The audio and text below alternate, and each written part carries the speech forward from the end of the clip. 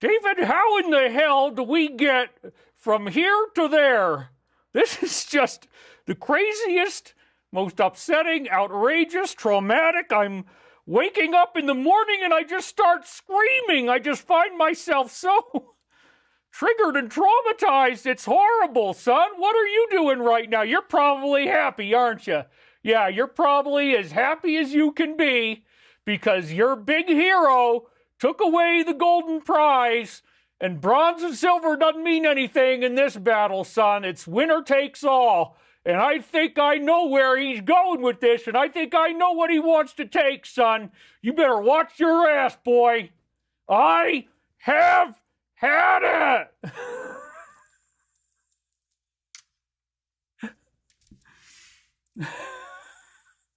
All right, well, I'm reading what you guys are saying. You guys all love Angry Daddy. Colin McGeezer, mate. Yeah, can we talk about what just happened in America a bit, mate?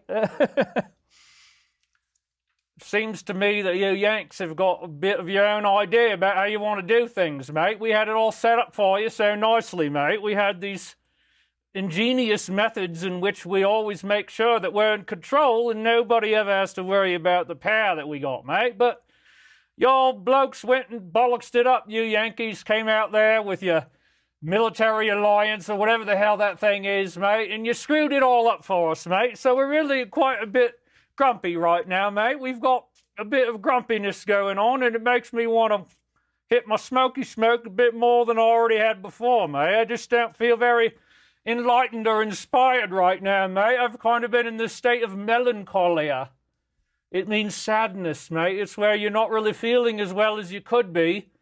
But sometimes that's what you need, mate. It starts to loosen the bindings around your heart, you see, and you start to open up your heart a bit more because now you see that life isn't so darn bad when you get out of the melancholia. But, mate, it's a bit rough, I've got to say, for insiders like myself. You know, we've got a thing to worry about here. We don't know what's going to be happening in a few weeks, mate. It could be the next thing you know, we're all on television, mate, and that's not what we want, is it?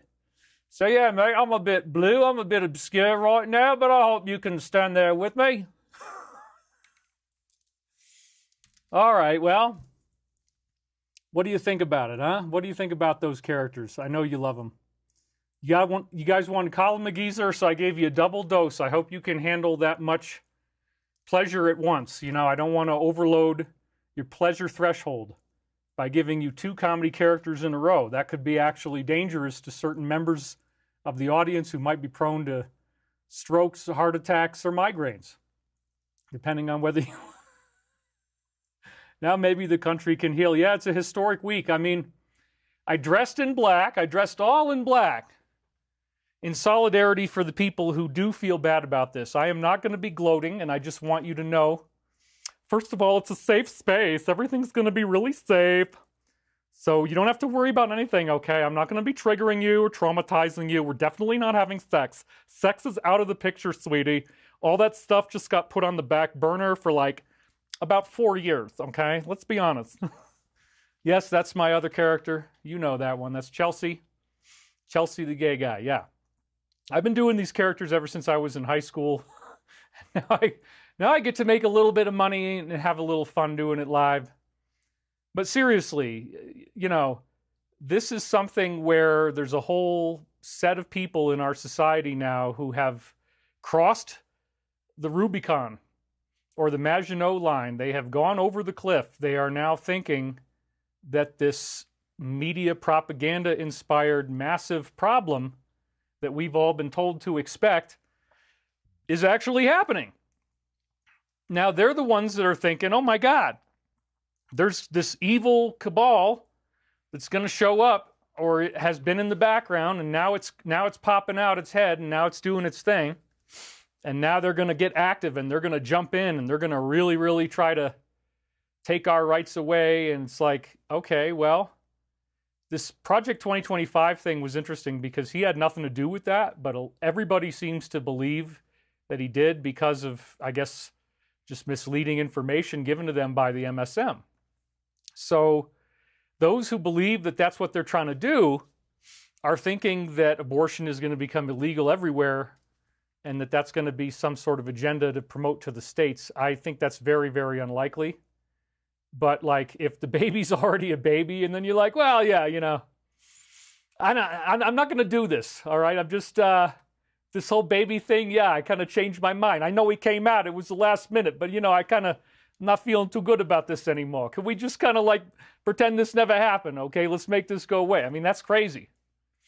But like, on the other hand, you know, it's pretty, it's up to the states, and very, very few states are going to do that. So that's the first fear that you see everybody going to. They're rushing to, just like they rushed for toilet paper in 2020. Oh my God, what if I can't, what if I can't wipe anymore? You know, well, do like they did in the old days and use a nasty, janky washcloth and just keep washing it over and over again. There you go. That's a survivalist thing. You know, if you can handle it, you want to clean that sucker a lot. Maybe every time, you know, just soak it in bleach or something. But you don't need toilet paper. I mean, you figure that out pretty quick if you run out. You're like, okay, well, something's going to happen here. I'm still going to get this stuff done. Could have said the other way, but you know, we try to lower the profanity index a bit, mate. We don't want those numbers going up too highly, or else the show might start to get categorized in some sort of dark corner of the scurrilous internet where people are taking the clothes off and bad things are happening, mate, that they all seem to enjoy. And why would you stop them from enjoying their lives, mate? They're just trying to enjoy their life. Oh, it's a wicked time, folks. It's a very interesting situation. So yeah, I want to start out right away by speaking to the people who are not feeling good right now, and I want to remind you that my platform is about Ascension, and that Ascension is a game where everybody wins. So whatever has happened here, I believe, is initiating a domino effect, a sequence of events, one growing into the next, growing into the next, growing into the next. Much like a fractal, it's going to fractalize into an entirely new way of life on Earth that in the ancient texts of many different cultures, it was called a golden age. Well, 4547 has been using that term. A bit of Colin lives in me too, says Lover's a wisdom lady. Thank you, lovers. Anyway, I don't want to just be another one of those guys who's going to wave the flag and wear red and you know, laugh at people. It does not make me happy at all to see videos of people crying. In fact, it makes me very sad. And there is a huge grief energy cloud around the earth right now that you can tap into very easily, because a lot of people are all feeling the same emotion at the same time. And that's called the mass consciousness effect, and that has been studied by various scientists.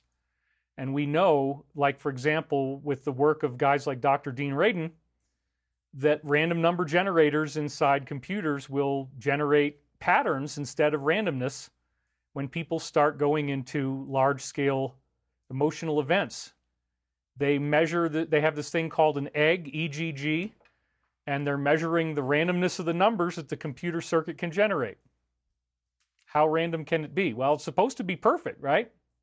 No, well, it turns out that the electrical current that's going through all of our devices is to some degree modulated by mass consciousness effects. The electricity itself will actually flow in patterns that start to repeat themselves along with the brain waves. Usually it's synchronized with brain waves of the person who's having those thoughts. And I'm combining a lot of different studies together that, of course, I wrote about in Source Field Investigations up here, my first New York Times bestseller. So it would appear that when we all start grieving, that there starts to become like a wave in electricity that our minds are creating, and that wave creates less randomness in a computer chip, because now it's pulsing through the chip. It isn't going at a steady stream.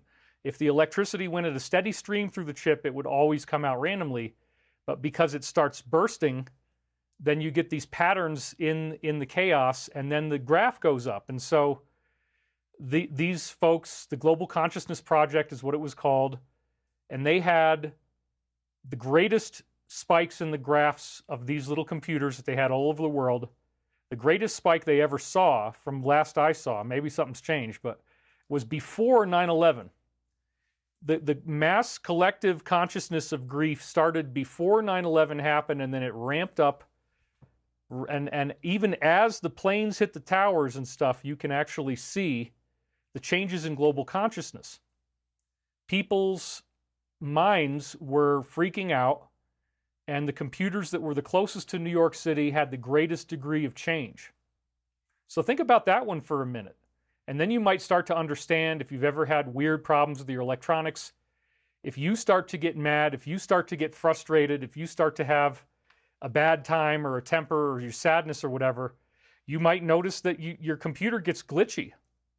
Well, yeah, that's because your sadness is creating a pulse in the electricity running through those chips that the computer doesn't know what to do at a certain point, and it starts to screw up. So we're all becoming more telepathic, we're all becoming more psychic, and we're all going through a great initiation experience. So the title of today's talk is, how do we get from here, meaning third density yellow ray, to there, meaning fourth density green ray?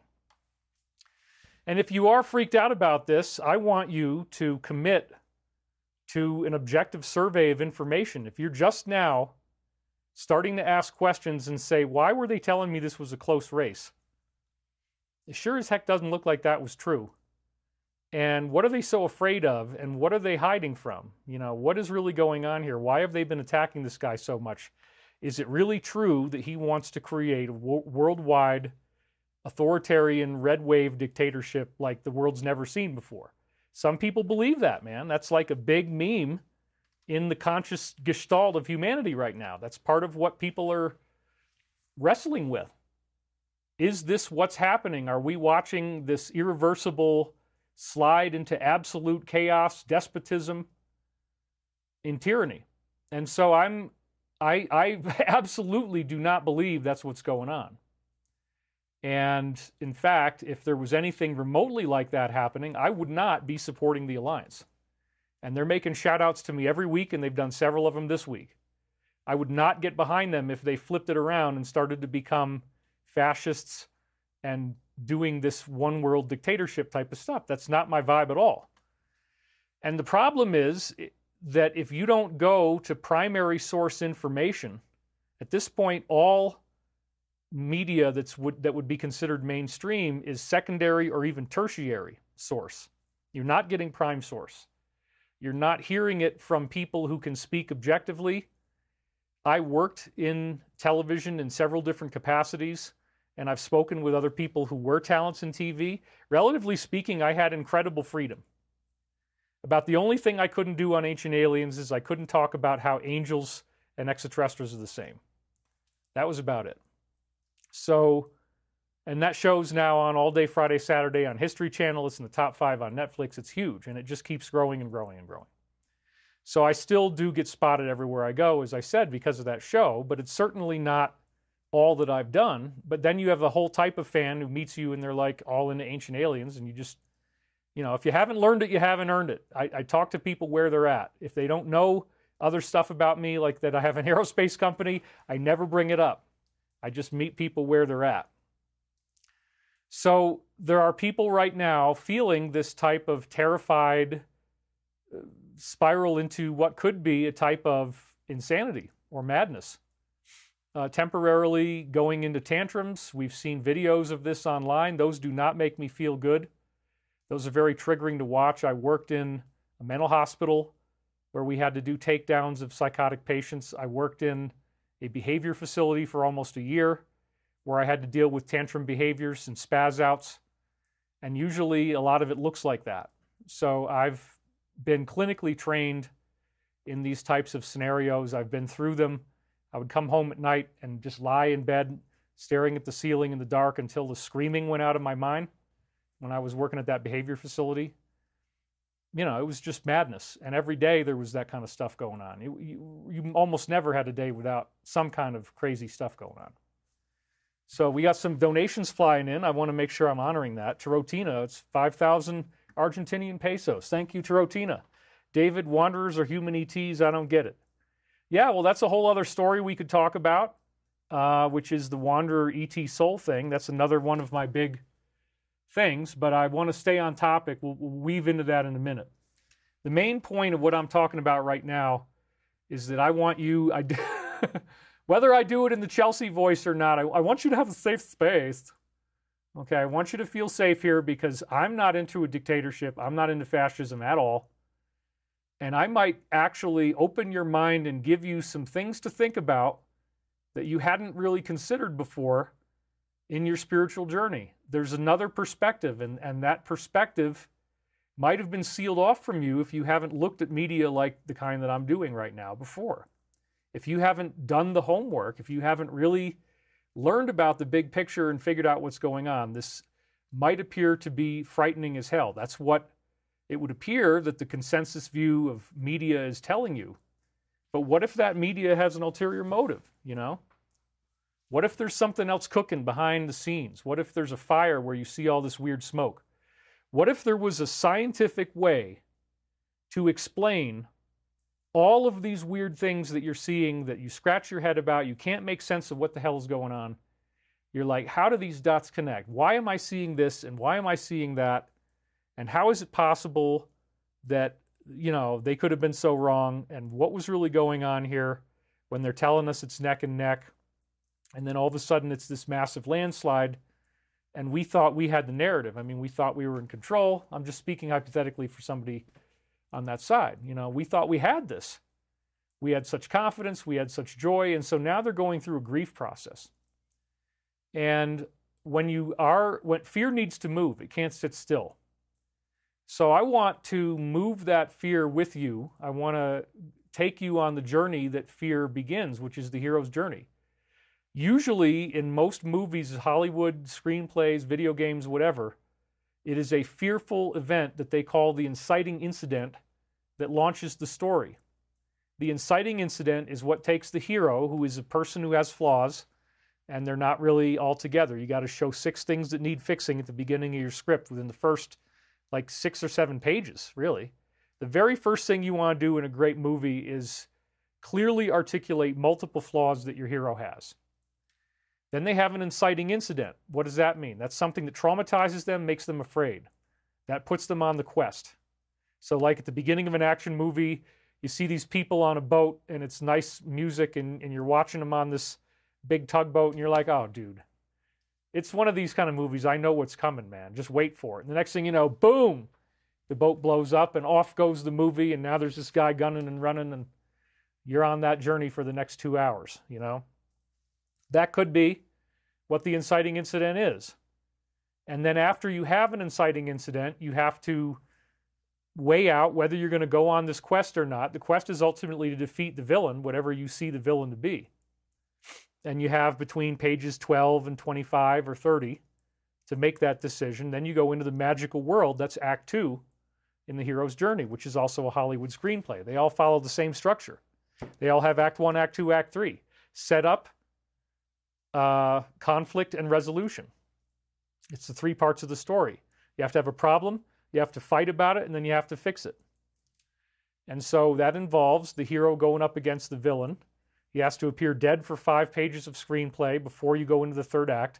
It's when he resurrects from apparent death that you begin the 3rd act, which is resolution after conflict. And that's where the villain gets defeated. So they even say in the screenwriting books, like in a romantic comedy, that when you go into that all is lost moment, that dark night of the soul, where the hero has to appear to be dead on 5 pages, nobody's going to get murdered necessarily in your romantic comedy. But the 5 pages of death will be the death of the romance. That it seems that the person doesn't want you anymore if you're the hero, and you've lost any possibility of reconciling this relationship, and you go through those 5 pages of death, and then there's a rebirth. That just shows you how you don't need characters to actually die to enact these archetypes. But this is the pattern of the universe. It's why Star Wars did so well. You know, George Lucas was cribbing the notes from Joseph Campbell, who wrote The Hero with a Thousand Faces, when he wrote Star Wars. So you got Darth Vader, Dark Father. He ends up becoming the hero in the story if you go through the last 3 movies, which were actually the first 3. I get it, you know. You got to be a Star Wars geek to kind of keep up with that stuff. And I got donations coming in. Michael Larson, thank you very much. Do you think we go right to Ascension and skip arrests, leaving those who continue to do evil. No, absolutely not. We are absolutely seeing the fulfillment of the promise of the Zoroastrian faith, which was that Ahriman, or Satan, would be gradually defeated. The promise of Christianity in the book of Matthew, that the weeds will be plucked out from the wheat one by one. Isn't it interesting how more and more of them keep having these things happen? So Earth Angel says, I love the show. Love you, David. I could listen to this 24/7. And wow, you guys, we're already 20 minutes in. We're pushing 5,000 viewers right now. We're at 4679. That's pretty cool. So again, what's happening is that the people who were thinking that all this ego stroking they were getting from the television and from the mainstream, all the celebrities, they thought they had all this momentum, and now it's like, oh my gosh, the cookie crumbled, you know, the milk spilled, whatever colloquialism you prefer. Lots of donations coming in. Norman Lee Smith says, may all beings be at ease. Thank you, David. That's great. Thank you. So I got a lot of material to go through today, which is part of why I'm not occupying the comments section quite as often. If I don't do all these slides, man, we're going to be here for 5 hours again, and I don't want to do 5 hours if I can avoid it. But at this point, it's probably unavoidable that it'll take a long time. But anyway, it's good. It's very invigorating. I've got an incredible slideshow for you, and I just am burning some valuable time right now setting this up for everybody.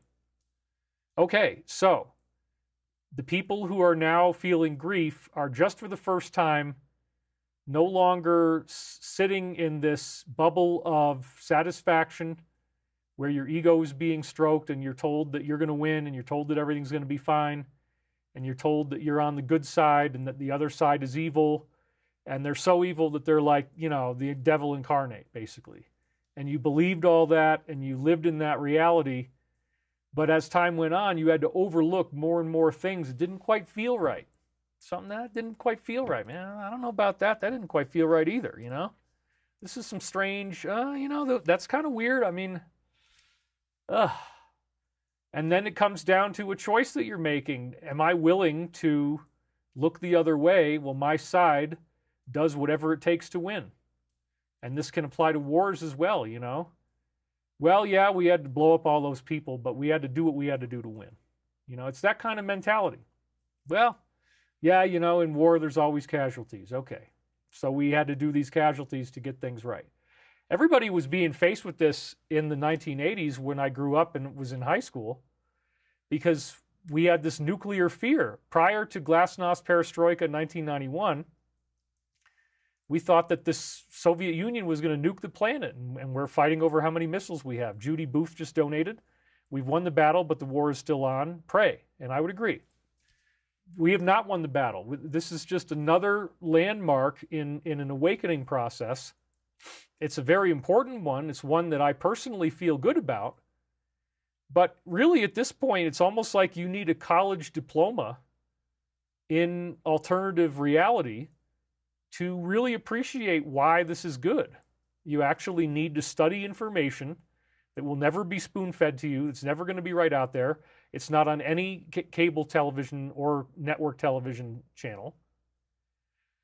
There's a big narrative going on here, and it involves the U.S. military working behind the scenes for the better part of 70-plus years now to try to bring about some type of peaceful end to all of the real misery in the world. And where's the real misery in the world coming from? Well, you go back through time, you see World War I, World War II, you see that there were all kinds of conflicted interests where, like, the actual fascists, Stalin, Hitler, Lenin, they were being supported by something else. They were being supported by an anonymous, faceless force that was actually funding both sides of these conflicts. That's one of the things that we've learned. It's a really hard thing to live with. Like, wait a minute, World War I, they set up the assassination of Archduke Ferdinand. Okay. Archduke Franz Ferdinand, they shot him. That's the trigger that started World War I. And like, wait a minute. So at the highest levels, this secret group is there. And then you find out that they've actually been running things all the way back since the Roman Empire, and they just moved it to Britain. and they've been building what they would call a New World Order. Richard Whitney donated $200. That's really awesome. Thank you, Richard. It's right there. And he says, thank you, David, for all you do. You called it. Your bravery and insight gives us all the opportunity for truth and wisdom. Peace, love, and light unto you. And it's 51 viewers, a nice synchronicity. So we're on a timeline here, folks, where there were empires in the past that found out that they could make contact with non-physical reality, whether you want to call it extraterrestrial, whether you want to call it extra-dimensional, and there are both types. And that is the secret technology that has been practiced in Rome, in Carthage, in Babylon. They had large deities appearing, and they were offering humans to these deities. Earth Angel says, David, I want a job with you. Where to apply? Well, I don't have any jobs available right now, but with Savati, of course, if you're interested in that, savati.com, Stavatti. So what I'm trying to do is sort of gently tiptoe into a discussion that is in and of itself a psychedelic concept.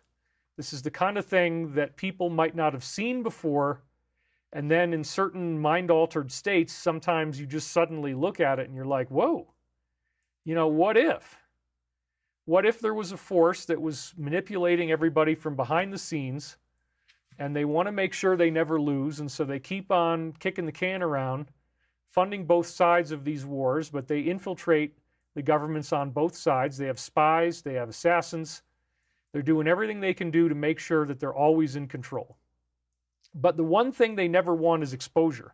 Got a couple more donations here. I got Monica, excited to see what is to come. Thank you. And I got Norman Lee Smith Music. Smash the like button and win a free mind. Amen to that. So imagine now this concept that there's people behind the scenes and they're amassing all the money. And we found out from a study that was published it was from the Swiss Financial Institute of Technology, FIT, which is a very prestigious school. Einstein went there for some of the time. And you have Dr. James Glatfelder, who is the head scientist on a paper where they looked at all 46,080 transnational corporations, however many it was. They had a database called Orbis 2. And they looked at 46,000 transnational corporations, and they were looking with artificial intelligence type of stuff, very advanced computing, the best computers available at the time, supercomputers. They used supercomputers to go in and find hidden links between these 46,000 companies. And what they found out was that there was a super entity of only 147 corporations that collectively earned 80% of all the wealth there was in the world. 2/3 of these 147 corporations were financial institutions. And then those corporations in turn control the other corporations through interlocking directorates and invisible control structures where the guy who's on the board of directors of one of the 147 super entity companies also happens to be on the board of another company. But they're very cleverly hidden. This took supercomputers to figure this out. So this was essentially scientific proof that there was an interlocking directorate of money and power in the world that goes through big media, the big five corporations, right? They run everything. They've got the concert thing locked up with Live Nation. You can't go see any rock concert unless it's put on by Live Nation. That's why my dad is now boycotting all those types of concerts. He only goes and sees local musicians now because he doesn't want to deal with Live Nation. And I get that. So that's one way in which my dad is starting to figure it out. It's like, yeah, you know what, Dad? There's an interlocking directorate where you can only see concerts of label artists through this one method, and maybe that's okay, but usually we end up having anti-trade laws on this kind of stuff, anti-monopoly type of things that were passed. Originally broke up Rockefeller's Standard Oil Company because it was too big. But that was a great example of a company that just blossomed as it broke apart, and they all stayed in an interlocking directorate. So there's a big perspective shift that needs to happen here, where you understand, or you come to understand, that we're not dealing with truth. You never get told the truth. This is the way it's been for thousands of years. They will never tell you the truth. That's the first thing you need to learn. Their fundamental basis is lying. They lie about everything. They lie all the time, and it's almost impossible to get the truth. And I started to figure this out again, as I said, when I graduated high school in 1991. They'd built up World War III in the Middle East. If Saddam Hussein invades Kuwait and Iraq and Kuwait go at it, then, there's going to be World War III and all these other countries are going to jump in. Well, that actually didn't happen. But I had spent so much time being afraid that it would that I didn't trust them anymore after that. I was like, screw it. I'm going to college. The Cold War is over. Nuclear weapons are not going to be exchanged anymore. Yeah, okay, terrorism, but like until 9/11 came along, it was just the media talking this all up for like a decade, from 91 to 2001. Nothing really happened. They wanted you to be afraid of all this stuff. They keep coming out with, we got the hantavirus and it's mice. We got the bird flu. We got H5N1. Oh my God, it's this, it's that. And I started to call it fear porn. It just comes out all the time. And if you turn that stupid box on, you're just going to be afraid. You leave it off and you just go read books on UFOs like I was doing. You have a good life. And nothing happened. And I didn't have to go through all these contortions of these crazy things they want to be afraid of. I was healthy and I was fine. So then when 9/11 came along, I was expecting something like this. And, that wasn't easy. We all went through significant grief. People went through incredible sadness, and it was a very, very traumatic event. And this shouldn't be approaching people with that same level of intensity, but it kind of is, because now they're expecting, if they're on that side that thinks they lost, they think that there was a war that they lost, then, you're feeling like there could be more of those kind of things that happened in 2001. Maybe there's going to be more. Well, again, there's a hidden hierarchy here. There's a control system that is very easy to see if you can step out of the observer perspective of your own consciousness and begin to look at yourself from afar. Not so much as a person with any pre-existing beliefs, but a person with a completely new mind, a completely objective, tabula rasa, blank slate mind.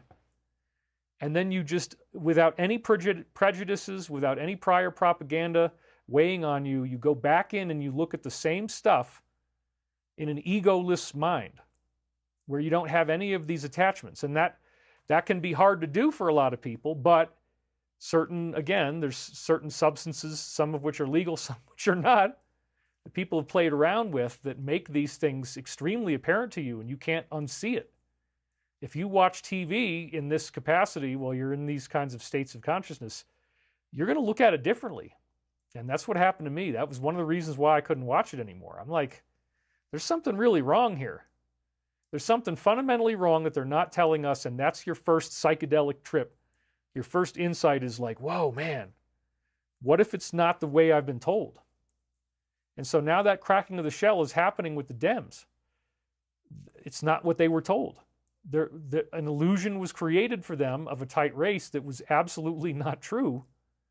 And so, then you start thinking about all the other things that are going on. So I want to be clear that everything that I see happening is a process that leads to a world peace and the disclosure of advanced technology that includes free energy, anti-gravity, med beds. We've talked about that quite a bit, medical technologies. But even just free energy and anti-gravity alone, the implications are absolutely staggering as to what will happen to our society when we develop these new technologies, when we have the ability to power something without needing to pay for the energy, when we have the ability to have a hover car and we can fly to these enormous areas of land that have never been explored. I mean, you just go through the Arizona desert, you go through Hopi country. There's so much empty land just hanging out, and it's beautiful. There's huge rocks in the middle of the desert. This beautiful view as you're driving from like Arizona up to where I am in Colorado. You go along that whole route. You see vast expanses of beautiful land that's just totally unoccupied.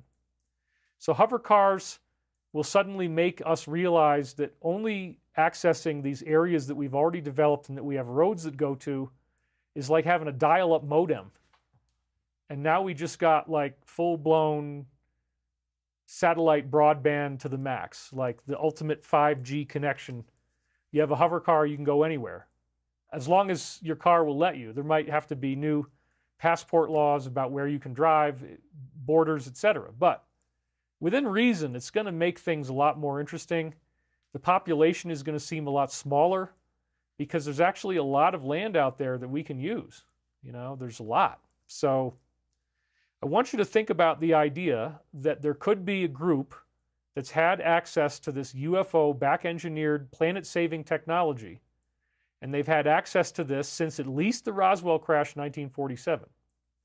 And then I'd like you to think about the idea that the sources in the world that are behind these wars, they're trying to get world wars to happen, they're funding both sides, that's the source. That conglomerate does not want you to have energy technology.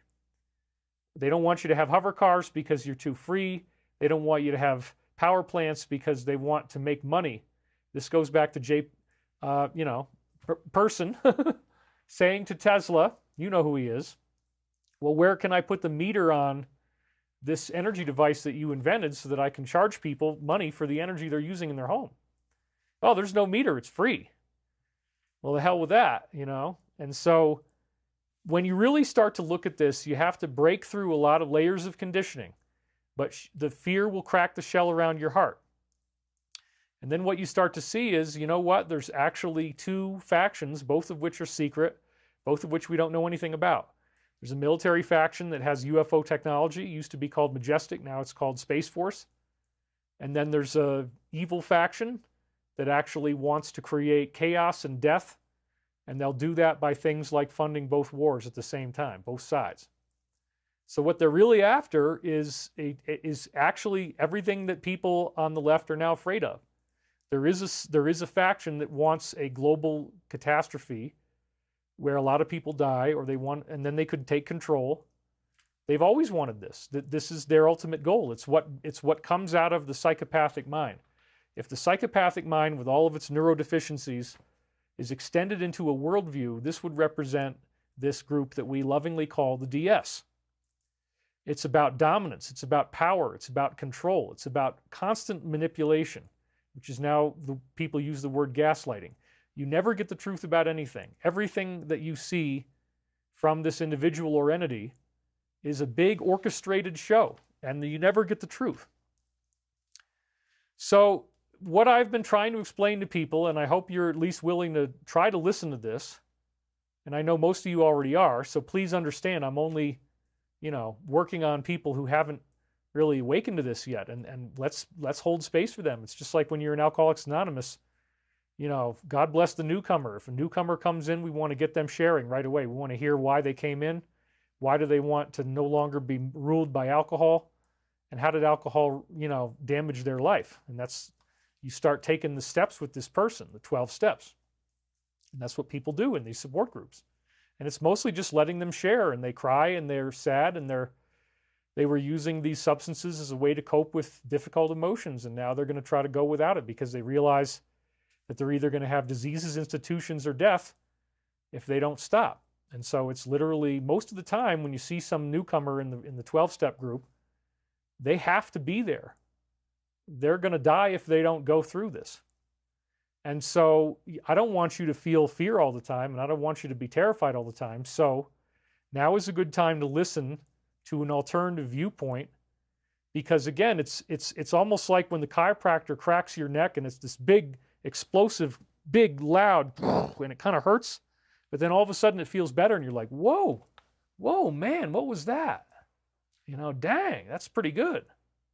Well, this is kind of like a chiropractic adjustment for the planet that's happening right now, and it's loud, and it's kind of startling, and it feels crazy at first, but then you're like, oh, maybe this isn't what I'm thinking. Maybe, as I've been saying week after week, that the election that we just saw actually represents something more like a proxy. Now, a proxy situation is where you can have two sides fighting against each other through proxies.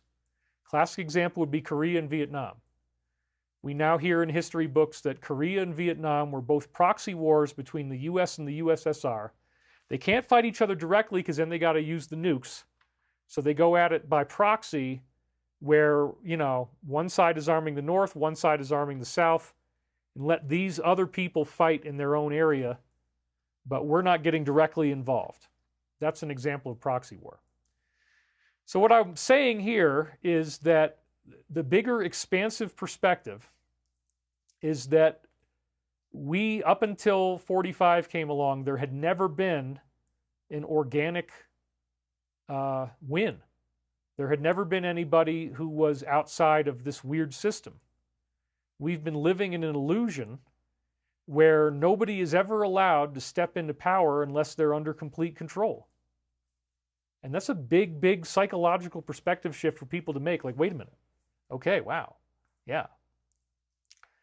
So what we heard is that the part of the military that has the UFO technologies, I'd heard about this back in 2009. I was briefed by, you know, Pete Peterson, Dr. Pete Peterson, who then led to the creation of Stavati by introducing me to Chris Beskar.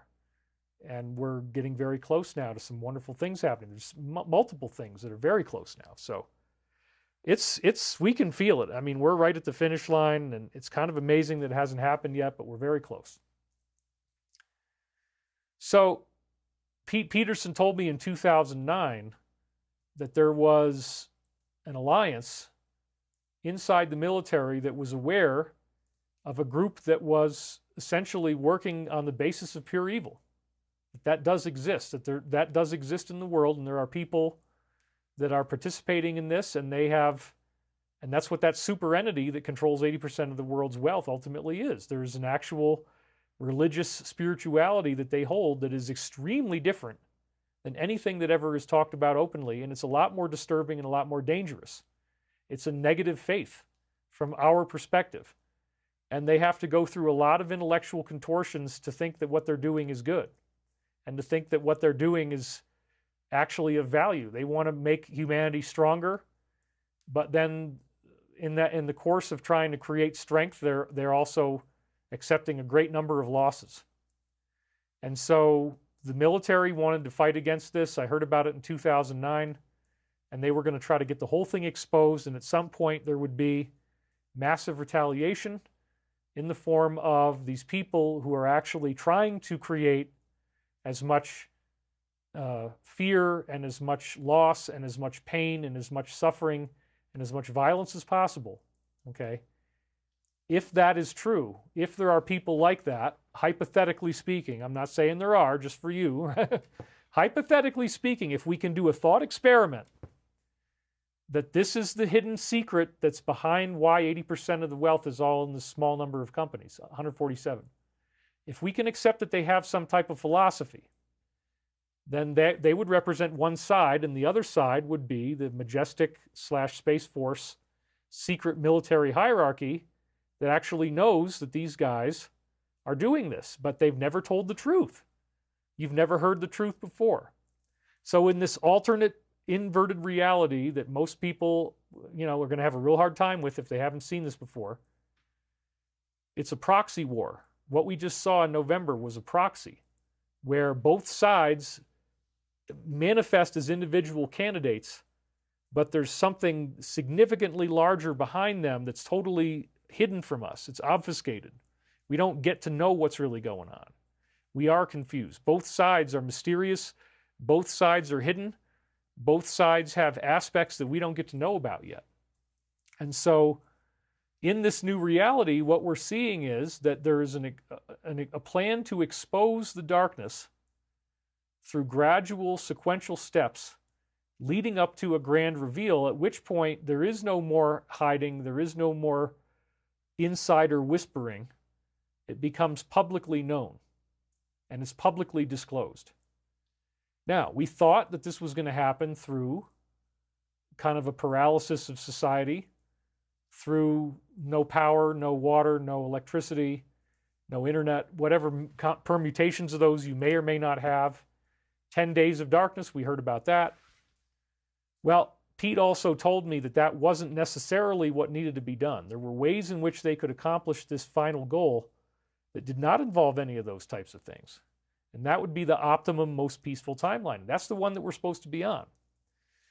So you might think right now, because it isn't 2 months from now, and it might not even take that long, if you're on this side that thinks that you lost something, that thinks that you've had a trauma, maybe you're only going to have to wait like 2 months, and then you're going to be so surprised by what you learn that it goes all the way back to Rome and Crete and Babylon and Carthage and these ancient civilizations that were practicing something occult, and it turns out that it works. It's a technology that works, and it works just fine. And you can have communication with, if you want to call it, extraterrestrials or extra-dimensionals, and they will help you pursue your goals. And they've been very, very successful. Power is incredibly consolidated on this planet. And so we're seeing two factions that are both, you could consider them to be insider groups, and they both have an agenda that's much bigger than what we're seeing. So this wasn't just a referendum on whether a man or a woman becomes president. This is actually, it's about what society, what series of organizations and series of allegiances gets to be the dominant force here. And so what we're going to learn is that almost the entire world has been on the side of the Alliance. And the side of what we could call the DS, you know, and there's a state and there's also a depth or deep, right? So you know what I'm talking about. If you have the DS side, then they're going to try to manufacture consensus. They're going to present to you a picture that says, hey, this is what you want, isn't it? This is what you're supposed to aspire to. If you stay with us, you're going to be safe. We'll keep you happy. We'll keep you protected. And if you learn that that's not true, then there's a shattering of the illusion that's extremely painful and causes shocking grief. And we've all been through that. We've all been through that shocking grief. It's part of the awakening process on the hero's journey, to realize the world is an illusion. This is the fundamental nature of getting out of the third dimensional reality and going into ascension, is to learn that you're in an illusion. And this is not trivial. This illusion is incredibly persuasive. It's showing up every time you're looking at a television. It's showing up every time you see a conventional magazine. And there is a very extremely detailed story that they've been telling. And just like the one they're always citing, the guy from Germany, the famous individual who's, you know, very dark, if you tell a big enough lie, nobody's going to believe it because they can't do that in their own life.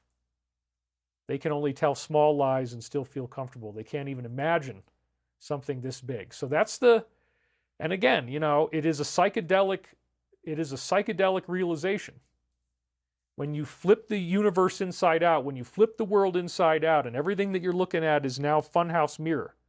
It's like, holy crap, I thought that was true, I thought that was true, I thought that was true, I thought that was true. It's all frickin' BS, man. Everything is frickin', what's going on? You know, how do you feel stable? How do you build a sense of consensus reality when the reality around you is telling you, no, this is all fake? And then, well, what is the truth? And how can I trust anybody? How can I ever trust anybody again? You go through that level. When you first find out they're doing this, it's like, well, you know, you can tell early newbies because they think that it's really smart to just distrust everybody, including people that are trying to tell you the truth. You have to go through, it's not just how smart you are. It's a psycho-emotional awakening. It's an awakening in which you are facing fear that you never thought existed. You're facing a level of darkness and horror that you never thought existed. But then you're able to contain that horror and carry on about with your life without the knowledge of the horror making you non-functional and want to suck your thumb in a fetal position in bed all day. Okay, that's where people usually begin. And so one of those early artifacts of that state of consciousness is that they're afraid. And they're afraid of everything, so they don't trust anybody. So if they look at somebody like me in the alternative media, they're trying to figure out some narrative about why David is on the inside. And, you know, wait a minute, I've been doing this since 1996. I've been posting online on Richard Hoagland's forum since 96. Right? So we're literally talking about 30 years. And there's never been anything about me that shows that I'm evil. There's never been anything about me that came out that was real of anything bad. I've been a very consistent public figure for a very long time, and I've earned an incredible amount of trust and respect from millions and millions of people for a reason. because I actually am a good person and I'm sharing with you what I believe to be the truth. Now, you might not agree with me, but in the journey that we're taking together as we go through this labyrinth of the mind, you're at least getting fascinating new ideas. And you might be lying in bed tomorrow night and then all of a sudden start to put it together and be like, you know, maybe David was right. Maybe there is a hidden evil that I didn't want to see. And maybe that's why they want to nuke the planet. And maybe that's why, you know, right after this thing happened in 2001, they had a 5-inch thick stack of laws that they wanted to pass through Congress that just so happens to be the same ones that they passed much earlier in the 1940s in a little country starting with a G. The same Constitution was gently rewritten. They didn't even get very original. And that became what you probably know as an act that's named after patriots, right? So I was reading that kind of stuff back then. I figured it out. It's like, oh, you know what? The people that didn't want to sign it, they got this little bag of, you know, like some type of crazy poison sent to them if they were like in Congress. You know, that was happening. You have to go back and you have to look at everything again. You have to realize that a significant amount of the information that you thought was true was all just like the window dressing they put in front of the store to try to get you to go in. But then when you go in, they want to lure you in more and more to this dark ideology so that by your own free will, you start making negative choices. By your own free will, you overlook more and more BS. You have to tolerate more and more stuff that doesn't quite feel right in order to stick to your team. Your loyalty becomes more and more expensive, right? The more loyal you want to be, the more you want to cohere with the group and be part of the group. And they're still feeding your ego, right? They're still giving you all this stuff that makes you feel great about your choices. But man, you got to overlook this and you got to overlook that and you got to overlook this. And that's what happens in a relationship with a psychopath, which again, I studied academically in college. These types of people go through 3 phases, which is deify, where they treat you like you're so amazing, and then denigrate, which is where they knock you down and you're going through abuse, and then destroy, which is where they leave you. And that is exactly what happens with this negative group that we're talking about. They lure you in, they lie to you, they build up your ego, they make you think you're amazing, then they start denigrating you, and then they destroy you. And these people are loyal to no one outside of their own organization. If you're not actually a functioning member of their organization, which again is very secret and very occult, if you are not a member, they don't like you. And they love it if they can trick you, they love it if they can reel you in, but they don't have any loyalty to you. They don't care about what you think or feel. They don't want you healthy. Just the opposite. So that's a really, really huge, we call it an awakening for a reason, because it's a shift in the mental set that is so significant that everything looks different. From now on, the world is never the same. You're in a different timeline. You're in a different reality state.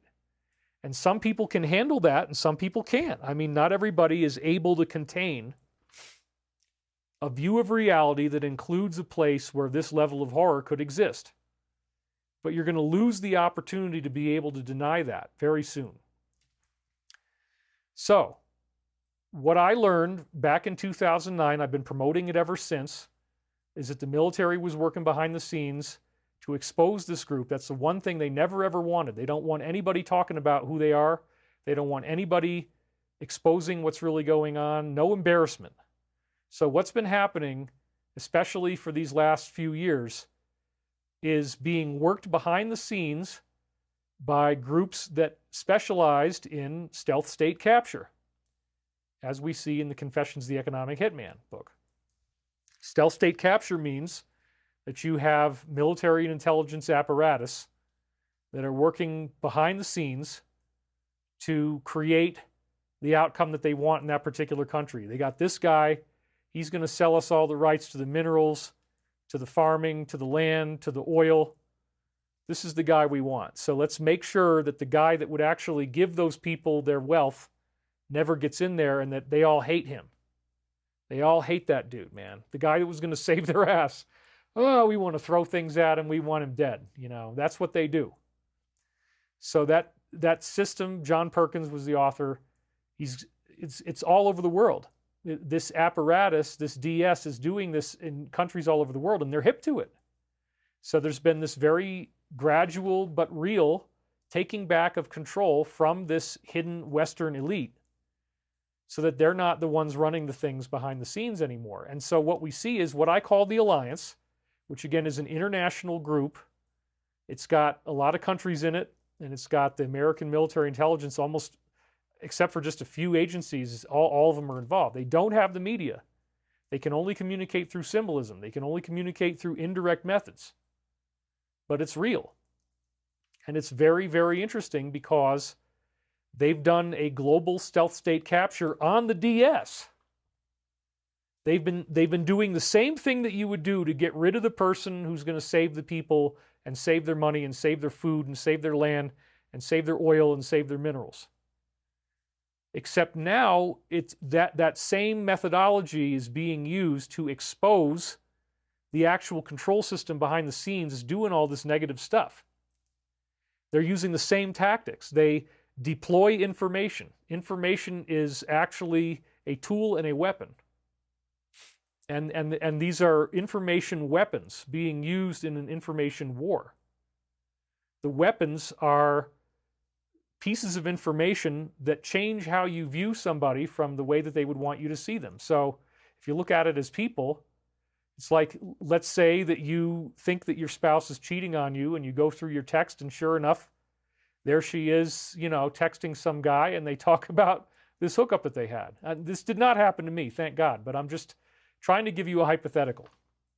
At the point that you have seen that text, you now have what you think is an information weapon. And you're probably going to ask for a divorce. A lot of people would at that point. You lied to me, you betrayed our trust. This marriage is over, I'm filing for divorce. So that would be an example of an information war. So in the case of the DS, the more we learn about them, the more of these texts we see that they're doing something that we didn't really know about that wasn't good, then we're going to want that divorce. And so you might not have gotten there until just now. I wanted that divorce back in 1991. I don't believe anything you guys say anymore. I don't trust you anymore. I'm not going to fall into what you think is true. I'm not going to believe you because if you wait long enough and you remember what they said, it always turns out to be wrong. They keep pumping things up that they're going to be so bad and they're really not as bad. Everybody was supposed to die from this flu that we had. I had it. I lived. I finally got the darn thing in October. It didn't kill me. It was rough. I was sick for a long time, but not without the magic paste, as I showed you last time. So now I feel great. I'm actually doing a lot better. But again, the only way that most people could really appreciate the strength of this awakening is by going through it. Until you actually go through it, you don't know what it is. Because once you go through it, yeah, you're in grief, but it's like the world has changed. And you can't see it the same way anymore. Once you find enough texts that shows that your partner was cheating on you and apparently really enjoying it, you're like, oh my God. And you have this feeling like you go into shock. Your whole skin is tingling. You definitely do not want to be sexual anymore. And when the enormity of the betrayal sinks in, you start crying. And so a lot of people are in grief right now, hence I'm wearing black. Because I want to honor that. It's like a death of the projection. It's a death of the view that your partner was not an abuser. You can't ignore that your partner's an abuser. You can't ignore that you got hit. Once you've been hit, that's it. They can try to dress it up and say, well, I wasn't really hitting you, I was hitting my abuser. Or they could say, I was just in trauma. I was in so much trauma, it's not my fault. You triggered me, you provoked me. Well, when you start making excuses for yourself when you're hitting somebody, that's when most people usually, I studied this in college again, that's when most people usually bail out. They'd show us in the suicide training that we had, videos of women who had these eyes that were all, black and blue like eggplants. And they're all crying. And they're like, but I still love him. I still love him. It's like, holy shit, dude. I just don't want to. I mean, you had to sit through and watch it. And you had to watch this woman who's got her eyes looking like purple eggplants saying that it was her fault that this guy hit her and that she wants him back. But she's in a battered women's shelter. That's where they filmed it. So we got to see stuff like that. And I'll tell you what, it's so shocking that it kind of does forever change your perspective. You don't want to look at somebody as an abuser with a favored eye. You want to look at them with skepticism. You want to look for the signs of an abusive relationship. And they're all here in this relationship that we have with this global group. So even if you're part of their constituency, no, they're plotting against you. Even if you've bought into everything and you think they're on your side, they're your team, no, they want you dead. That's the way this works. That's what it is. And you got to get really clean in your mind. Really clean and really clear about what the hell is going on. What are you seeing? What are the implications? What does it really mean? And then, as you go through this, after you go through the earlier stages of awakening and you start to accept the possibility that, okay, you know what? There's people that are very organized, very wealthy, very powerful, very famous, and they have some kind of weird hidden agenda, and they're all kind of like secretly super angry, and they're having tantrums, and they're screaming, and they're crazy, and they do evil, crazy stuff, and they're mad, but then when they're out there on camera, okay, here we go. 5, 4, 3, and smile. That's not what it is, dude. You're only getting the 5, 4, 3 smile part. You're not getting the other part when you don't see the way they really think about you. But then you find it on a text or something. Oh, that's what they really think about me. Holy crap. Holy crap. You mean everything that I've been hearing, everything I've been seeing is all freaking fake? Yeah. And then you mean that they were steering me towards something? They wanted they wanted to create Mad Max. Why do they have so many movies about the end of the world scenario where everybody's surviving and there's hardly anybody left and they're all wearing like caveman clothing? Because that's what they want to do. They're trying to use your creative power to manifest that. Now we're all, the left is all worried. Oh my God, Trump, oh my God. Well, good. Now you're with me. Now you're starting to look at this. Now you're actually going to get worried about this. You need to be healthily afraid of this. And then I want you to do your own investigation. I don't want you to look up to authority figures. I'm giving you pieces of information that are tools. That once you learn this information, you own that tool. And you can use that tool to build a new reality. It's not up to me whether you're going to do this or not. You have to make a choice of whether you're going to let go of internal resistance that's based upon everything that you were conditioned for. You were conditioned to believe this is what the world is. You were conditioned to believe there are no extraterrestrials. That was a lie. Now they've admitted it. You were conditioned to believe that you could trust the government. That was a lie. Now it's out there in your face. Okay? What else is there? Yeah, you're just at the beginning, dude. You're just like at the very beginning of this massive intellectual expansion that needs to take place where ultimately your entire worldview is so radically flipped that it is as if you are on a different timeline, and that is the 4D timeline. That's how we get from here to there. So now you're starting to look at reality with a new set of eyes. You're seeing things that you never thought possible. You're making connections. And now you're not afraid when you see scary information. You're starting to become a researcher who takes scary pieces of information and links them together so that you can feel more comfortable, because fear is easier to handle when it's clearly identified. Like, okay, let's hypothetically on the left, we're terrified that he's going to do da-da-da-da-da. All right, clarify your fear. Make it tangible. 7 Geometric Thoughts just donated. Thank you very much. Clarify your fear. Get into everything that you think it could be and get very specific so that it's not this nebulous, oh my God, oh my God, oh my God, we've been told that's the past. Stay in the present. What do we know? And do your own investigation. Don't trust anybody. If you want to trust me, I'm honored, but I'm giving you stuff that I believe, if you have enough clarity and intelligence, that you can see this for yourself easily. This is what solves the puzzle. I like to solve puzzles. I'm a puzzle solver. And when I see this grand of a puzzle in the world, everything's a puzzle, I came up with a solution. I came up with a solution that answers every unanswered question, that all ties together and it all makes sense. And it turns out it starts with one intelligent cosmos, an identity that created the universe. There's good and evil. And all humans on earth are actually in a proxy war between angels and demons. The universe is very populated with spiritual beings. It has all different types. There's good ones and bad ones. And for the most part, the records are very consistent in that we see demonic and evil-looking beings like reptilians, greys, that kind of thing. That would all be on the negative side. And then on the positive side, we see angelic human ETs that are showing up in all these ancient cultures. And we try to create spiritual teachings based on what they're telling us, and then we end up playing my God is better than your God. That's not what they wanted.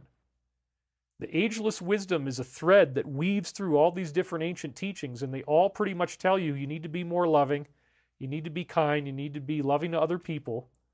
They've been trying to give us the same message over and over again, these positive human ETs, but then we catechize it. We worship the writing. We worship the words. We say, this is the word of God. And it has to be this way. But then there's this religion, there's that religion, there's that religion, there's that religion. If the original beings that created all this stuff got together, they'd probably agree on everything. And then we find out, no, it was actually, there was a cruel psychopathic fat man, and he did this thing, and he messed it all up, and he added his stuff in there, and then this other guy did this, and oh, that's how it turned out to be crazy. And then everybody believed what these psychopathic fat guys said, and not the original source, because the original source got rewritten, but then we worshiped the rewrite. And so the ageless wisdom says there's a source of consciousness inside of you. There is a Christ consciousness within you that has absolute truth, and you have to learn how to listen to that intuitive voice. You have to go into meditative stillness, and the first thing that will get in the way of your meditation is fear. All these things that concern you. And you reach a point where you just breathe through it, and you learn to look beyond that fear. So the reality that I'm presenting you is essentially a graduate level course. This is like the PhD of understanding what's really going on in the world once you've been able to solve large amounts of the puzzle. We can't solve the entire puzzle, but we can get it 95%. We think we got a pretty good look at what this really is. And if you haven't heard this before, it's totally mind-blowing. And then there's all this evidence that actually supports that viewpoint. So let's now look at last week's data, and I'll show you some of what I was talking about. My last show was called Awaken Now, and the purpose of the show, sorry, I got to get my nose clean. It's boogers, just boogers, but you got to do it once in a while. So the show Awaken Now was talking about this inner Christ consciousness that we all have, and there was a psychic reading that I produced, which again, from 96 to 2000, I was using remote viewing protocols. I pulled in what appears to be an angelic voice. It eventually said it was Archangel Michael in the late 1990s, and it is fighting for humanity's survival against a force that it considers to be pure evil. So we have angelic ETs that project as humans out of an energetic body. We heard from the highest level Area 51 inside info I've gotten has consistently said that these energy beings live inside the planet Venus. Regardless of what you were told about Venus before, some positive beings live in Venus, okay? And they can project into a human body, but they don't need one. And they're very, very advanced. And this is what Valiant Thor was. He projected out of energy into a human body, and he co-authored in the 1950s a plan on how to defeat this worldwide Babylonian evil, a plan that was worked with the U.S. military intelligence community. And Kennedy was trying to work the plan. Reagan was trying to work the plan. Iran-Contra was an example. And so now we're seeing the fulfillment of this. It's a stealth state capture operation, but what they're trying to do is actually recapture positive, freedom-loving governance. And they're trying to expose, in this case, not the guy who's going to save your rainforest, but the people who want to actually hurt and destroy you. But they'll smile and they'll lie to you the whole time and make you think that they're on your side. And then when the betrayal comes, just like when you find that text in your phone, you're like, it's very shocking. So this show that I did called Awaken Now was talking, there was a main reading that I did in the 1999, it was in 1999, talking about the grief that we were all going to go through, speaking as that inner Christ self. This is one of the only times my readings ever did this, where it verbalized the Christ consciousness itself. And it talks extensively about grief and sorrow. So in the show, these are the slides I had last week, I told you that we were most likely going to see a huge landslide. This is one of my slides. Now, a lot of people weren't expecting that. I was. Everything that happened is not only what I was expecting, it worked better than I was expecting, okay? We can expect very high drama and pushback, and what I didn't really, this is where I was wrong, is I said it might drag on for weeks before the alliance moves, okay? So what does that mean? It meant that I expected, as probably most of us did, that this was all going to be disputed, that it was going to be very close, or that it would be modified to be that way. I knew in reality it wasn't. But the fear that everybody had was, no matter how well they do, something's going to go wrong and we're all going to be tied up in this for weeks, and they're going to be like, throwing everything they got at this guy in the meantime. That's not what happened. It actually was an amazing twist from what everybody thought was going to occur. And surprises don't usually happen on stuff as big as this, right? This was a big surprise. Not what we would have expected. So very few people expected to see such an unobstructed, huge movement. And so bear in mind that, if you want to look at all these areas of the darker color as being people who are completely brainwashed and that they just don't think like you and they're all crazy and they're all about ready to try to do horrible things, then you don't really see what's going on here. The area, this is a narrative war. This is a war of information of what facts do you think are facts and what information do you think is fake. And so the two sides here have completely different narratives, and people are going to have to learn how to respect the other narrative, because the only way you can learn about it, the only way you can protect yourself against it, is to go in there and do your own research. Don't be told what to think, but do your own research. So then this is another really ironic and crazy thing. Almost all of the states that she won, except for 2, had no ID that was needed to be seen. This is crazy. Okay, so just study this for a minute. This was on Newsmax. Happens to be 3:33 p.m. Is there a theme, it says at the bottom, amongst the states that she was able to capture? And then it says at the top, states that were won versus the requirement. Now look at this. Start on the left, no. Then you got the 2 in the middle there, no. Then you got the next one, no. If you look carefully at this, it only says required on 2 states, and that appears to be New Hampshire and Rhode Island. And that's it. Every other state where you actually have to produce that form of verification, it turned out differently. Now, okay, well, I refuse to believe. Okay, well, I just want you to start looking at stuff like this and thinking about it, and then start to ask yourself, is it possible that David's crazy idea is true, and that when you don't have to show this, that maybe they have more latitude, maybe they can steer things a different way? That could be what this is the result of, and it may also be that there's people who are just really buying into it in these states, but it could be both. It actually could be both.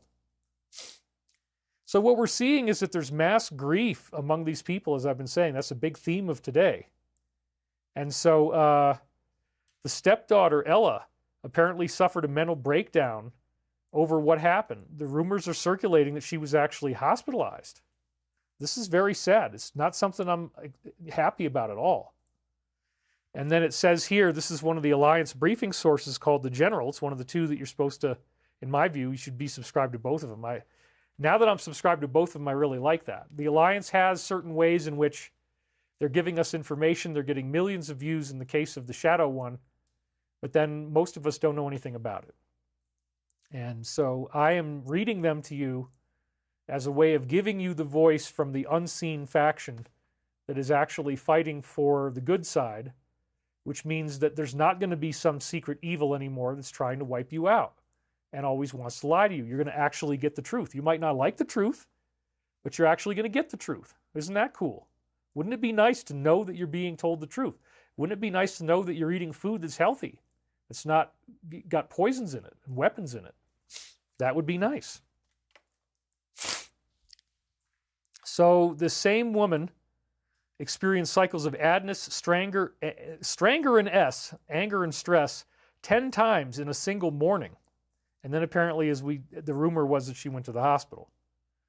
So why? Well, these people have been taught to expect the ultimate dictatorship. As we said, this is the projection. It's the most classic thing that all psychopaths do. Whatever they accuse you of is what they're doing. Oh my God, I know you're cheating on me. I know you're cheating on me. And you're not doing anything like that at all. Well, that's probably because that's what they're doing. If they're always obsessed with it, it's because they're doing it and they don't want to face that darkness of their own persona. They don't want to face that this is who they are, that they're willing to be that sleazy and that amoral. And now they're afraid that you're doing it. But you're not. You're being loyal and you're being honest. And so again, this is something I studied in college. This attack that psychopathic partners make, where they say, you're cheating on me. That's the ultimate example of projection in a relationship. And what they do over and over again, like let's say that the person is highly irritable and highly narcissistic. Then they're always coming after you and they're saying that you have too much narcissism and that you're the one who's irritable. Yet you can tell they're the ones that's always starting the fight. But then once the fight starts, you have to fight out through it. You can't do anything else. So that's actually what this group is. It keeps changing hats. It keeps wearing new disguises. This negative group is trying to make you aligned with it, and it will tell you whatever it has to do to get you to fall in line, but it will never reveal the truth. And now the Global Alliance is working behind the scenes to expose all these things that are really unsavory. Wow, I didn't know that about that person. I didn't realize they had this text in their phone where they were cheating on me, and they were lying to me, and they were plotting behind my back and doing all this crazy stuff. That's what's happening. And it's now happening on an institutional level. Entire institutions are lying to you. Entire institutions are messing with your head and won't give you the truth and want to stuff a dogma down your throat. So they've been taught the ultimate dictatorship is coming. Why? Because it's projection. It's already been here. People like me have been dutifully paranoid for many years.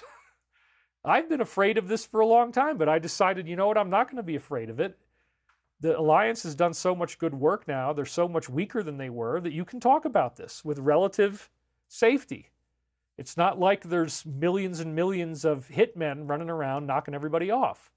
There's plenty of people saying stuff a lot more intense than I do, and they're fine. And, you know, there's so few people in this community who actually have had lethal things happen to them. And, you know, there's hardly any stories compared to hundreds of thousands of people that are speaking, if not millions. So that's one of the things you got to break through is this idea that you're under so much threat.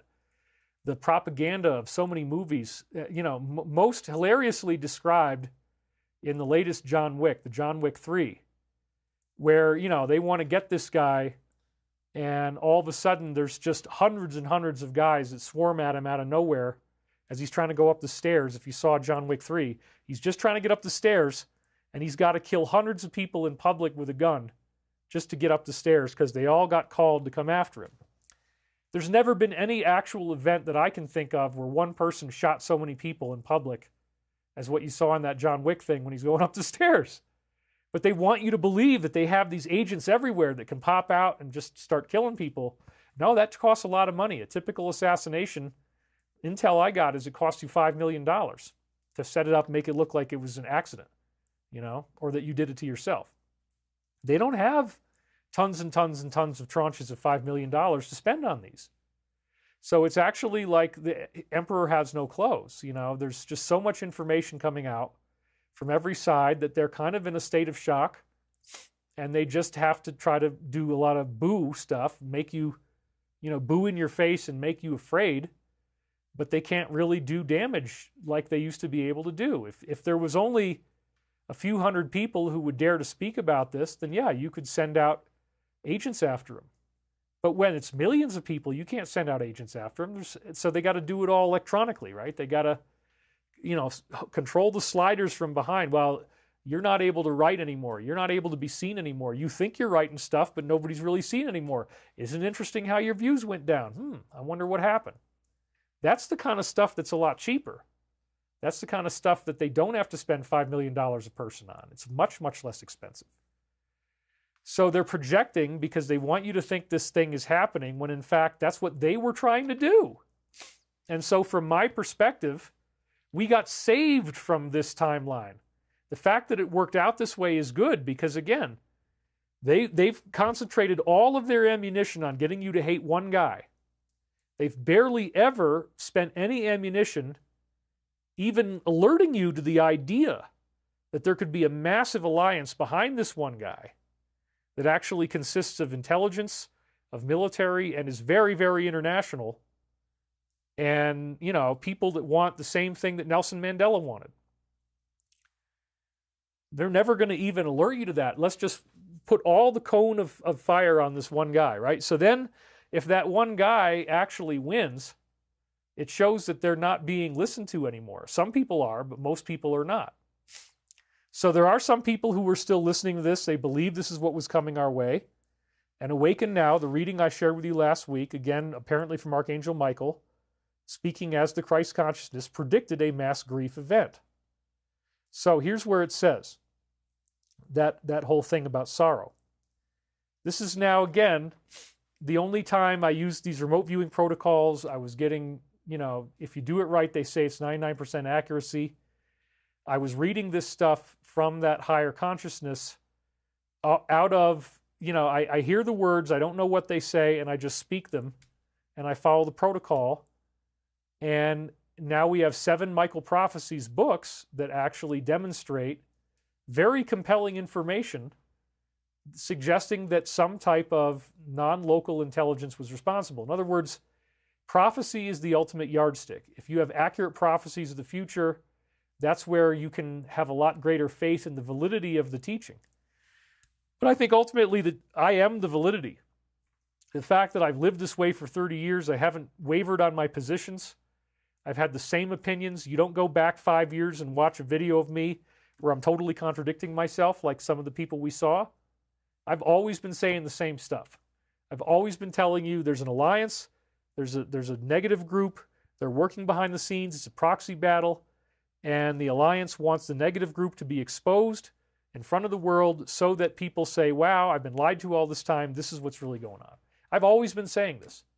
So within myself, I feel content because I'm seeing that we've made huge strides forward because, again, this was an alliance candidacy. And the guy that they wanted you to hate is very involved, but he also, in one sense, is a proxy for the alliance. So he represents something that's much bigger that you don't get to hear about yet. And that's really cool. So this Christ consciousness came through in remote viewing, and I read this last week, just 2 days before everybody had a mass grief event, and it was the Christ consciousness preparing us for this prophetically. The mass grief event was coming. I didn't know it was going to turn out this way. If it was all up in the air and we didn't know who was going to win, there wouldn't have been a mass grief event. Both sides would still feel hope. Both sides would still cling to every piece of news that said their side is winning. When you have a landslide like that, you don't have any hope. You have to just accept, okay, it's over. My team can't do anything to shake this one out. We're done. We got to throw in the towel and go back to the locker room, So that's what's happening. So this was the reading that I read before that result was known to the world. It says, "Are you aware of my presence as you sit in your room? In the wailing cries of desperation and sorrow," there it is, 2 days before that started to happen for so many people, wondering again and again, who am I? Why am I here? What is my purpose? In those moments where you are worried, it is never an immediate concern. Do not fail to realize that I have taken care of the various aspects of your future that you are so worried about. I mean, that is an incredible statement that said, you're worried about the way this is going to go, and most of my audience was hoping that it would turn red, as you know. That's the way I'm usually talking, because I actually understand what this is. Has nothing, you can't watch this. There's no show you can watch, certainly not Fox or anybody else, that's going to tell you this story. This is a very unique story that you have to be willing to go deep and investigate and go off the reservation to learn the truth. You're not going to get it in any of the conventional methods. So here's this apparently universal intelligence telling us, I have taken care of the various aspects of your future that you are so worried about. And once you understand what's really going on, yes, it's a huge relief that it turned out the way that it did on Tuesday. It's a huge relief. And it's life-changing, ultimately. So that was a prophecy too. And I'm sure it's going to lead to many other things now. In those moments where we allow sorrow, grief, and suffering to wash over us and overwhelm us, when we finally surrender to the truth of the pain that we have felt, no longer will I be a mystery. Isn't that interesting? Most people get religion of one kind or another, or they get spirituality of one kind or another when they're in a period of intense sorrow, grief, and suffering that overwhelms you. And then you have to surrender to the truth of the pain you felt. And that's when you have the awakening to this universal God consciousness, this intelligent creator, or the Christ consciousness as it was called in Christianity. Yeah, people can fight over the words that were written, but the beings are real, and you learn this from the insiders, and they are in fact Christian. These are Christian human ETs that really tried to get us as close as they could to the truth through this arrival of Christianity, that Jesus in the Law of One material, which of course is my source text that I always am teaching, Jesus is the embodiment of the galactic mind. He is the Logos. And there's also a universal creator, which would be God the Father, and then the galactic mind is God the Son. So the whole entire galaxy is filled with humans that are made in the image of the Father, made in the image of the Logos. God made man in his own image. So it's really weird when you start finding out from people that have been at Area 51 and other such places that most of the ETs that we meet are a lot more human-looking to us than Greys. They're more human-looking. They don't have big buggy eyes. They don't look scary. They don't make you freaked out when you see them. They're people who just, it's like a different artistic impression of a human being. Maybe the skin color is different. Maybe there's funny things about their eyebrows. There's funny things, maybe their eyes are bigger. But there's an amazing amount of consistency in the humanness of others that are out there in the cosmos. And the ones that look less human tend to be the ones that are on the negative side. The ones that look more human, which are by far the great majority, they tend to be very spiritual beings who have a much more spiritual perspective than we do. It's almost like the universe doesn't let you go out there into the cosmos until you go through this ethical, moral, and spiritual revival. And you have an awakening to who you really are and what evil really is, and you're no longer going to be lied. You learn discernment. Discernment is a very important step where you are not subject to propaganda. You're not subject to lies. You see the truth very easily. Wow, we're almost to 7,000 people, and I'm just going on a rant here. We got a lot of slides, so I want to keep going, folks. So the Awaken Now poem, or, reading, also indicated we are protected and safe. In those moments where you are worried, it is not an immediate concern. We already read this. I just want you to hear this again. I have taken care of the various aspects of your future that you are so worried about. So this gets into a whole other layer where you go into the David zone, right? What's the David zone? The David zone is, we're not just talking about the Alliance. We're not just talking about a negative group called the Deep, whatever. We're talking about non-terrestrial intelligence that is assisting both sides. We talked about the negative a lot, about how they summon lower astrals and they can telepathically converse with them, and someone in their group will speak on that being's behalf, which otherwise just makes these horrific screeching, yelling noises and stuff.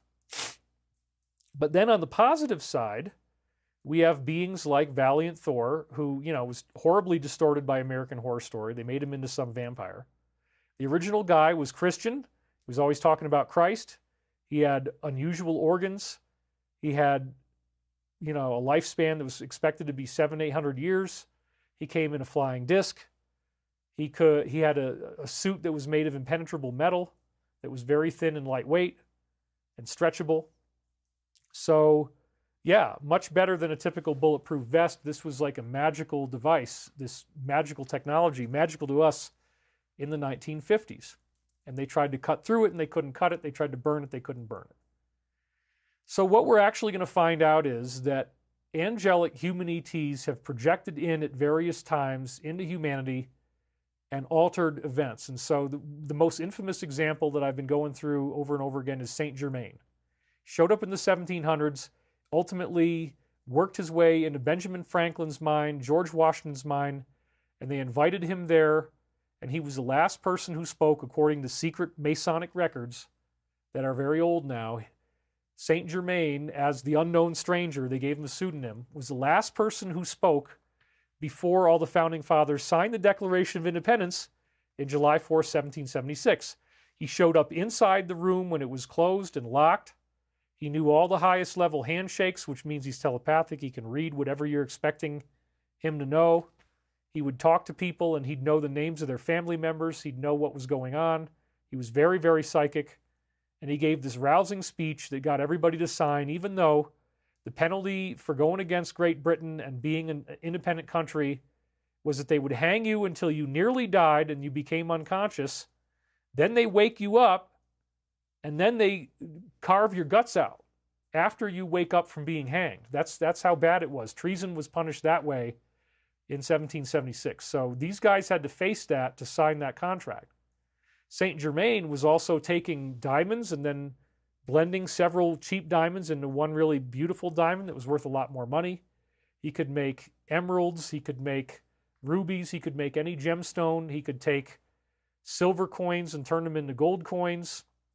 He could write with both hands 2 different written works at the same time. He played violin as well as Paganini. He wrote his own music. You can still hear Saint Germain compositions. They're classical, of course. And he never aged. So people who met him 40 years, 50 years later, he looks the same. And most importantly, he said that in 2025, that there was going to be this big event. And that was recorded by Alice Bailey, where Jesus and Buddha and all these other avataric beings come back to the earth, and now we're openly involved with them. Well, that's next year. So I got the same date in my prophecies, in the Michael prophecies, from doing this remote viewing protocol. And here's the voice, apparently of the Christ consciousness, saying that the future is being taken care of. So now we have these people who have been lied to for so long, and they are going through grief because they're just starting to have the same process I've been running, and maybe you've been running for a long time. They're starting to process grief. So one of the names for sadness is melancholy. You've probably heard that word before. So melancholy means grief, sadness, depression. Well, this is a very strange thing that's a hand-me-down from what started out, I believe, as positive angelic beings giving us spiritual teachings through various people over the millennia. We learn that melancholia is actually the dawn of spirituality. It's actually the dawn of the spiritual path. And so multiple insiders saw this particular painting called Melancholia as of very important significance. Now, I'm talking about people who worked for the DS, who were now whistleblowers, who were leaking information to me, and they'd say, you got to check out this painter named Albrecht Dürer, and you got to check out this painting, the series of 3 paintings that he made. The first one is called Melancholia. And so it works the same on the negative path as the positive path. Deep sadness, melancholia, is the gateway to taking a path, whether it's a negative or a positive path. So Albrecht Dürer is a really weird dude, and there's all this Masonic symbolism in his stuff. There's demonic symbolism. He's got a very convincing couple of demons in there that look really weird and disturbing. And so I believe that this was the path. So in other words, let me put it another way. I heard that the secret group holds these paintings in very high esteem and looks at it as their spiritual path. So I thought I'd bring this back today. So you can go to the Met, the Metropolitan Museum of Art. It's metmuseum.org, and then you can look on this page where they explain this painting and the other two. Albrecht Dürer's Melancholia 1 is one of 3 large prints from 1513 and 14 known as his Meisterstich or master engravings. The other 2 are Night, Death, and the Devil, and then St. Jerome in his study. Wow. So we got Melancholia, then the next painting is actually called Night, Death, and the Devil. And all these insiders are telling me that this is like the secret, it's the secret threefold explanation of who they really are and what they're really doing. And part 2 is about the devil and death. And more, several insiders talked to me about these paintings, by the way, not just one. So this is something new for you. St. Jerome in his study is like, well, now you've become a saint. Or at least that's what they would think. So let's look at Melancholia first. Now, this is the whole painting. Now, before we zoom in on it, I want to point out that I don't have all the diagrams for this, but if you start looking at it in terms of sacred geometry, you'll find out that everything in this painting is harmonically proportioned. The angle of the ladder is very important. And here enough, you see this angel woman with wings, and she's staring at a piece of geometry. It's a truncated tetrahedron. And the corners of the tetrahedron have been truncated off. And then there's a sphere down beside her there. So let's look down at her feet first. You got a really, really rough-looking dog. I mean, I don't know what kind of dog this is, but it's pretty nasty. It looks like it's all skin and some kind of hellhound. Then below the dog is a sphere, and then what you see is these are the tools of the Masonic trade at her feet. She's got the plumb bob, she's got the saw, she's got the sight there, she's got nails. She is building things. So again, this is Masonic. This comes out of Freemasonry. Then you look at the top. Oh, well, wait a minute. Let's look at her hand. What's she holding in her hand? You see what she's holding in her right hand? Oh, dude, and the angel is looking at it, isn't he? Oh, that's right. That's that Masonic compass. Okay, cool. Got it. Then we look at everything else, and we see there's this rainbow in the distance, and it says Melancholia, which means sadness. And then also we can look up at the top here, and we see that there's this very strange magic square of numbers over her head. That's all part of their weird secret teachings. You got the scale, you got the hourglass, and you got the bell. And then you got the ladder. And the ladder symbolizes the steps of the path that go to enlightenment. So again, it was explained to me by insiders that this painting, this engraving, it's not a painting, it's an engraving. So you can make prints of it. This painting represents what people go through as they are brought into the spiritual path. And again, I think the original teaching was positive, and then it got converted to the negative. Because again, the next painting in line is Night, Death, and the Devil. And then you'll see what the Metropolitan Museum has to say about all this. It's pretty fascinating. So once again, we have something that looks really creepy, but it's only when you get in on the details you're like, oh. There's a skull down there. You got Albrecht Dürer's initials again. You got this really rough-looking dog. I mean, like, poor dog has got to look at the devil and be around demons and stuff. You know, it's not any fun for a canine. But you'll see what I mean in a minute here. So then we go to the top, and sure enough, there's demonic beings. There's something that actually looks like the devil with a skull face and these crazy eyes and horns and stuff and snake around his neck. To the left of this guy on the horse, and then on the right is this really crazy unicorn demon. It's got like a pig snout, it's got like a goat's face, and then it's got these crazy horns made out of fire. And then up at the top, look at that, there's a really cool castle, and there's something weird about the tree too. The tree doesn't look very safe. Neither one of them do, on the right or the left. But then again, as we zoom in on this, he's actually facing off with some type of demonic creature that's like a death being that's got all these snakes on its head. And then look at the one on the right. He's got one horn on the top. He's got 2 on the sides. It's something very strange. So we're going to zoom in even closer now so you can get really good detail on the devil. And you can see he's got eyes inside these skull sockets. And then, so what was he seeing? What did he draw these based off of? Is this just his imagination? Or, since this is the David Wilcock show, was there something else? Well, sure enough, the insiders say this is like a secret look at the way they really are. This is what happens. It's called Night, Death, and the Devil. So here's a knight. He's out riding around, fighting a war. He's killing people, and he comes in contact with these demonic entities, and they're really scary looking. And he's got this stoical look on his face like, I don't really care. I'm just going to keep on going. No big deal. You're over there, Satan. And behind me is this like evil unicorn from hell, goat creature thing with fiery spikes on his head. No big deal. I'm just going to keep riding.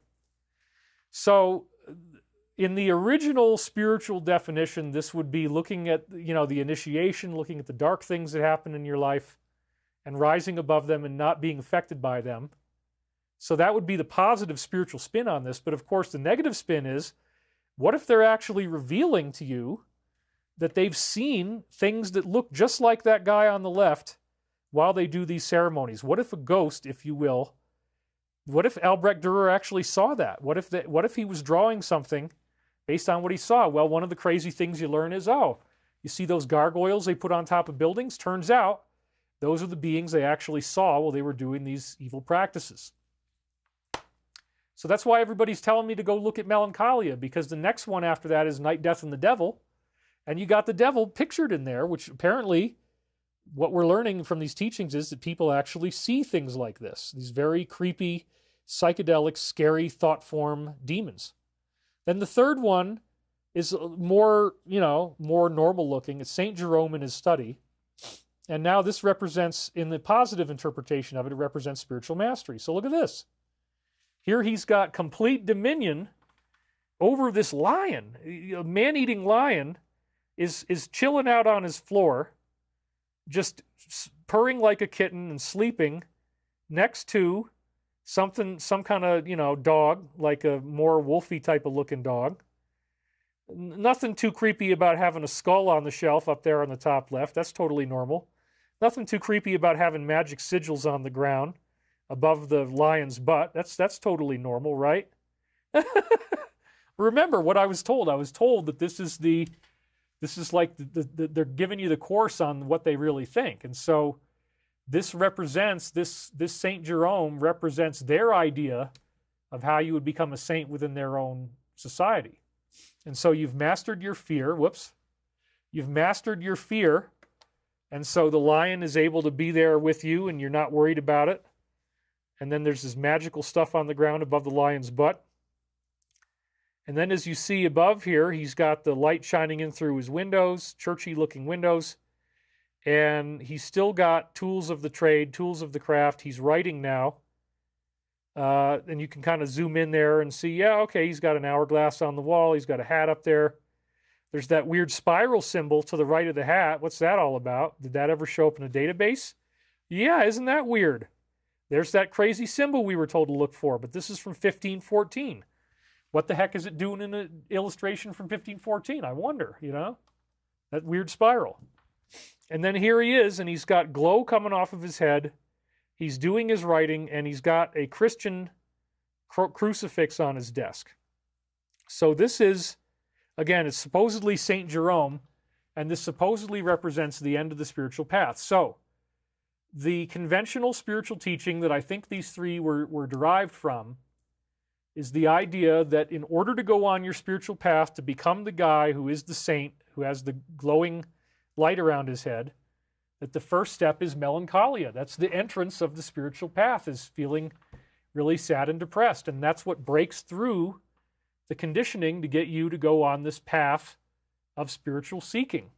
And this is supposedly the ultimate goal. Now, they might think of themselves practicing negative stuff as being something really wonderful, and that might be part of how this is read. So again, it's probably an old teaching that was originally positive, that they laid their stuff on it, which is why they want to sneak in demons, and now he's totally comfortable with the demons. He's gotten to the point where he's glowing and he's fine. So this is very interesting. Again, the core archetypes that we're looking at here would be the hero's journey of separation, initiation, and return. If you break it out into a story, it's the beginning, middle, and ending. And then look at what they say here from the Metropolitan Museum of Art. They say, let's see if I can get that out of the screen. The three are in no way a series, but they do correspond to three kinds of virtue in medieval scholasticism: moral virtue, theological virtue. Well, the second one is the devil, right? Theological virtue and intellectual virtue, which would be the third one, the scholar. And they embody the complexity of Durer's thought and that of his age. So remember, part one, which would be moral, is Melancholia. Part two, theological, is these demons and the devil, night, death, and the devil. And then the intellectual is St. Jerome in his study. And then we have Gabrielle Koenig says, they will keep fighting, but it's all over but the crying, the good have won. I would tend to agree with you there, Gabrielle. So, and David Heinyup says, screw that, enough sadness in 3D. More wolf cubs, foxes, bobcats, tiger cubs are now being adopted and raised by humans, says Charles Cheatham. That is true. So I'm glad you guys are here with me. And anyway, isn't this kind of creepy, right? That like the Metropolitan Museum of Art is saying that the theological virtue of medieval scholasticism is death and the devil. And we saw what that guy looks like. Like, oh, okay. That's a kind of an interesting take on virtue, theological virtue. Like you're riding around getting accosted by demons and the devil. Or maybe they're trying to master something with that. So that's what I think it really is. You know, these insiders were telling me, yeah, this is like it's like a little 3-part manifesto of their philosophy. But there is some good to it, you know. There's good with every spiritual teaching somewhere. So then they say this is a depiction of the intellectual situation of the artist and is by extension a spiritual self-portrait of Dürer. In medieval philosophy, each individual was thought to be dominated by one of 4 humors. Melancholy, associated with black gall, was the least desirable of the 4 humors, and melancholics were considered the most likely to succumb to insanity. So these are the people who get sad. So it's a dangerous line. If you want to get on your hero's quest, you got to go through a dangerous period. And they talk about this a little more. Renaissance thought, however, also linked melancholy with creative genius. Thus, at the same time that this idea changed the status of this humor, it made the self-conscious artist aware that his gift came with terrible risks. So there you have it. In order to be creative, you have to have your muse, and the muse is born in the pain of separation from the creator, which creates melancholia. The woman in the first painting, the first engraving, has got all the tools of the Masonic trade around her. She's got the compass, the plumb bob, the ruler, and she's got the sacred geometry, and she sees that there's a rainbow in the distance, but she's all sad, and she's just, oh. So this is how it all starts. That's how the spiritual path starts. Then, in the hero's journey, you have to face off against evil, and then at the end, the story works out, and you become a saint, and that's what's happening to all of us. So there is a positive level to the Albrecht Dürer paintings of 1512 to 1514, or engravings. But again, to go into this enlightenment phase, you have to go through terrible risks because you're going through a place where you might want to hurt yourself, where you might not want to be alive, where you're terrified. But that's the seed of genius. That's what this wisdom teaches us. Creativity in the arts was in the realm of the imagination, considered the first and lowest in the hierarchy of 3 categories of genius. The second category was the realm of reason, and the highest category of genius is spiritual genius. So again, this is right off of the Metropolitan Museum of Art's website. Isn't that interesting? But then they're saying that the highest realm of genius is spirit, and oh, the theological component is described by night, death, and the devil. All right. Isn't that an interesting philosophy? And that multiple insiders telling me about this DS, they said, oh, you got to go look at the Albrecht Dürer engravings. Like, all right, and it shows you the devil. Interesting. So again, the positive side of this is that sadness breaks the shell that you build around your heart, and then the fear can't sit still. It needs to move. And this is where you begin a lifelong investigation, where you start looking for the truth to either confirm or deny the things that you're afraid of. So what did we actually just witness take place this past week? Well, it appears that efforts that were going to be made to have the outcome go a certain way were largely blocked. This is quite fascinating because nobody was really expecting this, right? And Another thing, whether you are, whether you want to take this seriously or not, depending on what side you're on, there was virtually no significant violence. We were expecting that there was going to be all this trouble. Everybody was really worried about it. And then nothing actually happened that was bad. Isn't that weird? Like, what does that mean? We also saw that the networks refused to call the states as they were popping up. They were in total shock. They obviously were not prepared for this. They did not believe this. Our insider sources tell us that certain agents were shell-shocked and they now want to do an immediate retirement. Breaking. Senior executives are reportedly stunned and shell-shocked by what happened in 2024, prompting some of them to rush toward immediate retirement. Same thing with people in, the farming industry. They like to farm. Well, the farmers have had widespread panic as well. 5 of their CEOs held an emergency teleconference with a lawyer confirming that there was widespread panic among those involved. Another thing that seems really hard to believe is that she had this whole audience of people, her most loyal supporters. They probably traveled from all over the country to see her, or they got bussed in for free. That might have been part of what it was, but they've been with her. They might have gone to multiple rallies all over the country in these buses and paid to do it, perhaps. Who knows? And then they all got stiffed. And there was no appearance on stage, and they all had to just go home sad. That's crazy. Like when you've got your own constituency and those people are there for you. I mean, unless I'm having some really bad medical emergency, I'm going to get up on that stage and I'm going to say something to them, even if it's not, what I wanted to have happen. I'm going to give them some ray of hope and still try to give them a sense of the future. So isn't it weird that she just kind of walk off on everybody and give them the finger, more or less? Yeah, that's not respectful. And that's what certain people, like I said, people of color, you listen to rap music, as I've done. There's certain artists I really love, Guru, Boogie Down Productions, KRS-One, EPMD, and others that I listened to when I was in college. I was listening to all the most popular stuff because I had lots of friends who were black. And that was just normal. We had a racially integrated school. We're 90 miles north of New York City, in New Paltz, New York.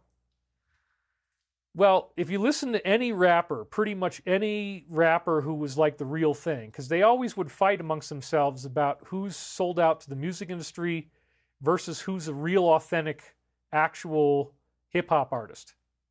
And so KRS was considered the real, as I said last week, and every song has something in it about respect and how important respect is. Well, if you don't respect these people who showed up for you and you whoops, let's get to that.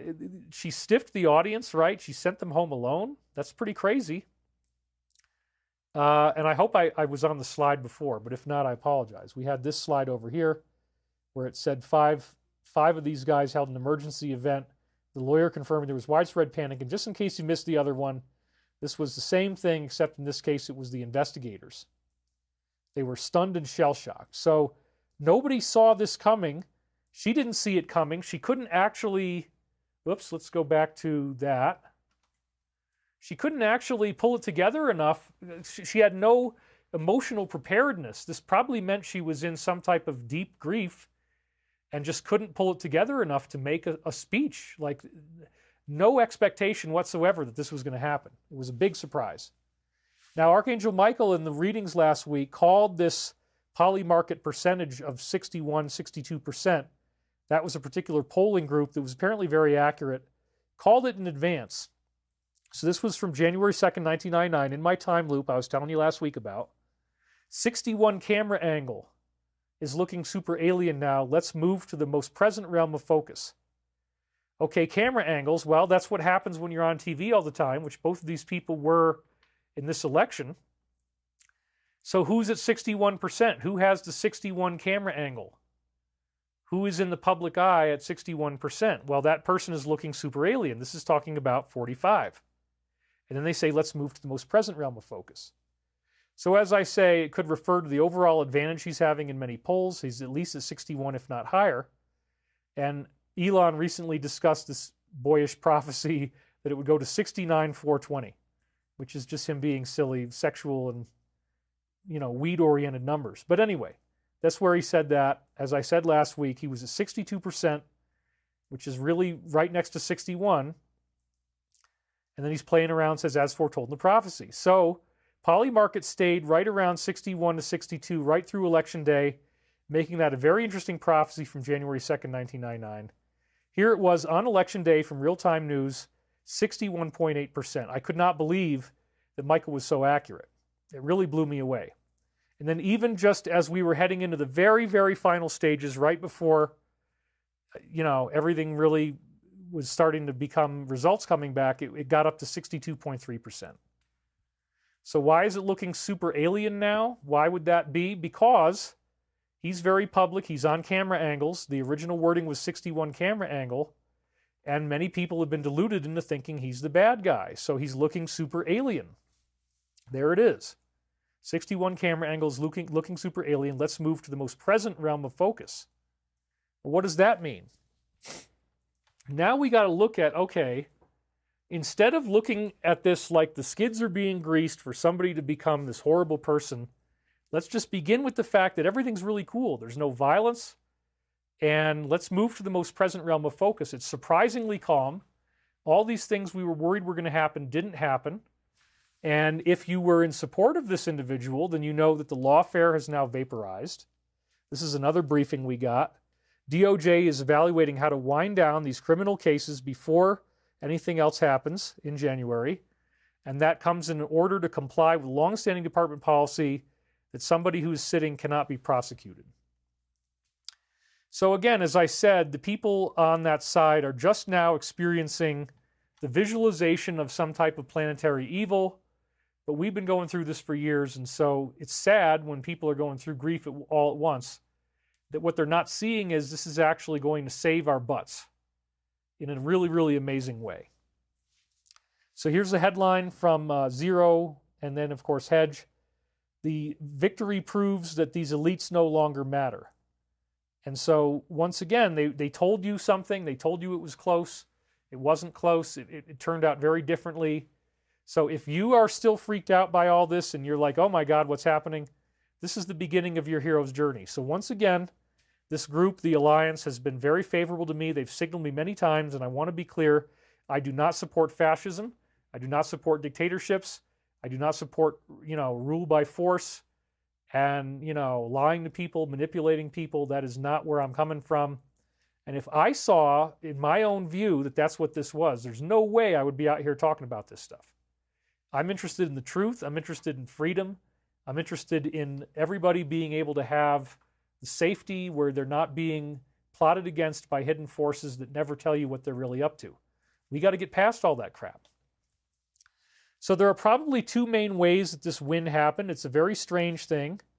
And, we have every reason to believe that if the other side had done what they were planning on doing, that they would have manufactured something that looked like they won, or that at least it would be a big draw that takes multiple days to happen. That's not what happened. But if you go down those rabbit holes, you'll find out there's tons of information that this is what they've been doing. This is nothing new.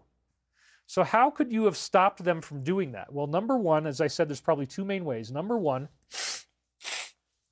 intercept the people who are doing this and swear them to silence. You've now, like, maybe secret groups from the Alliance reached out to these people, if you want to call it that.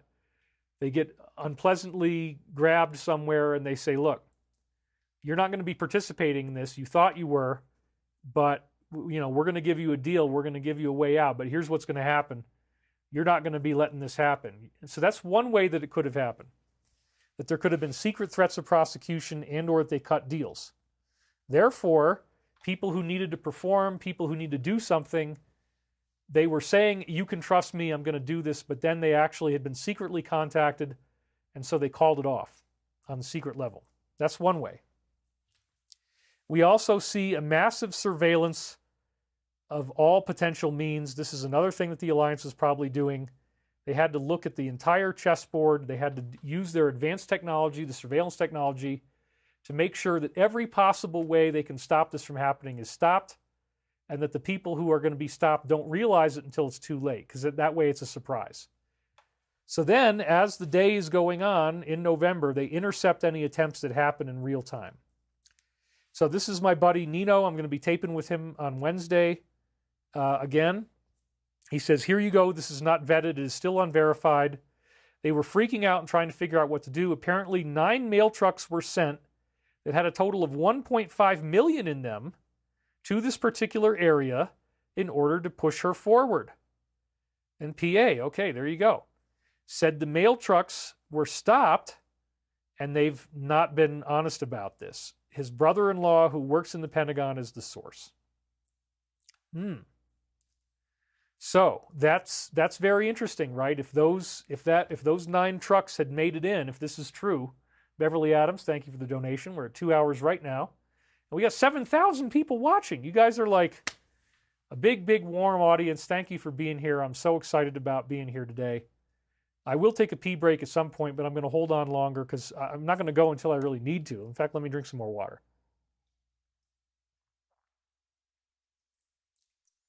So, yeah, here's this mission that if it had completed with these 9 trucks would have made it get tossed up. But they got intercepted and the law breaking stopped. Now, if you can't even believe that they would have done that, then that's part of your awakening. You got to realize, yeah, that's what they were doing. They were sending these trucks in and they wanted to tip the scales. Why? Because that's the way they are. They got to stay in power. They can't lose to this military faction, no matter what, because if they lose, then they're all going to be exposed, and they're all going to go on trial, and they're all going to be arrested, and they're all going to have various sentences doled out. If they're lucky, then they get to be in prison. If they're not lucky, something else might happen. Then we see again that the states that did not require you to show anything were not able to be part of that landslide. Look at this. Every single state where she declared some kind of win, there you go. It's right there on Newsmax. It says no, no, no, no, no. There's only 2 of them that didn't have that. That is pretty shocking. The only ones that had requirements were New Hampshire, Rhode Island. Everybody else, well, so that leaves all kinds of room, because if you don't need an ID, then you could just create something that wasn't real and say, oh yeah, here's another one, here's another one. Look at all the ones we found. The other way that I think probably had to happen is, if you believe in this theory, the alleged theory, the allegation that not everything that happens inside the brain of this computer is the way that you intended. You hit one button, maybe it doesn't think you hit that button. Maybe it thinks you did something else instead. Well, okay, let's say that you believe that. What if they were able to, what if the Alliance was able to hack into these machines, because we know they're all actually online, or maybe they had to talk to the people behind it. Maybe the company gave them some kind of keys to turn it off at the last minute so that they couldn't access it anymore from being online. We know that the software on these machines is outdated. We've seen that, and people that were analyzing this stuff, it's using it's literally like Windows 3.1 or DOS level software in many cases. Archaic, primitive computers like the old-fashioned towers that you used to have that had some noisy frickin' fan on them, and every time you start trying to do something cool, your computer goes right? And there's that frickin' fan again, my God. Mark Adams, thank you very much. We crave the truth. Thank you for all you do. Okay, so yeah, we look at the components inside these machines and they're like ridiculously outdated. This is what various guys said when they got in there, that it's nothing new. So they created a system that worked for them, and the history of computers has gone on a long way since then, and they didn't invest in anything newer. So when you got equipment that's that old, and you got the Alliance that has all the best brains and they can study it for years, they figured out how to mess with that code. They figured out what the vulnerabilities were, but they couldn't show it. They couldn't show that they had that. The software that they put in, and this could have been malware, like viruses that they put in there, there might have been some type of software that they installed that nobody could really see what it was, and that might have been able to cut the strings just before they needed it to work. Now, let's say that they've had this all the way back to 20 and 22, and let's say that as just like, Winston Churchill had to let Hitler bomb London, he couldn't reveal that he'd broken the code of the Nazis. that he knew where they were going and what they were doing. We have Alive and Thriving. Oh, I didn't know that. Steven Crowder's ground team in PA may have actually filmed the trucks. They streamed exactly what David just described, being that these people were police escorted into a facility on that night. It was very interesting. And celebrating your third super chat. Thank you, Alive and Thriving. That is really cool. I'll have to check that out. Crowder's done some really great stuff. He's very, very funny. Anyway, thank you for the donation. So I think that probably what happened is, I mean, they did it in 2016. They had a way of making it work so that the steal didn't take place. And then we got the outcome that led to the 4 years of, you know, some people think it was so horrible. Oh my God, oh my God. Well, the media was attacking them the whole time. They wanted you to hate him. You never get anything else. It's like one flavor of food, and that's the only flavor you're ever going to get. You want more crappy tasting food? You want crappy tasting food? You want crappy tasting food? You want crappy tasting food? Oh, how about some crappy tasting food? You want this crappy food? How about this crappy food? Crappy, crappy, crappy. That's all you ever got. You could never feel good about it at all. They never let you feel good about it at all. Not ever. So you have to break away from that consensus thought. It's like breaking out of a hive mind. Well, okay, I've always been told, you know, but you know, a lot of the stuff that they say, it's all like debunked and it's not real, and they keep exaggerating and they keep like making mountains out of molehills. And, you know, they're always whining and playing the victim and, oh, you did it, you did it, you did it. It's your fault. You're the criminal. You're 34 convicted felon indictments. I mean, like, at some point, you got to just be pragmatic and say, wait a minute. Why are they always only serving me this bad-tasting food? Why are they always after this guy? Are they innocent? Are they squeaky clean? Hell no. When you have this perspective shift, you step out of the matrix, you're like, oh, it's all different than what I thought. Everything is very, very different. So what if they knew, what if the Alliance knew that they had this capability, but they deliberately left 2020 and 22 alone so that the other side felt invulnerable? Because clearly, this was a very big surprise against the Alliance's enemy, and the Alliance could not telegraph in any way that this was going to happen. We did see briefings that they expected to win no matter what. They had no idea this was going to happen. The Alliance already knew this and told us about it last week. So on November 1st, a source within her administration said she was going to win no matter what. It says right here, Patrick Byrne, a source within the team, claims they're entirely confident in winning. They can disregard any other numbers. Her transition team is already prepared, primarily made up of his former staff members. They have such certainty about what was going to happen that they believe the only strategy is that they have to win on a level that's just too big. And they already have their plans on how they're going to decorate the White House. Now, I didn't get scared when I saw this, but you certainly could be like, man, they think they got it in the bag. So this totally surprised them, guys. They did not expect this was going to happen. And then we had this one here, the so-called Red Mirage. What was the half-life on that little piece of information? About 1 day. He's fired up, calling out that there's various problems unfolding in various places with the support of the news. He points to several counties and states, and they're now saying, yeah, you know, we might even need weeks to get this all wrapped up. He insisted that the results should be finalized by 9 to 10 p.m., and they've already hinted at a potential Red Mirage, where it may look like something was happening for him, only all of a sudden they win later, much like in this previous year of 20. So they actually set that up. What was the shelf life on that whopper of a story? 1 day. No, it wasn't a mirage. It was actually very, very freaking real because they got ambushed. They thought they had it in the bag. They didn't know that this wasn't going to work out the way they thought. The technology they thought they could rely on had actually been compromised. And that was probably the biggest secret of the whole thing, was that it was compromised. Then we see, again, you count the number of seconds in the video. It gives you a post number. This is 143. And it says that the company has 7 supercomputers in the gray area in the middle, all named after 7 dwarfs from Snow White. You got Doc, Dopey, Bashful, Grumpy, Sneezy, Sleepy, and Happy. And then it says, confirmed and go deeper. The signatures are important. So again, these are the 7 computers. I copied them off of the list. You can count them. There's 7. And what would they be doing?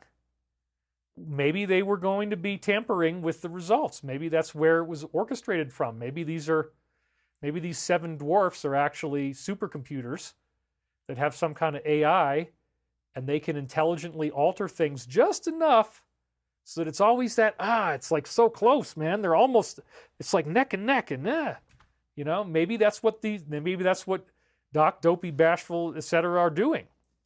And the question is, were they out-hacked? Did the Alliance have a secret strategy that was going to defeat these computers? And then that would explain why every week as I'm reading these briefings for you, they keep saying Snow White, Snow White, Snow White, Snow White. Oh, so maybe they had some technology that was going to defeat the seven dwarfs, and they could only tell us symbolically by saying Snow White over and over again. And, the dwarfs didn't dominate Snow White in the movie. She was pretty much like the alpha female pack leader in that movie, we could say. The dwarfs very much wanted to help her. So it's very interesting. It appears the seven dwarfs were defeated, and then all these other weird domino effects happened that the negative side had never thought about, where all of these cases against him suddenly got dismissed. We all knew they were BS. We knew it was just them making mountains out of molehills.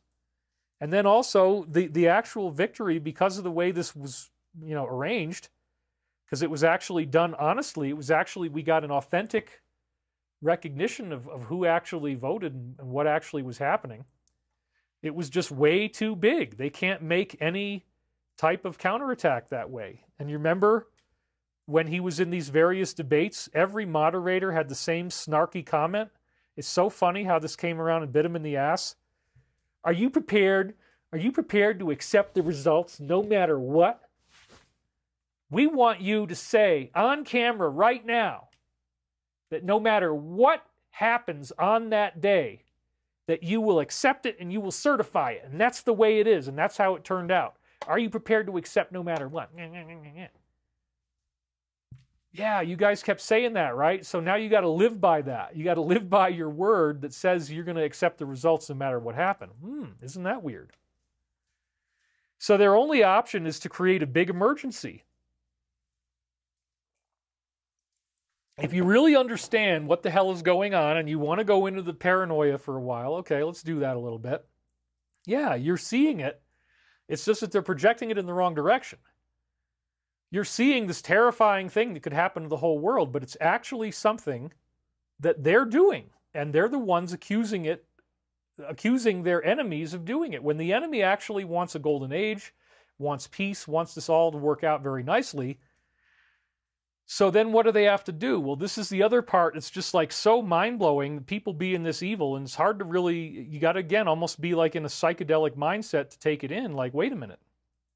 They need some type of national disaster that's so significant that, well, obviously this is so bad. What's happening is so bad. We can't give up the reins. We're going to have to declare an emergency. We're going to need at least 6 months to work through this, whatever the hell this is. And by the way, he should respectfully step down and let her be in there for 1 month. We want her in there for the last month. Oh, but then in the process, despite her saying it's going to be peaceful, no. You can't believe anything. So they want some big distraction. Because then, as I was just saying, they get the big emergency. They can suspend the transfer from taking place. And then the question is, okay, they lost a lot of the options. They don't have the close race option.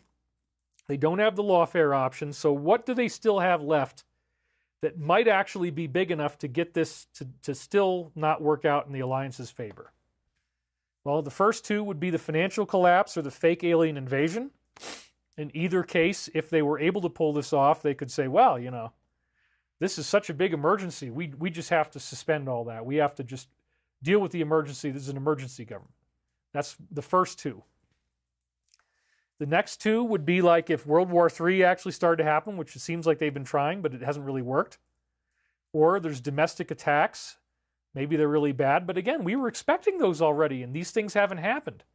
The time they really needed this stuff was prior to that date. They might not have anything that they can get done because Again, the Alliance has infiltrated everything. The Alliance knows what they're planning and stops it before it ever happens, and it's all going on covertly behind the scenes. Okay, well, they just cut off all the food to all these people they brought in. Well, what happens? That's going to lead to starvation and violent rioting. So, okay, that's another option that they have. They've already started that one rolling. How long can people go without any money? They don't have jobs. They don't know how to get work. They can't speak, what they need to speak to be able to do that. And it's not like they can go around knocking on people's doors and saying, would you please help me? I've broken the law, but I want money. No, it doesn't really work that way, man. So, again, the whole concept here is that this could actually lead to people starving and going into riots, and they've already started that ball rolling. I don't think that's going to happen, but it could. Then, if they had any way that they could actually finagle either one of these, if we all lost power, that would be really sucky, especially in the winter. A lot of people would freeze to death.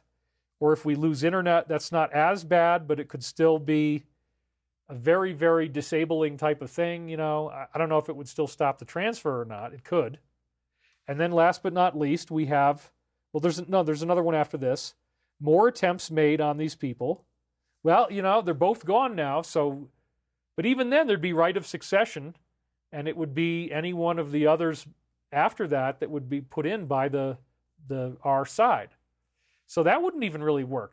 You're past the point where this strategy is going to do you any good, because they're just going to put in they'll put in Robert F. Kennedy Jr., or they'll put in Tulsi Gabbard, or they'll put in Elon Musk, or they'll put in, or Vivek, or somebody else. It's not like you can really steal it back. So this one, you can pretty much cross that one off. Then you could have an extremely massive, quote-unquote, natural disaster. Could they get the San Andreas Fault to go? Could they get more huge hurricanes? Could they fire off a supervolcano? This is how crazy they are. They're literally willing to try to do stuff like this. Okay, that could happen. Or, last but not least, try to, give people something like what I just had. The latest virus that I just had all the symptoms of COVID. I think that's what it was. I never did test it because, I don't want to put anything in my nose. But I'm pretty much over it now, thanks to the magic paste, as I talked about before. And so, okay, I'm hearing now a lot of people are getting sick, and it's lasting a really long time. So you got to be really careful right now on infection control. When you go out into public, make sure that you never do what I just did, which is rub your nose or your mouth with your hands. Even if you have gloves on, you get germs on your gloves, and then you rub your nose or your mouth, and you can get infected. So your hands are okay. This is what I learned working in a hazardous situation where we had carriers that had hepatitis B and C, and I never got infected. But you better believe that if you're in that situation, they teach you about infection control. That's what they call it. And so the main thing is you're always washing your hands, and you never touch your mouth or your nose with your hand unless you've washed it first. That's the most important thing that we learned around a disease that's as contagious as AIDS, and I worked in that environment for 2 years, infection control. And we called it infection control parameters. The parameters are that you wash your hands. If you touch a doorknob, you got to wash your hand. Any common surfaces, you're always looking out for common surfaces. The common surface cannot go from your hand to your face.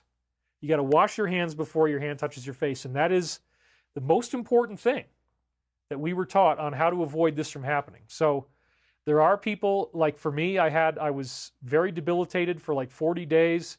I was very weak. I had ongoing symptoms. They didn't want to go away, and it just lasted and lasted and lasted for this incredibly long time. But I think enough people know how to stay healthy now that this isn't a big problem. And so, to the next slide, I believe that the Alliance is able to block all of these contingencies. I mean, maybe if somebody really wants to trash the economy, they might be able to. Who knows if the Alliance can stop that, but they have an international coalition. So up until now, we were expecting a lot more violence than we've gotten. And what if that's the trend line? We don't want to worship the negative with fear. We don't want to think, well, up until now, they haven't done anything, but just you wait, because, they got the big one coming. It's coming, man. They're going to do this. They're going to do that. Well, I just gave you all the worst case scenarios of what they could try to do to stop this from happening. I don't think any of them are going to work. I really don't. So the trend line seems to be pretty peaceful. There may be economic failure. Some of these things may happen, but if we go through this, it's not going to be very long. It might be scary, but we're going to come out of it quickly. So just bear that in mind. If things start to get really wonky, the Alliance is going to massively step up what they're willing to do to counteract that, and we're going to be okay, no matter what. So as I've been saying, people will learn the truth when they're in this grief, which is peaceful. So right now, that's what we're in. We're in a peaceful state of grieving. Nothing bad is actually happening. People are safe at home. Nothing is distracting them. They're in grief, and they're going to learn things. So isn't it interesting, right in the middle of this peaceful grief state, that next Wednesday we have a UFO disclosure event set to occur in the Congress? Let's read about this. It says, this is Danny Sheehan, the UFO attorney. I've hung out with him in person. He's great. On Wednesday, November 13th at 11:30 a.m., the U.S. Congress will host a critical joint hearing, Unidentified Anomalous Phenomena Exposing the Truth, in room 2154 of the Rayburn House Office Building. This hearing, called by Chairman James Comer, will bring together the Subcommittee on Cybersecurity, Information Technology, and Government Innovation, along with the Subcommittee on National Security, the Border, and Foreign Affairs. And it says, exposing the truth. And then the Alliance briefed us on it as well. The U.S. House has scheduled a hearing on UFOs for November 13th. Finally, we get some data. It says lawmakers will discuss recent reports of sightings. That's interesting. That could be huge. Government transparency, meaning we need to tell you guys the truth now. We don't want to lie anymore. Isn't that interesting? Transparency, we want that. And the national security implications of unidentified aerial phenomena. Well, that's where it could get a little dark, is like, well, what is the security? Once we acknowledge that this is true, who are they? What are they doing? And so at the same time, I've been telling you about Tom DeLonge, that he was out there promoting a very, what I believe to be limited ontological view of the UFO phenomenon. And I exposed that he had, Masonic symbols on his speaker cabinets, and he was working with some really sketchy people on this. Half of them were from the company, and one of them was the director of clandestine operations. It's like, yeah, so the guy that was the director of clandestine operations obviously wouldn't have directed this as a clandestine operation. Clearly, there isn't anything hidden that they don't want you to know. It's all above board. Okay. So I argue that he's now selling us a Luciferian view, because what he's actually saying is there's no good ETs, no angels, no positive Christian angels or anything. They're just the old gods, and they're all manipulating us. This is what they want you to think, and my personal belief is they're using him to push this narrative. So this is the quote from him, from Tom. The entire UFO phenomenon is about multiple gods who fight amongst themselves and by design factionalize mankind into different religions. Our government knows us that the others are instigating wars amongst mankind. He says his sources don't call them aliens, but call them the old gods. So that's projection again. The others are instigating wars amongst mankind. No, that's what you're doing. That's what you all are doing. We know this. It's the kindergarten level of the awakening, is that they're the ones instigating. Don't try to blame it all on ETs. I mean, yeah, there's negative ETs that are trying to help the bad guys, and there's positive ETs trying to help the good guys, but you can't say that all ETs are old gods who are negatively trying to instigate wars among mankind. Well, you can, but it's just not evidentiary supported. As I've said, So anyway, let's get to that in a second. So here's his headline, using the font, as I've called it, the tiny, tall, skinny letters. UFOs are the old gods. They instigate wars and factionalize mankind, according to Tom. And this is a typical Christ-hating viewpoint, in my opinion. We got to remember the Fatima visitations in 1917, where again you had the Mother Mary showing up in a flying saucer, 30 years before that term was coined, and then dried out 90,000 faithful Christians' clothes who were watching this miracle where the flying disc flew in front of the sun, the stars in the night sky came out, you got these big colors, flashes of light, and then everybody was dry at the end. Like, whoa. Now you're trying to tell me, oh, well, they're just trying to factionalize us and instigate war. That's not what that was. If you go through the Bible, most people have a Christian faith. The angels are humans. They're human-looking beings, and they're in the Bible all over the place. Okay. So the next thing that we got here is that the entire entertainment industry, as a collective, is bracing for the imminent dropping of these tapes. So let's hear some of the scuttlebutt on that. It says, kaboom. Actor Bill Bellamy says that this other guy is a prophet. The tapes are about to drop. Everyone is terrified, and not 25.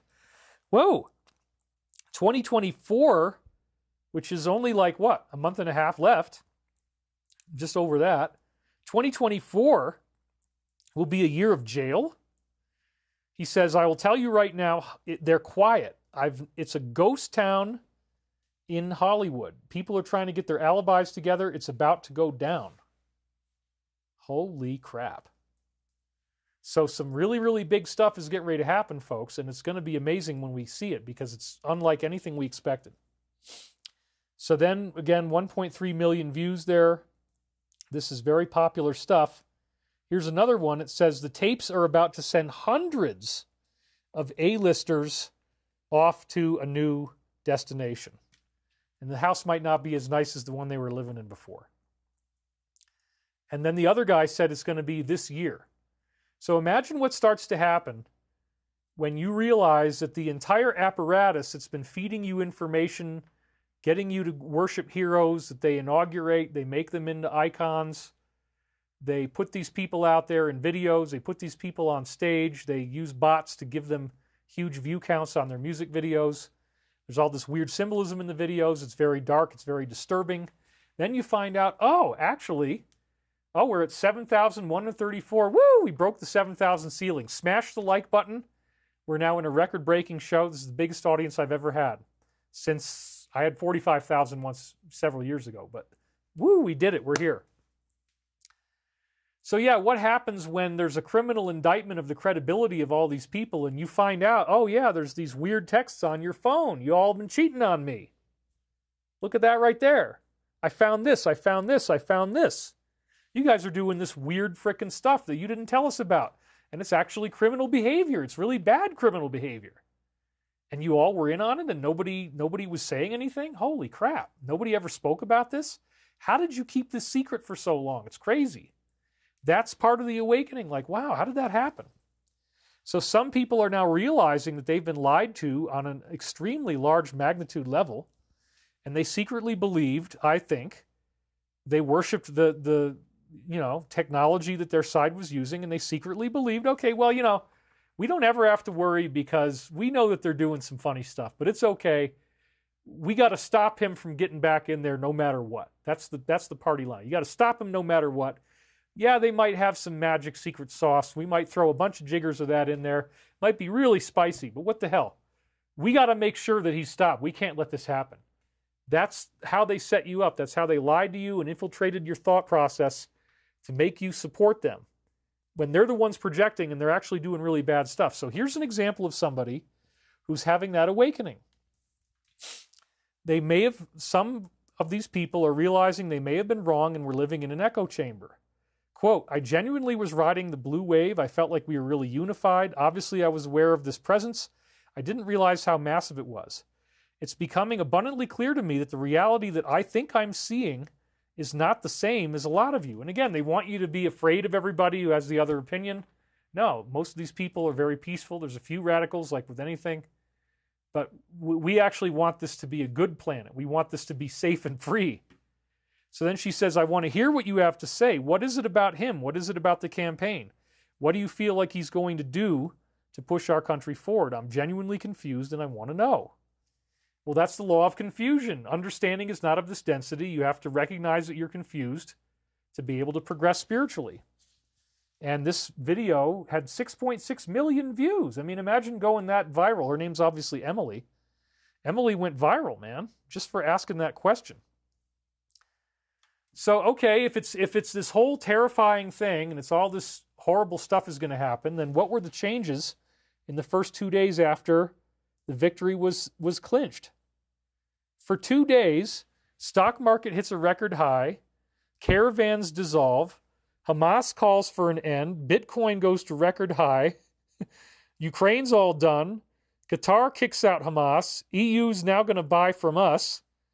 Putin is going to start using the dollar. Thank God. We need the money. Good old Z phones these two guys, and maybe that's because everything's going to wind down. That's interesting. The mayor of New York ends these vouchers. That could cause a problem, as I just said. Mexico is now going to stop people. China wants to be peaceful with us. Big U.S. companies are moving out of there, coming back to the States, and this has happened in 2 days, according to Liz Wheeler. And look at how many views she had, 6.1 million views. And then here's another one that had 500,000 views, Byron Donalds. This is now 72 hours afterwards. Oh, well, if he's such a sexist, then why is there a female appointed to be chief? Okay, that makes sense. And then the debit card, the production coming home, stock market all-time high, Bitcoin all-time high, caravans, Qatar, Hamas, Taliban wants a new chapter, peaceful coexistence with China, Russia wants talks, EU wants to buy from us, and there's talks to end this whole war thing. And he's still going to only be the elect for 72 more days. Isn't that something? Then once again, the alliance signaled all the words that I've been using. He actually uses the term golden age. And that's pretty cool because, again, this is something I've talked about for a long time. She broke it, but I will fix it. Inflation will end. We will have safety and security, peace across the globe.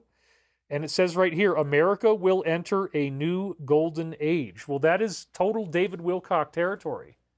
That's what I've been saying over and over again for so long. Now, he could easily have said that without referring to me, but in context of all the other times that this work that I'm doing has been cross-referenced, this was a big hit, and I was very excited. So thank you, Alliance.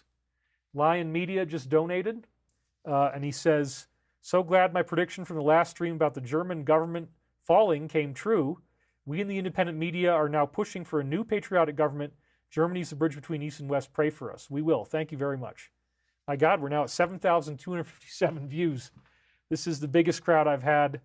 We've definitely shattered all the records. So keep hitting the like button and subscribe to the channel if you haven't already done that. See, I can do that. That's the YouTube stuff, what you're supposed to say. That's the things you're supposed to say. So here's a shot from the video about the Golden Age. Wow, he referenced my term. It's not just mine, but I've used it a lot. 1 minute means 60 seconds, and it says you can count the people who have the full picture on 2 hands. Of less than 10 people, only 3 are non-military. Very interesting.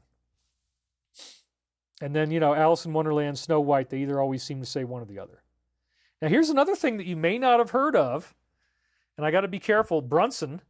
And, then we'll say case after that. So this case is very interesting. Something's going on here. And this may actually mean that we're not waiting until January 20th. Wouldn't that be weird? Check it out. Look at this. This is a really weird story.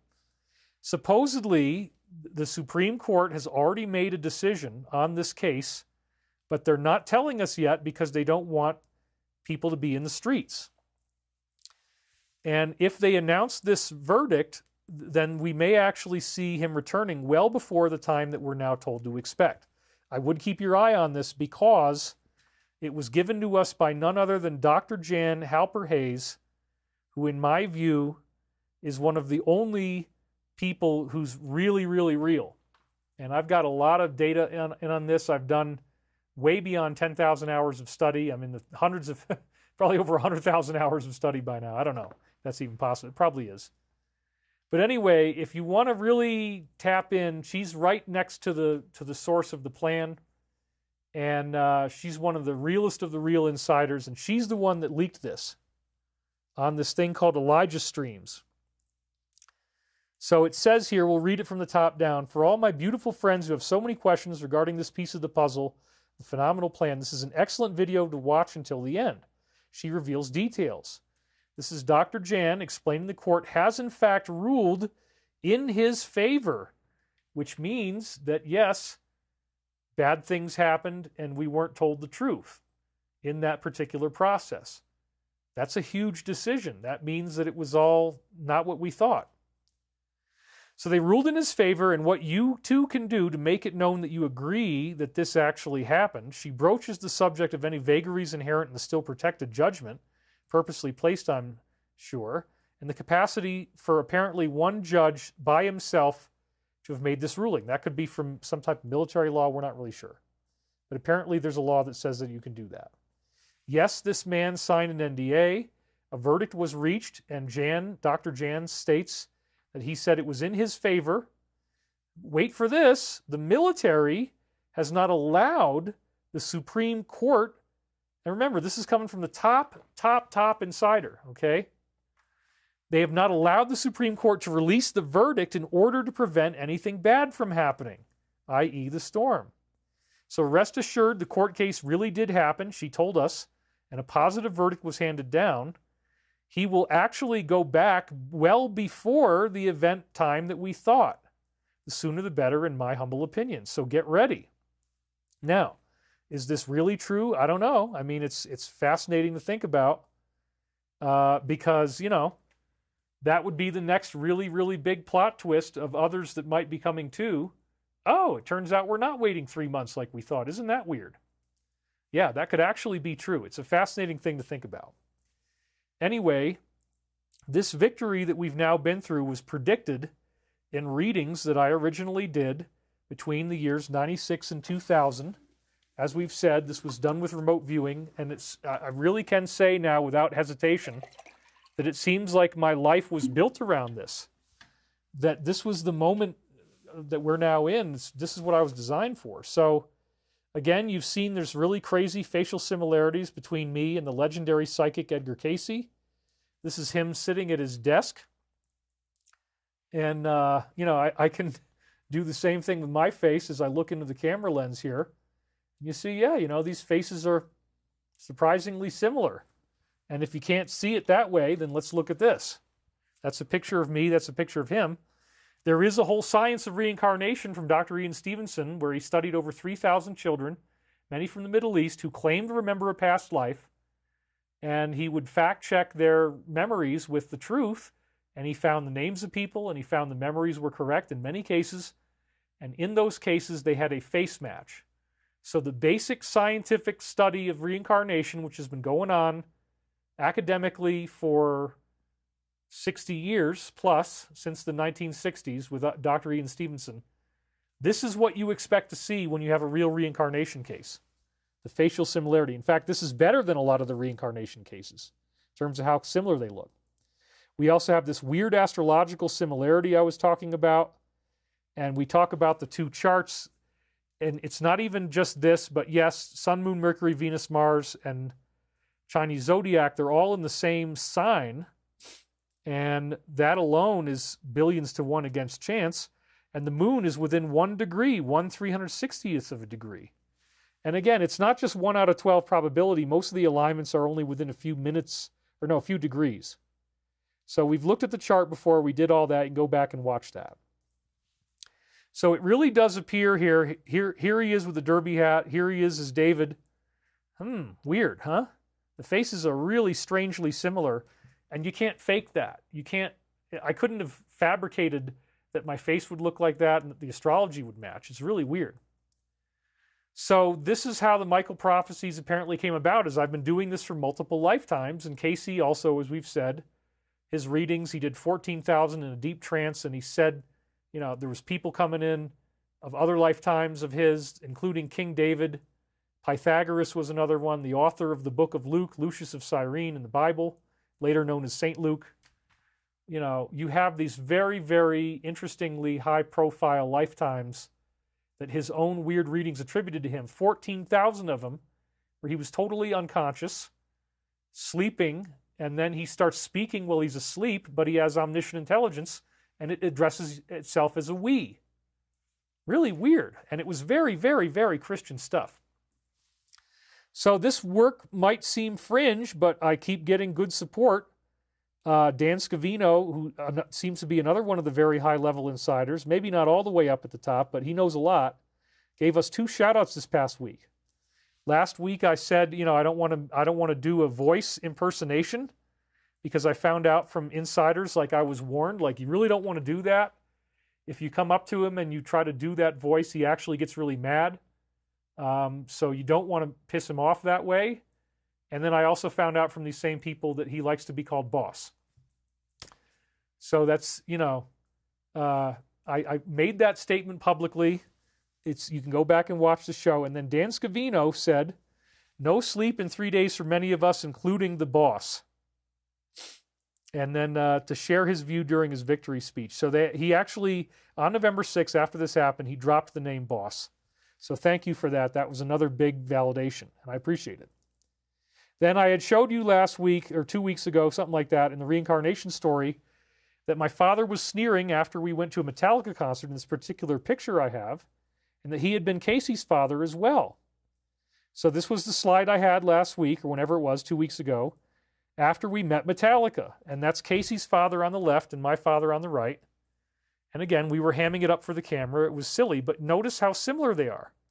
And also, Casey's father was called the Squire. That's what everybody called him. And my dad only wanted to shop for men's clothing at the Squire shop, which was another one of these weird details. So we had just gone to see Metallica. That was the context. And then here's Dan linking to Enter Sandman by Metallica on November 6th. And I just mentioned Metallica a couple weeks before. So that was another, yeah, maybe it is, maybe it isn't, but it's pretty freaking close. It's the same band and the same name for the boss that I had given you. So again, in this lifetime, Casey reincarnates, okay, he does 7 books, Michael Prophecies, between 2022 and 23, and I was reading stuff that I had dictated back in the 90s, and as I'm rereading it for the first time, I've never seen these words before, and they're totally amazing. They're prophetic.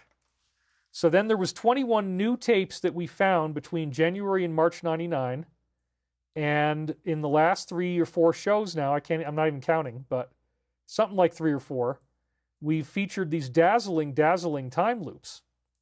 So one of the things that we already have seen in previous weeks is, this was Archangel Michael saying, many seers do believe that within a month or two, there will be many opportunities for greatness here.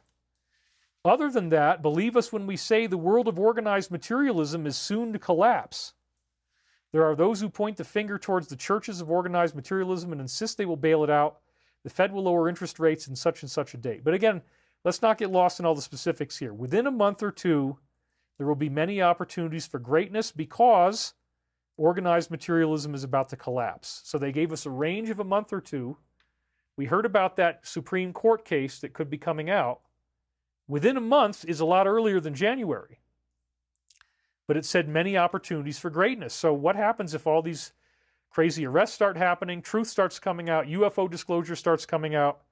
That collapses peacefully the world of organized materialism and those who are pointing the finger towards the churches. Oh, they're all just old gods. However, be well advised, Michael says, that the prophesied events must still come to pass, and they already are starting to happen, even as their precise triangulations on dates seems misplaced. You will indeed find the entire aura of consumer confidence takes a sharp nosedive as awareness continues to be grounded. Michael seems to be saying there is going to be economic turbulence. That's probably the one thing that they can do, that they can instigate that, and there might not be anything the Alliance can do about it. So this is in the prophecy. We're already seeing, oh yeah, that's one of the last stages of what they could do. They try to collapse everything. We have a donation, 5D Life. I've been following you since my awakening in 2012. Thanks for being consistent and for your service to others. Latonia N., 3rd Super Chat. Thank you, Latonia. Really glad that you're here. We're at 7,342. If this was money, I'd be doing great, But thank you guys. Thank you for donating and all that stuff. I actually still do need your help. We're waiting on these deals to close, but we're dealing with institutional bureaucracies, and they just go at their own speed. But we're very close. It's going to be fine. So confidence takes a nosedive. Prophesied events come to pass in a month or two. So yeah, be on the lookout for that. And then they're talking about 45 here. You will notice that he has been blacklisted. To seem surprised is not good enough. You need to notice that his shoelaces have indeed been tied to try to prevent forward motion in a fashion that is heavier than some others. Well, this is a prophecy of what happened up until this big breakthrough. They tried to tie his shoelaces, but then magically, as they said, there's this opportunity for greatness. So then I said, in context, this further indicates the material world will fall flat on its face, untied shoelaces, and it appeared to be a prophecy of spraining my ankle as I misstepped on the stairs. which has grounded me and kept me on the unsealing. So that trend of readings that predict the future with stunning accuracy has absolutely continued on into this week, which I'm very excited about. We've had prophecies conveyed both in dreams and in spoken readings. As I said, remote viewing is 99% accurate. And sometimes my dreams will portray the negative side, since we are all one. So my first new prophetic dream that I'm going to read for you this week is from January 4th, 1999, and it is followed by a reading where the group known as Ra introduced themselves. And only later did the source reveal that it was Archangel Michael, and it's been using different names through time to protect our free will. So, with that said, I do actually have to pee really badly. Alaska Pants says, David, if you're more active on X, your YouTube live stream views could soar. That is possible. Plus, it would be fun to have you commenting more on the platform. Well, I've been looking at that X stuff, and it is interesting. So I don't know. I'm going to have to research that more. Trying to stream to more than one source at once might make the whole thing collapse. But it is an interesting idea. I have been thinking about that. So anyway, what I need to do right now is I got to relieve my bladder. We've been on for 3 hours, 2 hours and 45 minutes. So I wanted to get a turkey video loaded up for you guys, but I had to focus on the data first. We'll have that ready next week. I'm going to be back very, very soon. So you get to watch me walking around in the background, going to the bathroom, but I'll be right back. So just hang in there, and I will be back within no more than 3 minutes. Here we go.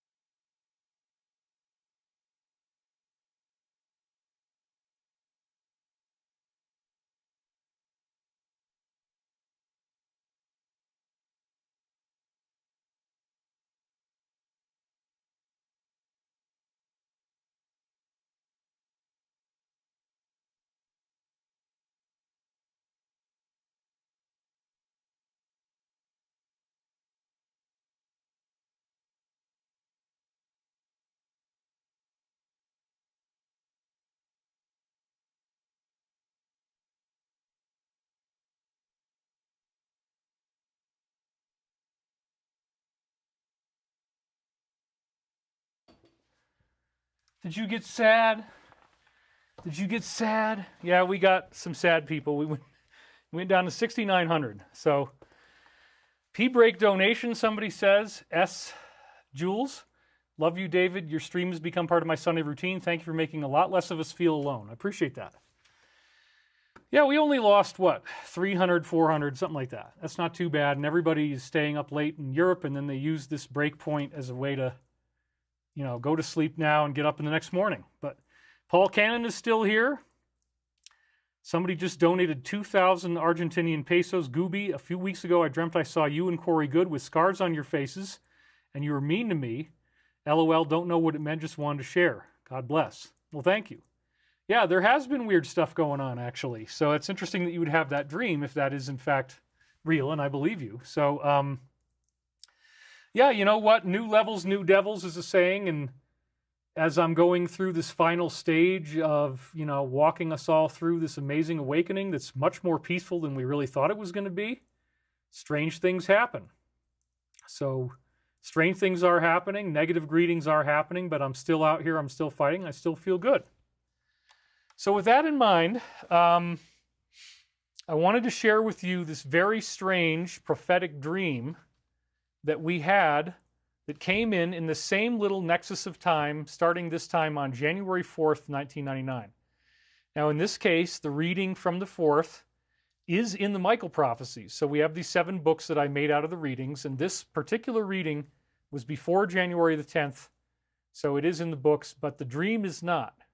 And I went back and I looked at the dream and I'm like, oh, that looks pretty prophetic. So dreams tell you a story symbolically.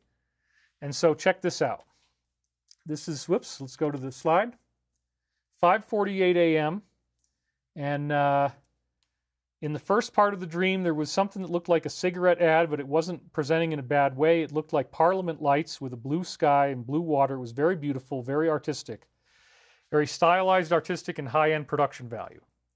So this is actually similar symbolically to a music video, and even the idea of smoking is interesting, right? Because it's like a lot of these people do smoke, either, you know, cigarettes or other things that are drugs. It might be legal or illegal.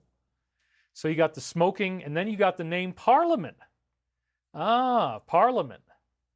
Like government, like a government building, the British Parliament, right? So this is all interconnected. This is actually talking about the music industry and people who are being outed right now, as you're going to see. So it's prophetic. There was a young black kid appearing in image after image as he was swimming through bodies of blue water in very slow motion. The water was distorting the way his face looked. The ad always played images of his face as it reflected through the water. And I said this is a stylized ad that looks like many rap videos that we have since seen. This dream is therefore prophetic of what everybody is now learning about from this rap world. Right. And his face is all kind of blotted out. And so then I also said distortions of his face symbolize the fact that they're all just totally wasted all the time. I mean, you can kind of tell that's kind of coming with the territory. They sing about it. They pose with bottles of whatever. And now we're learning there's other things involved that, you know, can take away people's inhibitions. It's very sad. You don't remember anything afterwards. So that could be another layer of what this is about. Oh, wow. Big piece of melting snow just fell off the roof and hit the porch. That was pretty intense. Okay. The advertiser would use the blue water reflection to make his mouth look bigger and wavy. That was one example. They ran him through several reflections of his face in the blue water, and each of them made him look silly. And so what I'm saying here is that since I said at the beginning that the guy in the water was a kid, this is clearly talking about some of the things that were going on, and the fact that it looks like a music video or a cigarette commercial, it actually symbolizes videos that were being shot privately in the comfort of one's own home during a party. Ah, that's right. So we got the drugged out kid and his face is in the water. It's all symbolic of the videos that are being made. The parliament is important because the government's related to this. That's what we're going to find out as this all comes out into the courts. The next part was very strange and violent. I saw Marky Mark, i.e. Mark Wahlberg, going very fast in a car. It was all set up on a set of tracks. And then what happens? He slid along, he got to a certain point, there was a flash of sparks, and he crashed. The car couldn't move any further, but his body flew out of the car, slow motion, hit the pavement and rolled, starting to bleed. Now, I want to be very, very clear right off the bat that Mark Wahlberg is a symbol of what was. He is one of the good guys. In fact, he's a great guy who has resisted the system. I was on Jenny McCarthy's show, and she's married to his brother, and I've gotten lots of inside scuttlebutt in various ways through that system. And so I'm not saying that we're not going to learn that something was involved, but he's one of the ones who's really pushed hard in the opposite direction, and he does things his own way, and he has good boundaries. I think in this case, please, Mark, don't assume this is a prophecy for you. I don't think it is. But he was in movies where that happened to him, where things like that happened to him. And I think that he is only a symbol of others who are actually not the good guys like he is. That's why we had to pick somebody for the dream who actually is a good guy, and it's very defensible that he is, in my opinion. There's a lot of evidence. So he's resisted the system. So again, this is not a prophecy for him. He did many action films that had staged car wrecks in them, so he can be symbolizing that. Symbolizing actors and musicians who are actually now implicated, of which there are going to be many.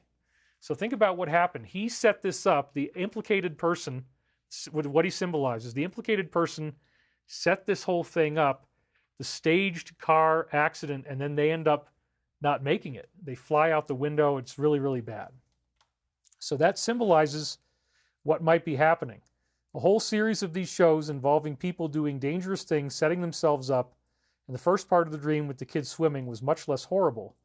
So the many different shows of people doing dangerous things ties in with losses that we're already starting to see, including Liam, and that we talked about in previous shows. He's a boy band guy, and he's gone now.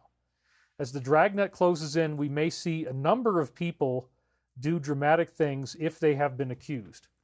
Now, I do want to pause right here from the slides and make this point, because I didn't have time to make slides for this. If you study the reincarnation research of Dr. Ian Stevenson and other researchers like him, and the esoteric sources like Casey Readings and Law of One, if, for example, you are one of these people, you got some degree of stardom, celebrity, if there is some type of dirt on you, some type of compromising material on you, and if you're worried that you're going to be humiliated in front of whoever, bear in mind that suicide is always the wrong decision. And here's why. Because according to esoteric science, you have to reincarnate and go through the exact same situation again, just as bad as before, if not worse. You have to repeat the same thing. We got a bunch of donations coming in. Karthik, thank you very much. When are we going to see you jam out on a guitar? Well, that will happen soon enough. Anyway, you got to go through the same thing that you did before and then not make that bad decision the next time. So once again, you'd have to be exposed. Once again, you'd have to be brought in front of the world. And then this time, you have to go through it, or else you got to repeat it again and again and again like you're in Groundhog Day.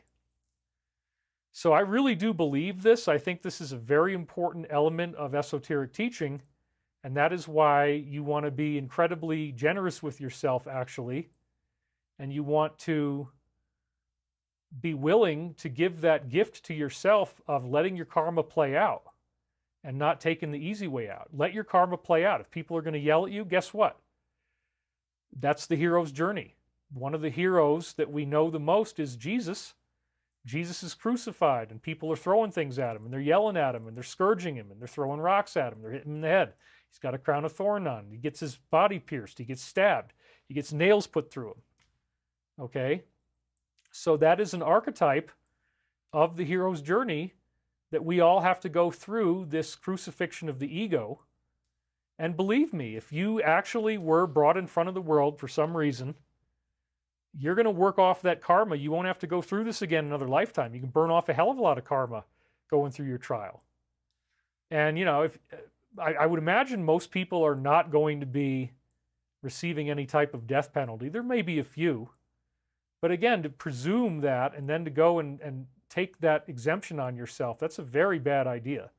You're much better off just seeing the whole process through, Let your soul experience this dark night in your soul's journey of reincarnation. Get that off of your report card so you don't have to earn out that A+ anymore. You've already got it. So to actually do something like this to yourself is really stupid, because now you're going to have to come back again later in another incarnation and do the whole thing all over again. I don't recommend that. So some people are probably going to do that, though, regardless of what I say. There was also at least one point I was involved in a compact disc production, and this is again referring to the work I did with Michael Prophecies.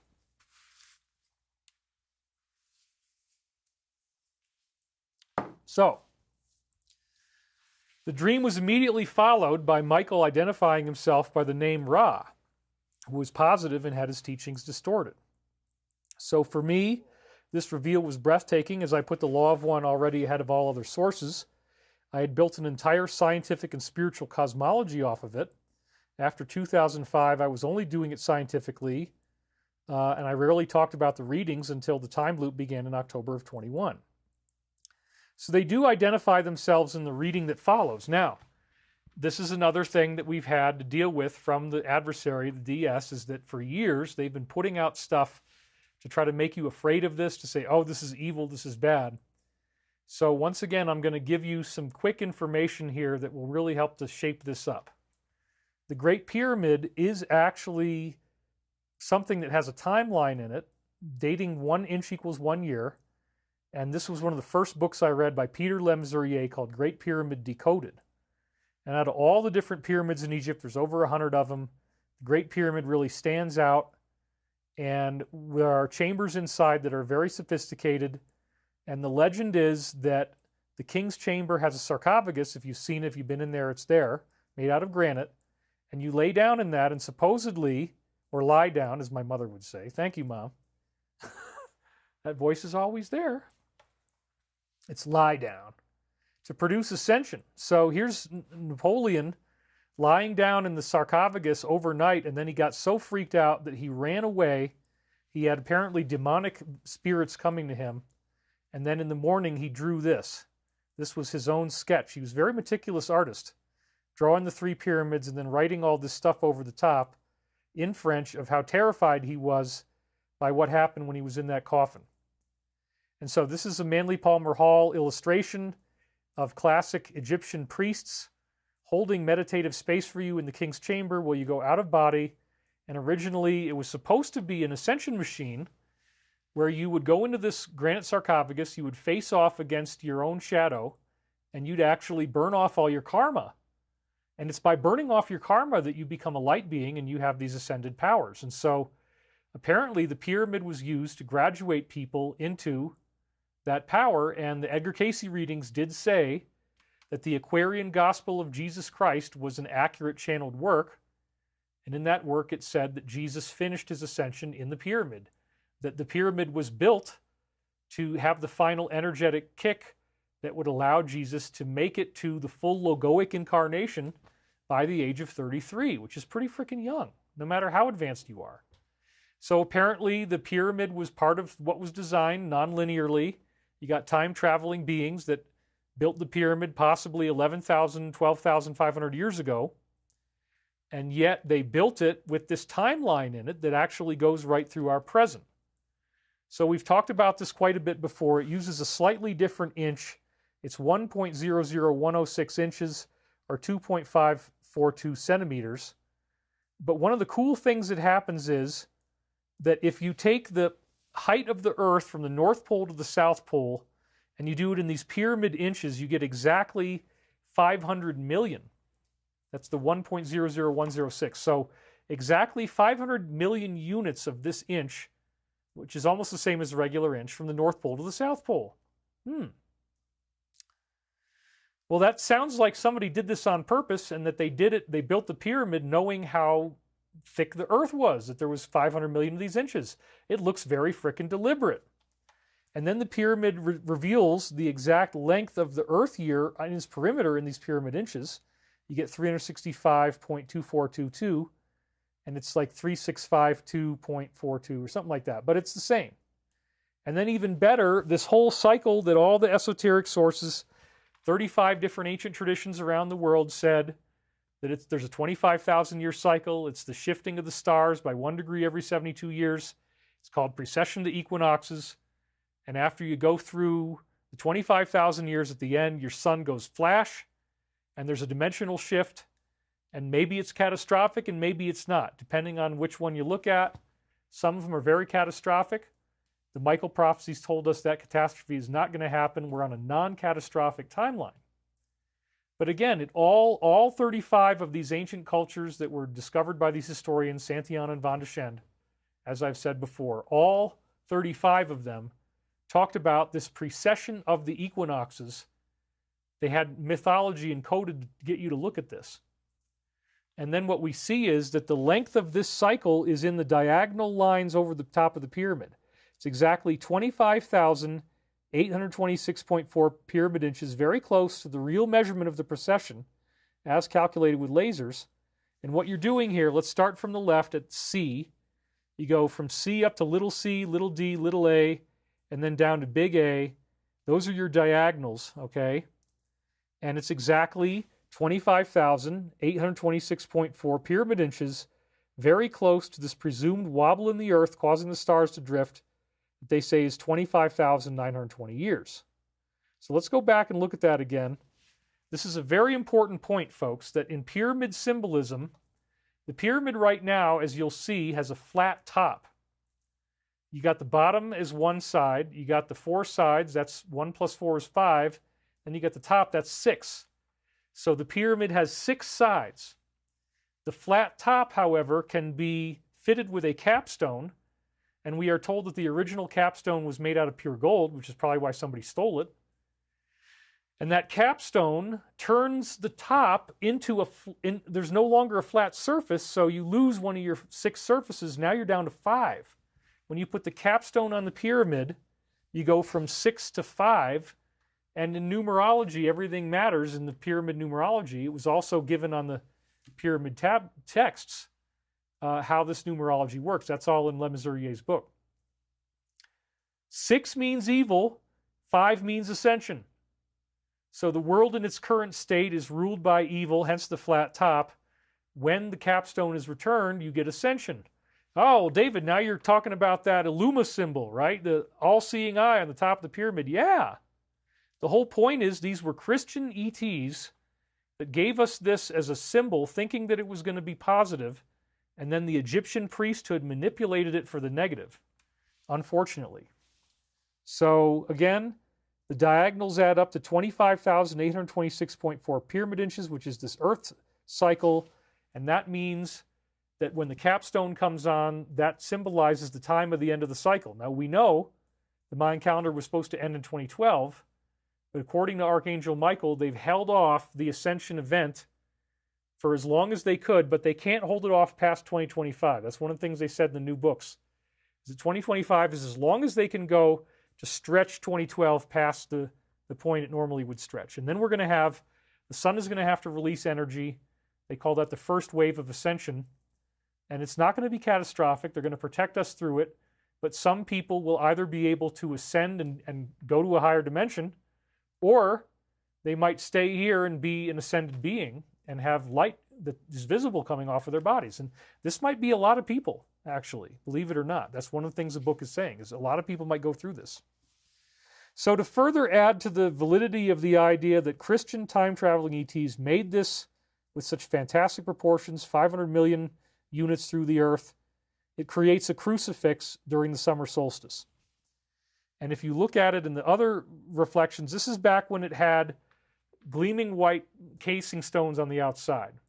And it would reflect these patterns in the surface of the desert. And it first looks like a crucified man.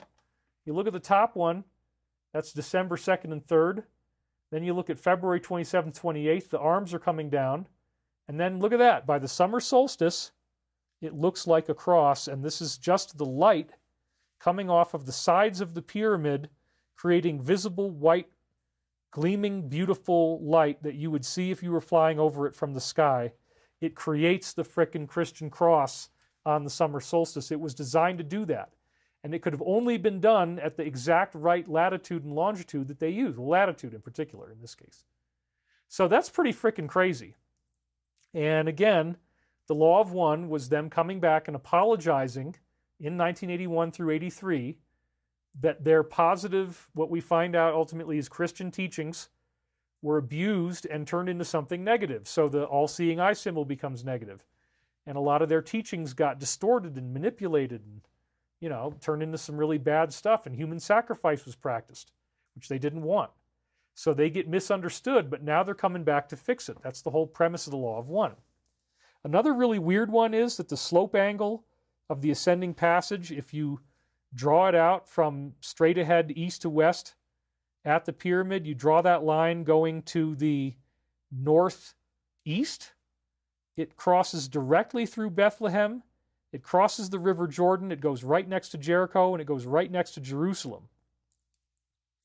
Then if that isn't weird enough, here's another kind of curveball I like to throw people. If Tom DeLonge wants to say that, they're just old gods and nobody agrees on anything, they're trying to tear us apart. Well, again, let's go look at Yakatakuhtli. And he has surprising similarities to the crucified Jesus, but he was in Mesoamerica. And it says he is the Aztec pre-conquest lord of the vanguard. His name presumably signifies he who leads the way. Probably a good guy. He was the god of wandering vendors and missionaries known as the Poctecas.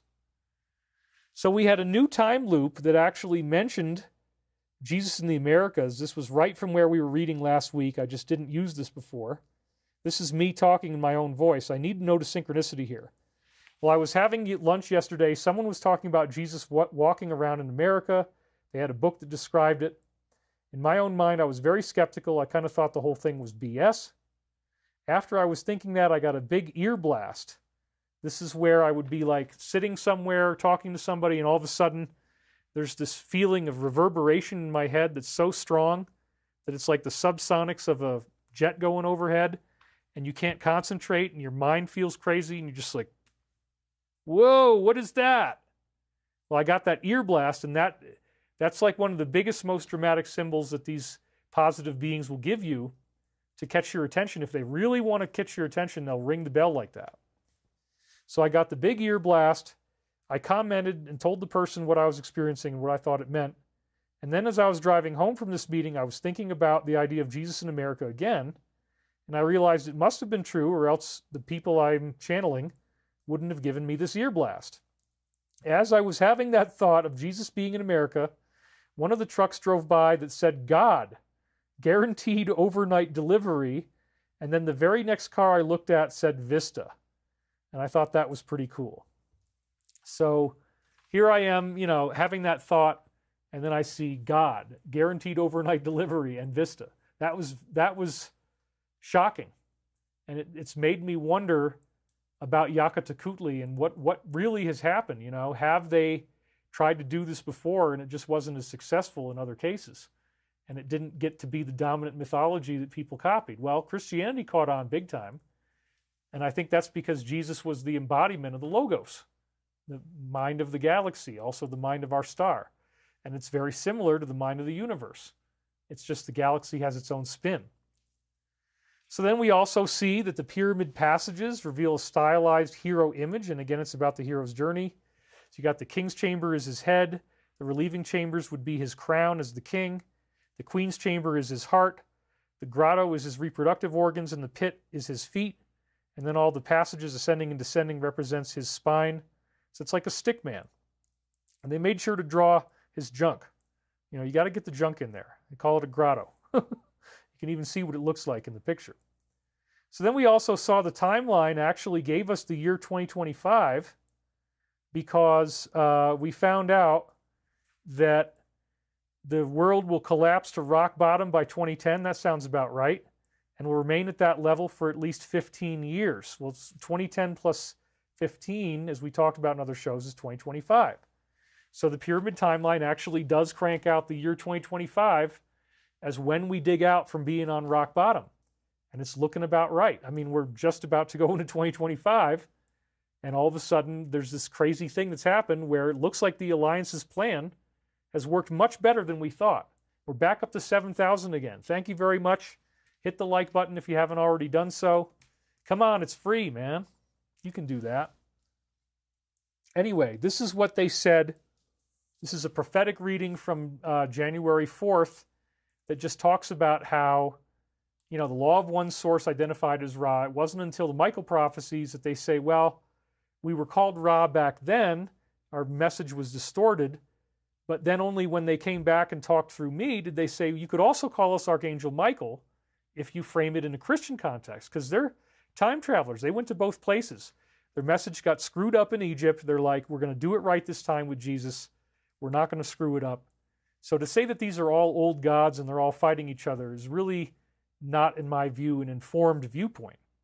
So here's where this connection between my source and the law of one source was officially announced in the middle of all these time loops I've been reading you. This one comes from January 4th, 1999.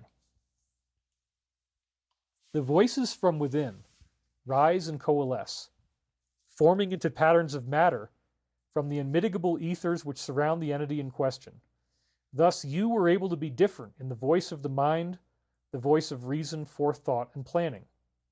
Your voice was inherently stemming directly from those higher realms of angels and or hellfire so commonly entertained in the thoughts and notions of your people. Now, what does this mean? Why would they say hellfire? Because it's my voice. We're humans. We have both of these influences. That's one of the main law of one teachings is you cannot pray your way out of karma. You cannot say, well, God took care of everything. I've already pledged my allegiance to God. Oh, but now because I'm saved, I get to do all this crazy bad stuff, cheat on my wife, rip people off, lie, and steal. No, it doesn't work that way. You're accountable for everything.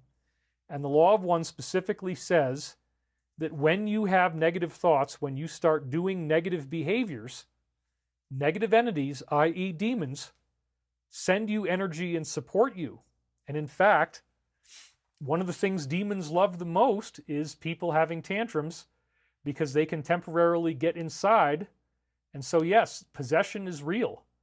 This is part of another thing that the law of one and many other classic wisdom teachings, esoteric traditions always talk about, is that you can be influenced pretty directly telepathically by either negative or positive beings. And so if you start getting mad, it might not be that the being is actually speaking through you, but when you start getting mad, angry, jealous, deceitful, lustful, unforgiving, fearful, etc., as you go into these darker emotions, these negative entities can manipulate how your mind is working, and they can push you farther down the negative path as you're in that triggered state. That's what they do, okay?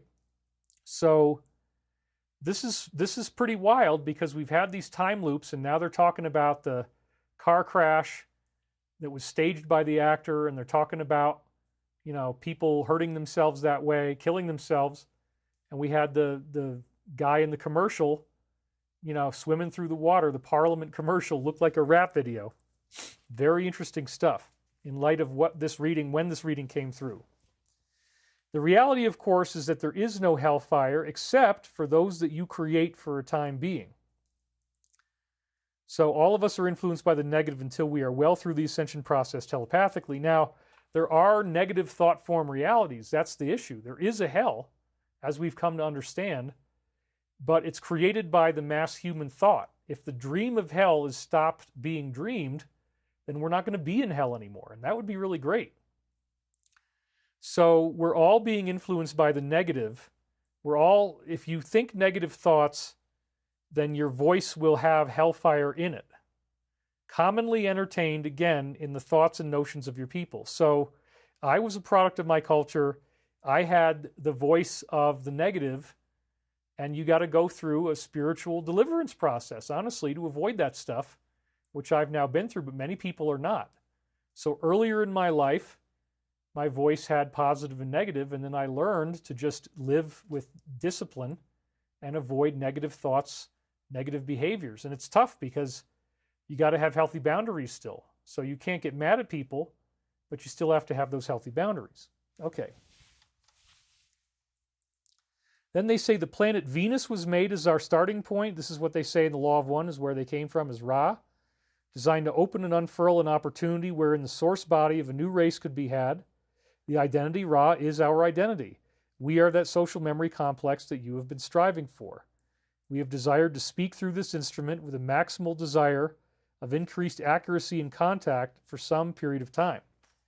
This really freaked me out. Now, in 2021, I found out that the Area 51 people have heard that Venus has positive Christian light beings living in it, millions of them, and that they can project into humans. So this is very interesting because the Law of One said the same thing, and I got it independently in a briefing. The Law of One comes from 1981. That's really weird. So later on, again, they made the connection that Ra and Archangel Michael are the same, and they built the pyramid as a harbinger for Christ. That's why it looked like a crucifix in the summer solstice. We now feel it is okay for you to be knowledgeable about the nature of this source. It is not similar to the likes of Elvis Presley, where a superstar has died and cannot return. As you are aware, we stated we would be in the fifth dimension, eagerly awaiting any further attempts at service we might make. And then I said, if this is indeed Ra, why is it so difficult to be able to go deep enough to get unfiltered guidance? Why do I have to do this consciously when it seemed impossible for Carla to have done that? And they answered, the curvature of space and time is not yet something you understand. And yet we were able to grossly manipulate the distortions of space and time to produce a whole new affair. This new affair centered around a notion of immaculate seniority. What does this mean? It means that we create a feeling within you that is vibrationally compatible with the realms of energy that are inherently all around you. This is a very important spiritual teaching. This feeling of being inspired is the Christ consciousness. Christ consciousness is glorious inspiration. So when you're feeling that, and it's pure, and you don't bring in lower emotions, you can actually start to have the thoughts of your mind while you are inspired be telepathically coming from positive sources. And that's a big part of what remote viewing is ultimately doing.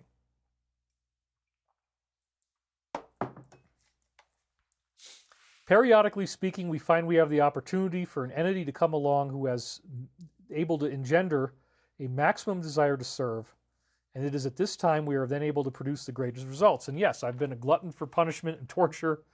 I've put myself through enormous amounts of work and stress to do what I do, and therefore I had a maximal desire to serve in the form of doing things like I'm doing now. I'm really not making very much money most of the time, but just doing it because I love it.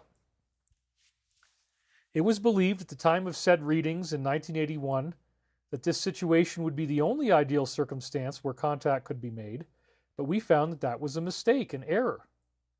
This also has proven, through David, to be a venue wherein we are able to continue allowing ourselves to have the messages without needing elaborate, deep unconscious trance work like Casey or the Law of One.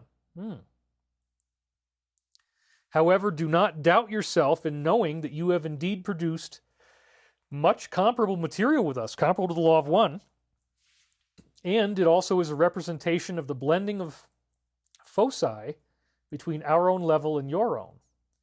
It is through this melding of dimensions that we've been able to take off some of the more scholarly edge that we had in the raw material, Law of One, and instead turn it into a more completed form in the here and now. That's interesting.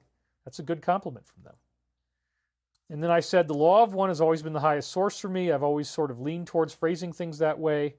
It has been my prerogative that as I'm translating the emotional images, visual images with emotional feelings is what you get.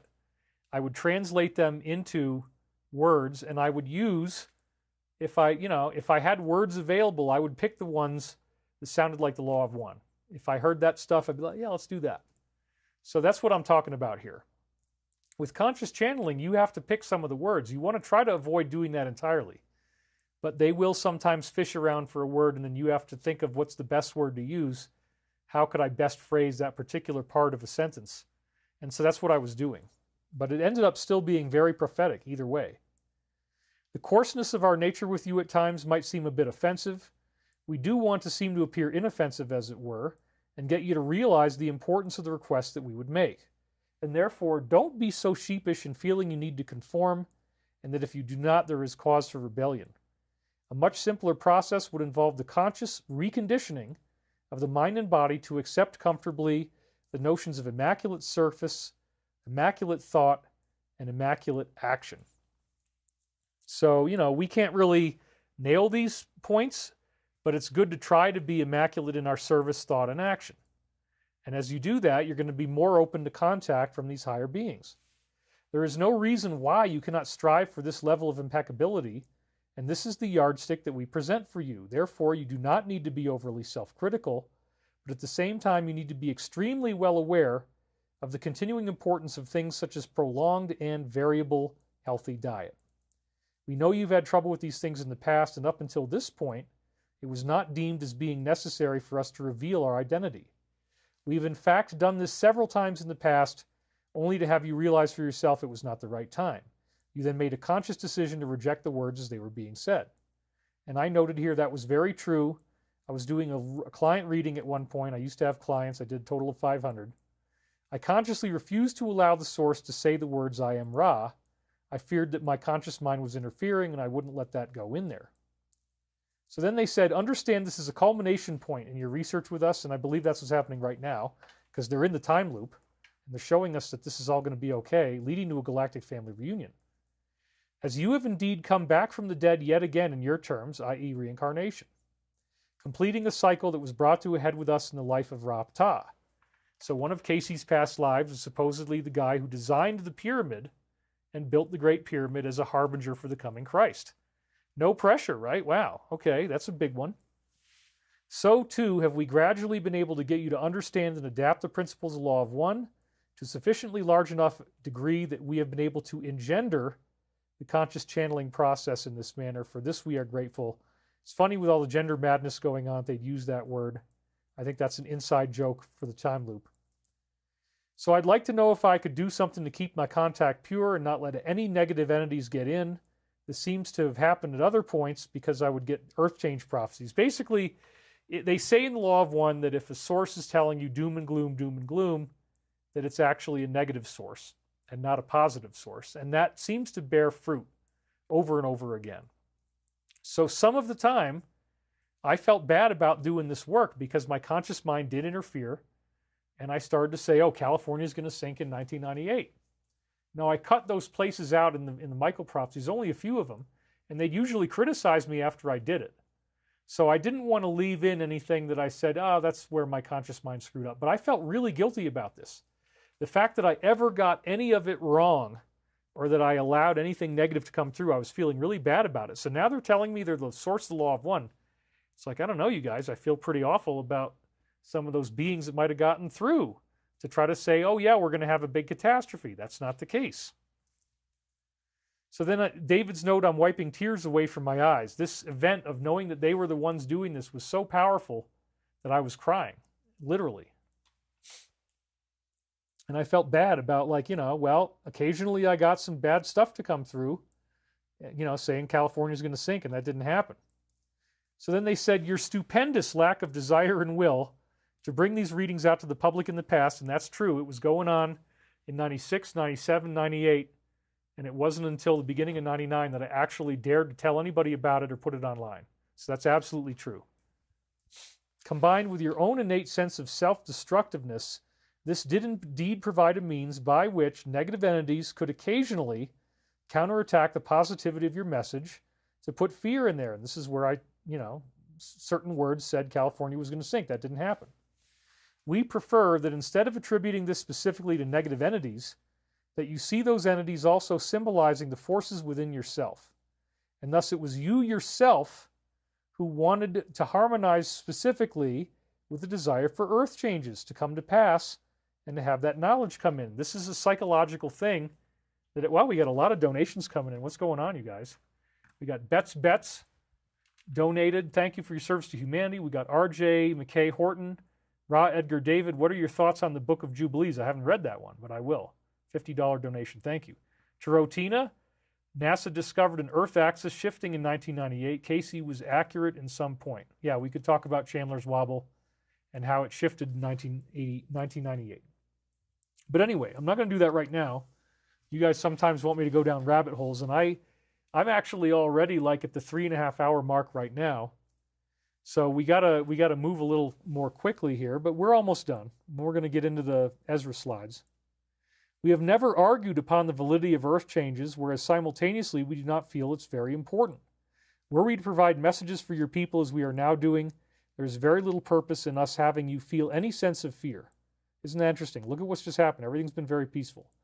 That way we are able to keep the focus positive, which can indeed be a fragile and delicate matter for those in the third density. So they're talking also to us in the now, that we're going through this transitional period. This is a time loop, and it's much more peaceful than we thought. A lot of that stuff of people being afraid, they thought they were getting divinely inspired message. No, they were getting a message of fear.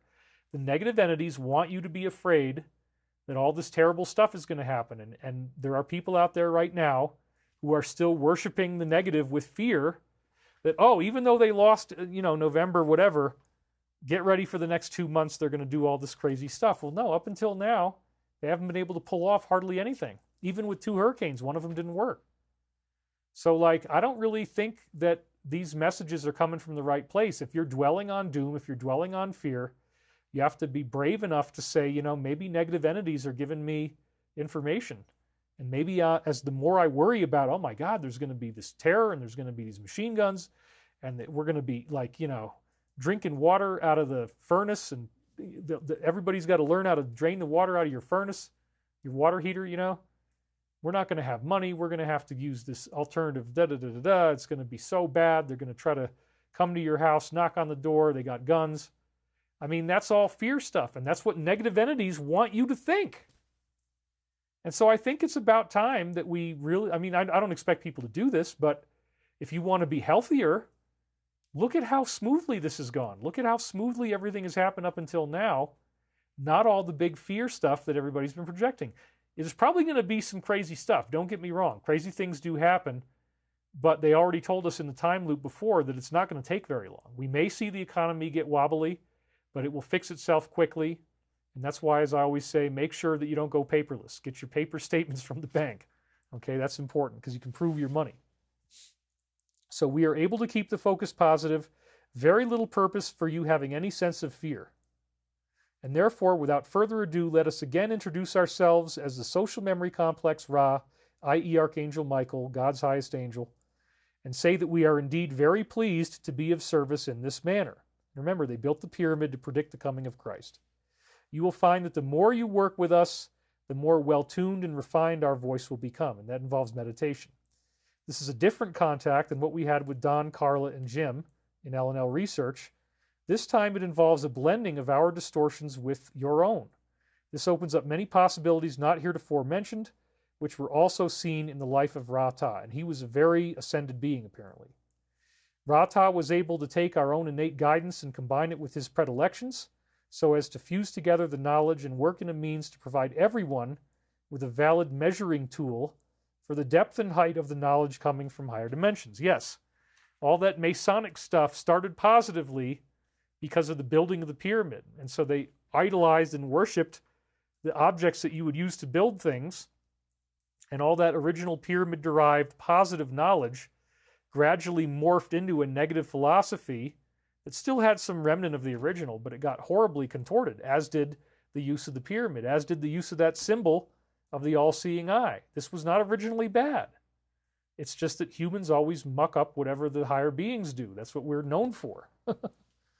And thus many of your people await the further changes that will occur when the governing principle behind all reality is then exposed. This is prophetic. I should have highlighted it.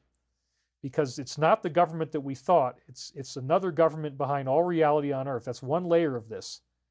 We are awaiting these further changes, and now we're very close to them. We then see that without such a desire for contact, there may indeed be a continuing downward spiral as you would have it. So the desire to reach out to the universe and find that higher power can bring you out of the melancholia and put you on the hero's journey, get you to the next level. It's very important. We hope that the desire for contact is increased by producing much more inspirational material rather than the fearful approach. So they really want us to focus on the positive. They don't want us to get dragged into, oh my God, what are they going to do in the next 2 months? Wherein an entity longs and desires for contact simply as a self-preservation measure, that's what we don't want. If you reach out in fear, you're going to get the wrong channel, and it'll tell you doom is coming. What we do wish to see here is that it is not necessary for you to have a cigar in the higher realms. They're talking about Clinton there and what was going on back in '98. the Lewinsky scandal. It is not necessary for any of those carnal forces within self to be brought into full bloom. Rather, these are the trappings of third density made complete in its power to deceive by the inherent and almost total separation and lack of self-acceptance that many of you have, if not in almost all cases. So we really need to learn to love ourselves. And that's something you can always have with you. The need to love yourself is so important. Jotting down a few mental notes here, we commented there are obvious reasons for why this contact was not particularly identified in the past. Namely, you should see this process was engendered now because you have arrived at a point or a locus within a definite array of time-space realms that corresponds to the innate ability to handle said distractions from the other selves you will be experiencing. So we're all learning how to handle the distractions from the other selves, meaning the media, so that we can think for ourselves. That's why this is prophetic. We're learning to stand up on our own, and as you're going through a grief process, if you're afraid of what's going on, that's actually part of the awakening. You're learning to handle the distractions from others. We feel you have arrived at a point of concrescence with our own desires, as it is now visible within the mind in a sense that has never before been there. And I think they're talking about everybody. We want you to be aware this is also corresponding to a heightening of your vibrational level. And then it says you may proceed. As they were talking, I saw a blue triangle and a red triangle similar to a paperweight of sailboats that my grandfather had on his desk. They were rotating. The triangles were rotating, and this has something to do with their idea of sacred geometry in the cosmos. And they said, indeed, it should not be difficult for you to see how we've been able to refine many of the most important concepts that we had in the Law of One with these readings. Therefore, you can see the Law of One as the yardstick for all other actions in a sense. It is your source text, that source through which you have most adequately harmonized with our vibrations. It is when you can truly live those words and become the words without any self-deception, trickery, or tomfoolery that the gateway to intelligent infinity, which is Christ consciousness, is then made plain. And it does not matter if you are conscious or unconscious, or if you have a conductor or not. You just have to learn to live and become the words, become the love. It is your own maximum desire to be of service that creates the foundation vortex through which we may then make appropriate geometric alignments, as they showed me in that vision. In many other cases, contacts have occurred without such specificity with regards to the geometric positioning on the global grid and the vast array of time-space energetic lines. In your case, due to the fact that you don't have another person as a conductor and the nature of conscious channeling, we had an ongoing search to ensure you continue to remain north-south. So I always had to align my head with north-south as I was doing this work. I'd always have to align my bed with magnetic north. That was one of the things. And then I said, I'm just now making myself aware that the African-American kid in the dream, who was so beautifully swimming in the ocean doing it over and over again, was the same kid who played the heroic character in the Postman with Kevin Costner, which is about the American Revolution. He was the black hero kid in the first American Revolution in this movie called The Postman. And so he was the one swimming in the water, and that's showing how heroic people are and what they're doing to help our planet now. He was a young kid, but he was also a huge hero. I am thinking the dream you gave me this morning is the difference between Marky Mark, representing the old self that would go partying and drugging, and the new self, which is still young in its body, but is trying to ascend going through this blue water. Do you have any further comments on the dream that I didn't already comment upon? Only this: we have already mentioned your degree of service. Your contact is unique in many very special ways, and one of the ways in which you have become so special is your continuing desire to document and record your dreaming life. As you are aware, there are precious few dreams ever recorded by Edgar Cayce. They are treated as the most vibrant pearls of wisdom, constantly used and derived from for various modes of research. What you have here is an extensive documentation of the complete essence and nature of the multidimensional contacts that an entity on the Earth plane would receive. And we didn't know until now that there's been all these time loops in preceding weeks, and we have several more weeks of them coming still. So it's going to be amazing. They're going to lead us through this whole process with the time loops. And thus you are not only documenting the dreams, which are rather common for humans, but a much more uncommon process, which is this trans-contact channeling process. And so we applaud your efforts, and we shake your hand in the higher realms, or that which you would conceive of as a hand, but which is more likely an energetic progression from an amoeba-like bodily form of energy. But you understand the point. That's Their funny sense of humor, right? You hear that loud crack? That's funny. That's them too. Loud cracks in the room at just certain moments is another way in which they will signal to you. When you start listening for it, you'll get them in really strange points. Then they say, at the end of this, we eagerly await the opportunity to contact many more of your own people. That means you, the viewer. By having our material readily available in such a format, we thank you. Peace be with you in the light of everlasting love. Adonai. So that's very, very prophetic, because that again gets us right to the main thing and what they're saying is going to happen next year. We want to contact many more of your own people. This might look like they're only talking about it being telepathic, but they're not. The whole message is 2025 is the big one. So what we're going to do now, because I have to work within the constraints of time, linear time, is that if I can get over here, we're going to go right up to the slides. And so now I've got a great amount of material for you guys next week, because we didn't get through all this stuff yet. Let's go to the beginning of these slides. Okay, so I wanted to also point out here that there's 7 books worth of amazing Michael prophecies that are available. We have it down to 177 now. You get 2 video courses, Sacred Science and The Disclosure, 35 hours of video. And so we've knocked it down. For a long time it was 333.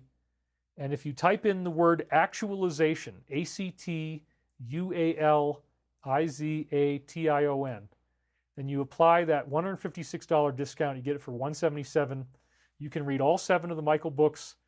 You can watch 35 hours of video that are very amazing, talking about the law of one cosmology, all kinds of inside intel on UFOs. It's really my most enjoyable work. It's got the most production value of anything I've done, and it really helps us out. We still need your help. So please go to thedisclosure.com. So without further ado, there's my one little commercial you had to endure. Now let's get into the good stuff, folks. The latest posts. This is a very important feature, what we're doing every week, and we're still at almost 7,000 people watching.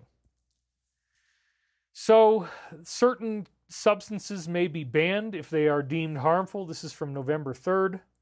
And it says, in a recent phone interview, he confirmed that he is open to the idea of having this ban occur in the U.S. and says he'd seek advice from RFK Jr. and others on the matter. The reporter said, do you think that banning this might be on the table? He said, well, I'm going to talk to him, talk to other people, and I'll make a decision. But he's a very talented guy and has strong views. Now, it may not be necessary to get rid of all of them. I mean, certainly in some forms, immunity does appear to be conferred well. But we got to just get really, really clear about what's going on and how safe are they. You know, that's how I would look at it. I don't know if all of them need to be gotten rid of. That's kind of silly. Then we see that it appears to be a parallel between the list of people at the party and the list of people at the ball. And this is pretty crazy.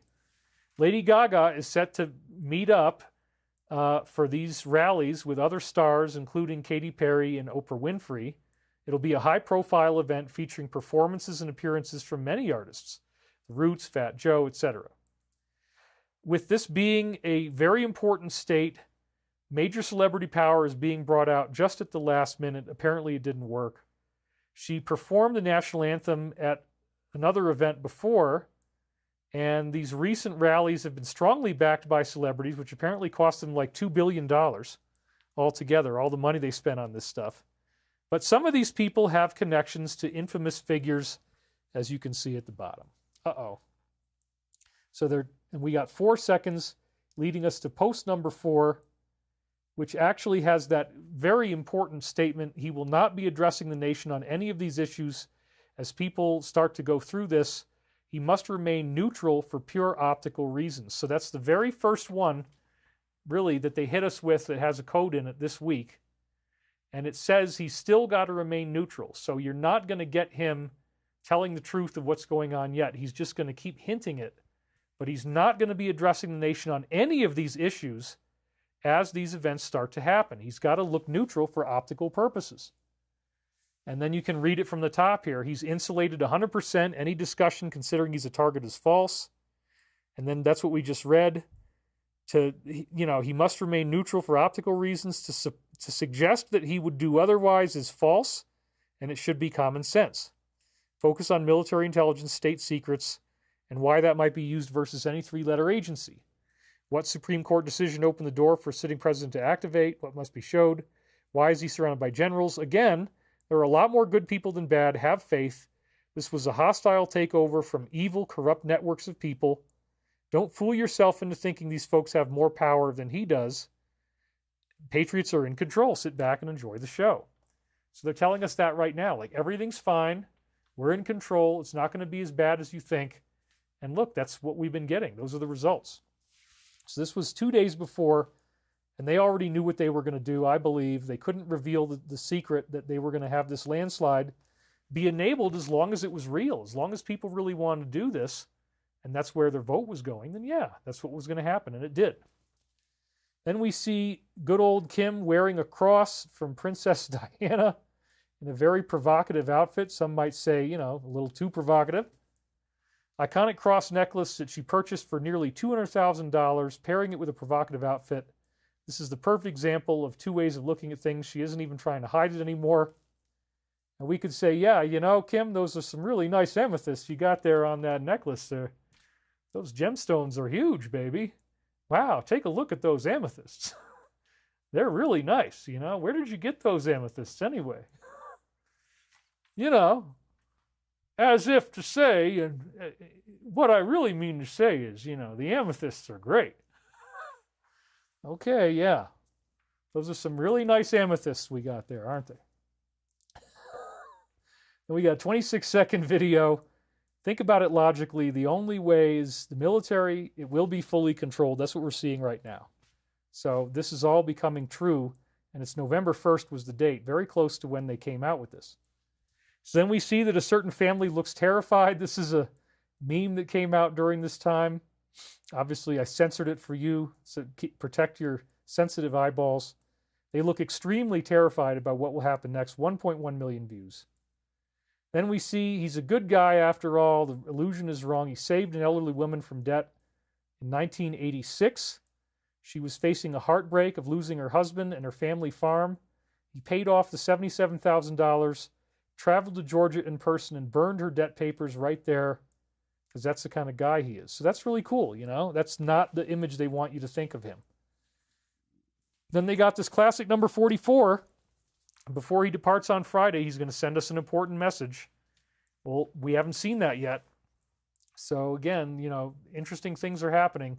I expect this coming week could be very interesting, right? The day before, they thought that they were going to have all this violence. They built a ring of steel around the house. In anticipation of potential unrest, they installed it to prepare for anything that might unfold the next day.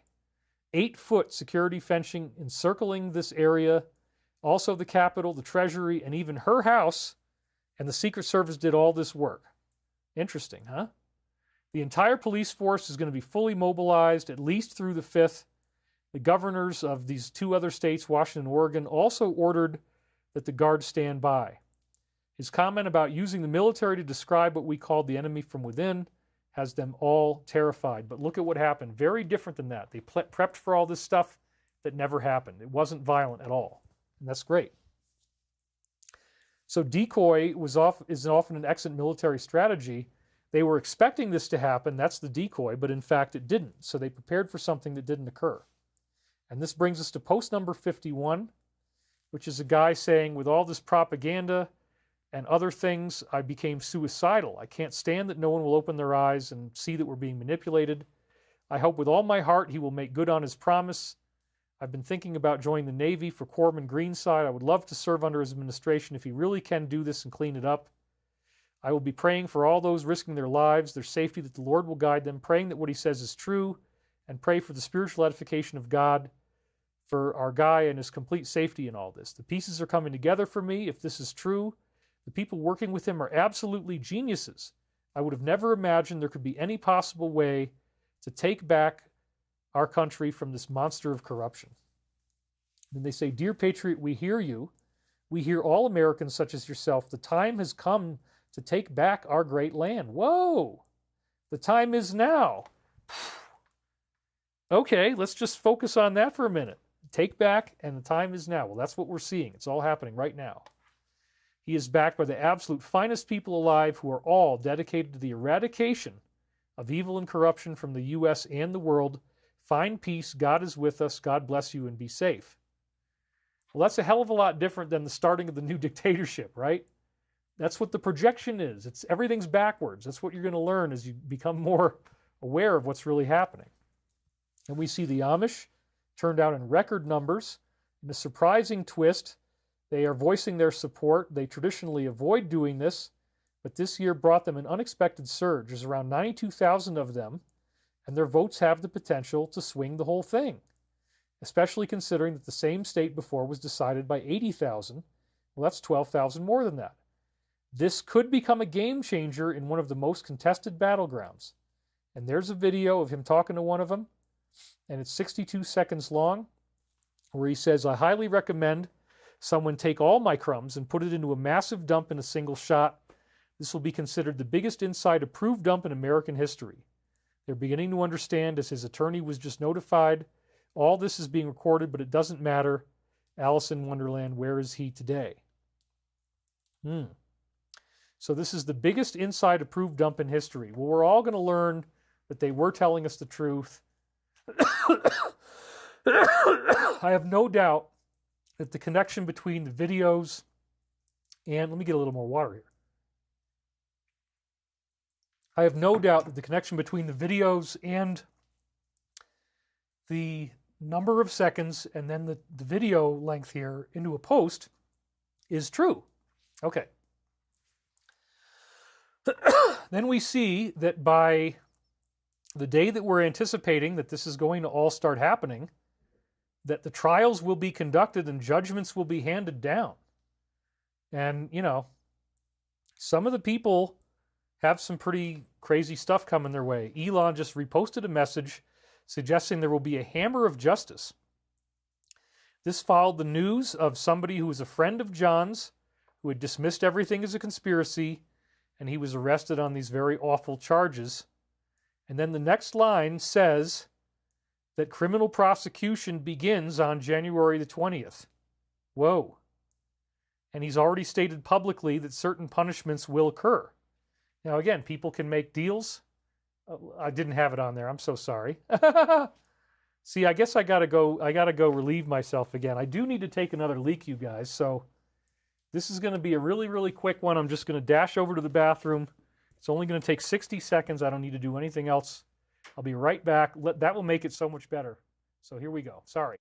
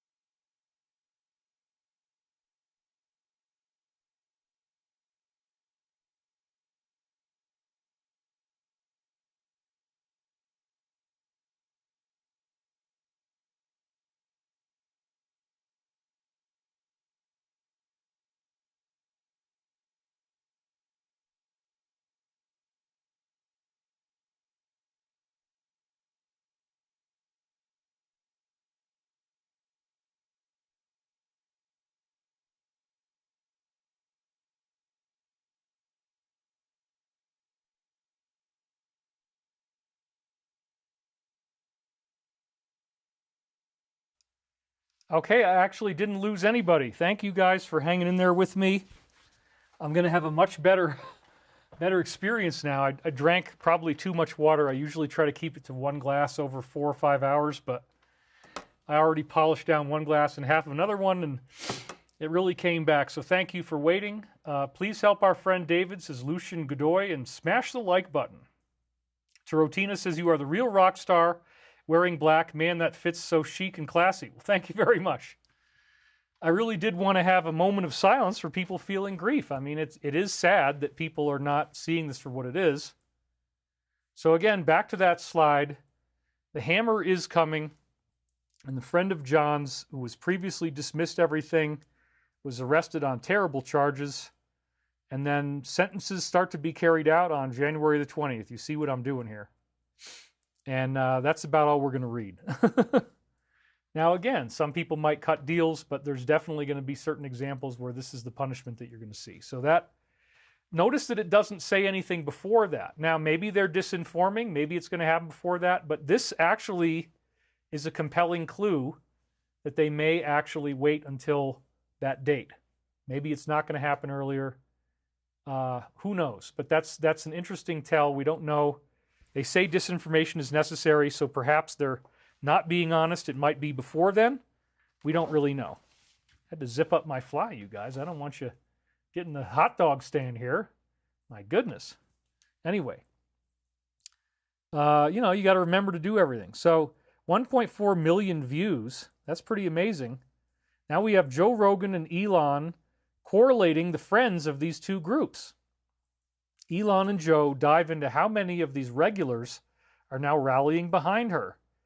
Musk then takes aim at his ex and criticizes her for never speaking out and yet suddenly issuing warnings about 45. Yeah, that's true.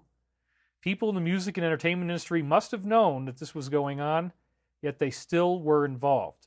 And who is helping him? So 1 million views. And I caught him on a really funny face. He kind of looks like, I don't know, maybe some character from Sesame Street or the Muppets or something like that. It's really funny. I love it.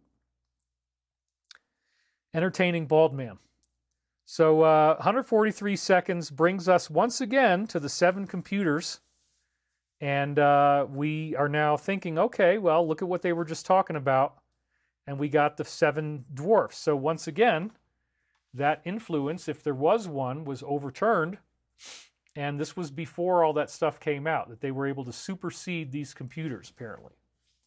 Then we see that he had a bold message with the letter that we all know and love in it. The video includes a secret message if you pause at the right moment. You don't even have to pause it. It's on there for quite a while. And this is what you actually see. And then also there is an emergency message system that pops up briefly for an even shorter amount of time. So that's pretty crazy. And the same day, Elon announced that this hammer is coming in a post referencing other things. That's a very bold statement that he made publicly. Who still believes in coincidences? So look at what they did. They, through Elon, they just told you, okay, the hammer is coming, and this is who we are. So that really tends to dispel any mythology around, oh, I don't believe that that's what's going on here. I don't believe that this is who they are. No, I mean, Elon is telling you, so the alliance is the alliance. I'm not making this stuff up. There's no way that all the lengths of these videos would be random. They're clearly setting the length to a certain number of minutes so that we'll read a certain post, so that we'll get a certain insight that we're supposed to have. So then we got 24 seconds down there. If you look at it, it leads us to this. Any person making statements they will not be seeking re-election was put in submission. For the betterment of the country, not all will be prosecuted, but all will do as they are told. You will see more of this occur. So there are going to be people who will make deals. Not all will be prosecuted. So that's important. That really nicely contradicts the message from before that, certain types of punishment are going to start happening on the 20th. No, that would be if you refuse to be a hero and help the alliance. But if you do, then it says for the betterment of the country, not all will be prosecuted. And submission doesn't mean anything else either. It just means that you're no longer able to, do what you were doing before. It means you're still alive. So then we see that they were praying to a red mirage that never was really going to happen, but they wanted it so bad. They are gearing up for the possible red mirage where he might start out by leading only to see something happen shifting later on as they keep on going, and then it all of a sudden swings. Does this sound familiar? The idea is that, like we saw in 20, there's a surge that comes in early morning hours, and then all of a sudden everything gets twisted around. Yep, they were gearing up for that. And they really did believe this was going to work. We got 41 seconds. What a coincidence. The mountain that housed NK's various bad things collapsed. So the Alliance apparently attacked the mountain to stop them from having these bad weapons. Unbelievable timing. I wonder, wink wink, if critically important materials as well as scientists, aka the people that were making these extinction devices, were inside when this happened. Shocking that no news agency suspects that we had nothing to do with it. Enjoy the crumbs. So what are they really saying here? They're saying that there are certain aspects that are trying to do violence and they're being snuffed out. In some cases, probably with lethal force. You never hear about any of it. It just disappears over here, disappears over there, disappears, disappears, disappears. And so that idea that there was going to be a red mirage, that was going to disappear. That was the warning. And they were absolutely right, because it totally stopped. There was a landslide. Then we see there was flash drive problems happening. Reports are coming in that various devices were experiencing issues because of the flash drives. They had trouble doing the things they were supposed to do, and then various people said, oh, we'll just take care of it later. And that's the equivalent of saying, oh yeah, everything is safe. So that's pretty wild, and that shows, they couldn't get everything. Some of these things did work, but we still ended up pulling it out anyway. So then he made an excellent bluff on the day of, and now afterwards, after the fact, we can kind of look at it as a bluff. He was alongside his wife confirming that it may take days for these results to be confirmed, even if there's a very big lead. That is not what took place. I think it was a bluff on purpose so that they didn't see what was going to happen. The enemy didn't see what was going to happen. He noted we are navigating uncharted waters, expected a challenging response from mainstream media if there was any declaration of victory. It's going to take a long time to certify it. That's actually not what happened. But then we got post number 179, which is really interesting. We'll start from the top. And what stringer was all these weird codes: bunker, apple, yellow sky, confirm, green, base green, condition. What were the keywords in the stringer? Confirmed, green, yellow, sky. Guide to reading the map. Past provides the future. Questions provide answers. Lord of the Rings, or Lord DR, that would also be Roth, as you can imagine. He is the target, and now he's not with us anymore. Who was the pilot of the plane? Green. What was countered? Unknown to us. Who was on the ground outside shortly before it collided? Another one of the members of this family. Who was in the home shortly before a collision? Unknown to us now, but it was a dog grooming event. Again, this was a fatality. Learn to read the map. We're trying really hard. It's like herding kittens in here sometimes. That's funny. They're trying to show us what they're really up to, but a lot of people are not seeing all the codes they're giving us. I think I am. But, a lot of people don't give them any credit. They just use the information. We may have overestimated, this is the hater talking to the Alliance. We may have overestimated your ability. You came to us for certain strengths, but there are weaknesses as well, some being exploited. Not enough focus. Answer our questions. This is them trying to heckle the Alliance. Build the big picture and then break it back down. And also make us memes so that normies can be calmed and educated so we're ready for the storm. And then they had a very weird, confident response. They said, Shadow War, Act 2, Scene 4. 2-4, 2024? 2-4-24? Yeah, maybe, huh? Act 2, Scene 4. Isn't that interesting? And they just pointed us to this one. Movie idea, thoughts, characters. The good guy's the pilot of a helicopter. The bad guy's the pilot of a plane. There are targets on the ground and at home, and this is the story. Upon receipt of the go code, the good guy flies during a blackout window provided by an unknown agency with unknowns, ordinary people that they'd look ordinary.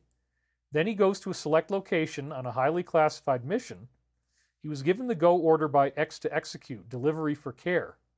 Bad guy intercepts the message due to rogue operator embedded in tactical observation unit and takes out the good guy with a top-down invisible attack. mission failure. Well, this is what they were trying to do to 45. That's what they're talking about. They wanted to shoot the plane down. But the mission failure means that this didn't work. They tried to get rid of him and it didn't work, interestingly enough. Encore, what has since occurred by the targets. You can speculate on that. Then we have Taylor wanting everybody that was one of her closest people to all vote the same way, as you can imagine. She wants all the millions to go out and do that, and is spotlighting hot button issues, recognizing the true power that you have. Do not take it for granted. But, oops, she also partied with the rest of them. So then we have 51 seconds, which brings us to this one, the same guy we read before. So we already went through this whole thing. I don't need to read it again. But he's praying for spiritual edification, and then they say, the time is, they doubled this. They had to say it twice. The time has come back to take our great land, and that time is now. And we are dedicated to the eradication of evil from the world. Find peace. God is with us. God bless you and be safe. So they're really making it redundantly clear that they want to do the right thing. They want to help us out, and that's so exciting. Then we see on November the 5th, this is not the same as 2020. There's a massive number of arrests that are going to be seen. Wow. So that should really be like, if there was any one slide that I would highlight from the whole entire show, that would be it. Massive incoming. This is not the same as what you saw before. And he says here, there's a lot of talk about massive stuff going on. Law enforcement is coming. And this was before we knew the outcome. Note the time. That's 3:11 p.m. November the 5th. So they already knew what they were doing. They already knew that these massive events are incoming. It's not going to be like 2020. Then we see, again, in Milwaukee this time, some very strange stuff. Broken security stickers in 13 different locations. And they're going to have to recount. And then we see the margin is higher than where Wisconsin was won before, because it was 20,000. So that's interesting. Then we saw that the media called Virginia before the votes were even finished, and he already looked like he was in the lead. How did they do that? Well, he was in the lead. They know that if he were to take that state and then hold the other two, that there would be a clear path. So they need to monitor that more closely. Well, the alliance wasn't perfect. This was one of the ones that they probably couldn't help what happened, but they still had enough that they pulled it through anyway, which is fantastic. So then we see again 10 seconds, and this goes to this one. I'm just going to read the bottom because we've seen this one so many times. Good people were forced into bed with this evil under personal and family threats. Could you live with yourself if you were helping to cover up these despicable things that are evil if you were given a safe way out? These people actually do, in fact, worship good old Scratch, Satan, and some of them openly show it. Then they gave us some extra spicy stuff on this other app, and the first one says that Elon has a team that is now deployed to solve any problems that occur. They are on top of it. And this was during the 5th as this was all happening. This was 3:53 p.m. So they're on top of it. That shows you exactly the theory I had, which is that there's people behind the scenes monitoring everything and using special techniques that we didn't know they had to make sure it doesn't turn out badly, meaning that it would have been a crime. There's no crime. This is actually what the public wanted. And then they said this later in the day, and let's see what was the time there? It was 8:45 p.m. That's still pretty early, where they said it's over, he's going to win. And it took hours beyond that. So they already knew based on however they could monitor things. And then we saw this foundation with cross-out marks on it on the very next day, November 6th. Well, that's interesting. That shows you that the story of this foundation is going to be one of the early stages that we're going to get as we go through this. We're still holding true. 7,000 people. You guys are amazing. Give yourselves a round of applause. We got 20 minutes to go for the 4.5-hour mark, and I think we can make it. Absolute panic as she started to lose. They had no idea that this plan was in place. We talked about it for the first 2 hours of the show. I really need to go into depth with you to what I see here. The headquarters has descended into eerie silence. Nervous supporters are pacing restlessly as others watch, and their hope is fading with each passing new update. I mean, if you didn't like these people, then you're probably feeling a lot of schadenfreude right now, which means the joy in others' pain. But I mean, I don't. I just want to be safe and free. You know, and once you really understand and you can see what's going on here, this was a good thing, okay? The campaign went dark. They refused to respond to inquiries from any of these news networks, and this signals that they are in absolute panic. They have no idea what to say. They can't tell the media anything. This is not what they expected at all. And then we got 1 minute and 2, which is 62. And we saw this one already, so they repeated another one, again saying, please take all these crumbs and put them together, which is what I'm doing. So that's why they keep giving me positive feedback through posts that they make. Then they made the announcement that the victory was at hand. He officially wins, and this is one of the greatest political comebacks in history. And meanwhile, our friends had boarded a private jet and they are leaving the country. They had no idea what to expect or when. They're like, let's get the hell out of here. Like that. 2.1 million views, and we got 121 seconds. We're going to start at the top. Why were the acts that recently occurred in Saudi so critically important? We read this one many times before. What U.S. assets are in place in or near this area? What assurances were made to protect the kingdom? We've talked about this in other shows. They had kind of like a coup in 2017, and all the swamp aspects got removed very suddenly. So we have donations coming in. D says, thank you for bringing this information to everyone today, David. Donate $25, 12 likes. Thank you very much. Yeah, I like to keep it to 4.5 hours if I can. I think we can do that. Thank you for the donation, though. So anyway, let's go back to this. Who shot down a missile from Yemen? That's interesting, whatever that was. Declassify speech. Was it really from Yemen? How do we know? Why is this relevant? Well, it obviously wasn't. Somebody was trying to create a war.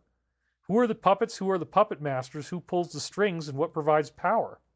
What if, read the last sentence. I can't say that, but you can, into your mind. How are these others different from the rest? JFK, Reagan, and 45. Why did JFK surround himself with his family, much like we see now? What if it was bought and paid for? How would this be possible? Why do they not have ID laws? Well, look at that. Every place that didn't have an ID went to her. And they were already talking about this years before then. What do you need the ID for? List, compare, and laugh. Well, that way you can, be as fake as you want. What is the argument for not allowing these laws to be enacted? Why are certain people important? And then you see what's in the paragraphs there. Why are these other things important? Why did they want these people here? And what were they encouraging? Was this illegal? Yes. Who owns these sizable stakes in various companies? Who decides what is used? And why are some important counties still being done manually? God save us. So all this stuff bore out really nicely. Then we had good old Uncle UV saying that if this victory occurs, it will be a death blow. He looks very sketched out on the video. The main advisor to Klaus Kringle, Klaus, yeah, said that this victory would be the death blow to their whole system, and it just happened. Look at his face, man. He's like, oh, crap. Yep, it was totally different than what they anticipated. They thought it would be military, and it wasn't. It was just very natural. Too smooth, almost too quiet, right? And we got post number 42. We serve at the pleasure of the president. So, and that's November the 2nd, right around the time all this stuff was happening. This was very in poor taste. I mean, first of all, she's got some app on that makes her head look like, I don't know what, like she's a skinhead or something, or an alien. She's so trash that her eyes are like, they barely open, and the whole time she's talking, her eyes are like barely open like this, man. If you got your eyes that closed, that's called cash. That's another term from Ebonics or Black Urban Vernacular. If you're cashed, your eyes are like this, man. So she's all freaking cashed out. And she reacted to the victory by wishing death. This is why some of y'all states be getting hurricanes. I mean, that's really, really low, you know? And so, yeah, sober up a little bit and don't make videos when you're high, please. But anyway, I guess I missed that. The sections on that video is 9 seconds. You can go look that one up. I forgot that one. Then we see Richard is fleeing to Spain. He sold his home in Connecticut for 10.75 big ones, and he wants to go over to Spain. Like many others, he has publicly advocated to have these things happen. Well, he himself is residing in a gated community. He also endorsed her and has a long-standing connection to the Dalai Lama, who is linked to other really weird stuff, unfortunately. Will anybody miss him? 2.7 million views, 45 seconds. And this is one that we've seen many, many times. And again, the last sentence, I think, is the key. Who is attempting to change the narrative and soften acts that are forthcoming this weekend? So they're really building up again this coming week. I'm very interested to see what's going to play out here. And we see LeBron having a heavy heart. He responded to the victory with a heavy heart, sharing a photo of himself and his daughter. He expressed concerns about whether she'd be safe and says he wants to protect her. He says, we don't need their help. Was he ever concerned about others that were attending same things that he was attending? Ouch. Very ouch, baby. Then this is one that requires a little explanation. Elon posts Novasaurus Seclorum. Is that bad? No, not really. This is all, again, tying into the David stuff. Latin phrase meaning New Order of the Ages, which appears on the Great Seal of the United States and the back of the U.S. $1 bill. And I've decoded this for you, and I'm about to do that again so you understand what it means. It actually signifies the beginning of a new era. It actually means ascension to me. We'll get into that. And it was intended to reflect the founding of the United States as a lasting nation rooted in freedom and democratic principles. New World Order or the death of the Old World Order? Well, you can see clearly they're talking about a new secular age. And so this goes back to the Sibylline Mysteries. There it is on the Great Seal of the United States. At the top it says Annuit Septus, which means God has favored our beginnings. You have the return of the capstone, the five-sided object becomes divinity. This is from the original Good Guy ETs before it got twisted around. And then it says Novus Ordo Seclorum. This was deciphered by a Civil War hero in 1882 who's named Charles A.L. Totten. And he wrote a letter to the Secretary of the Treasury explaining from his insider connections, he was very deeply involved in the inside world, what Novasaurus Seclorum really means. He looks disturbingly similar to Freud, doesn't he? Yes, he does. He was the first lieutenant in the 4th Artillery of the U.S. Army.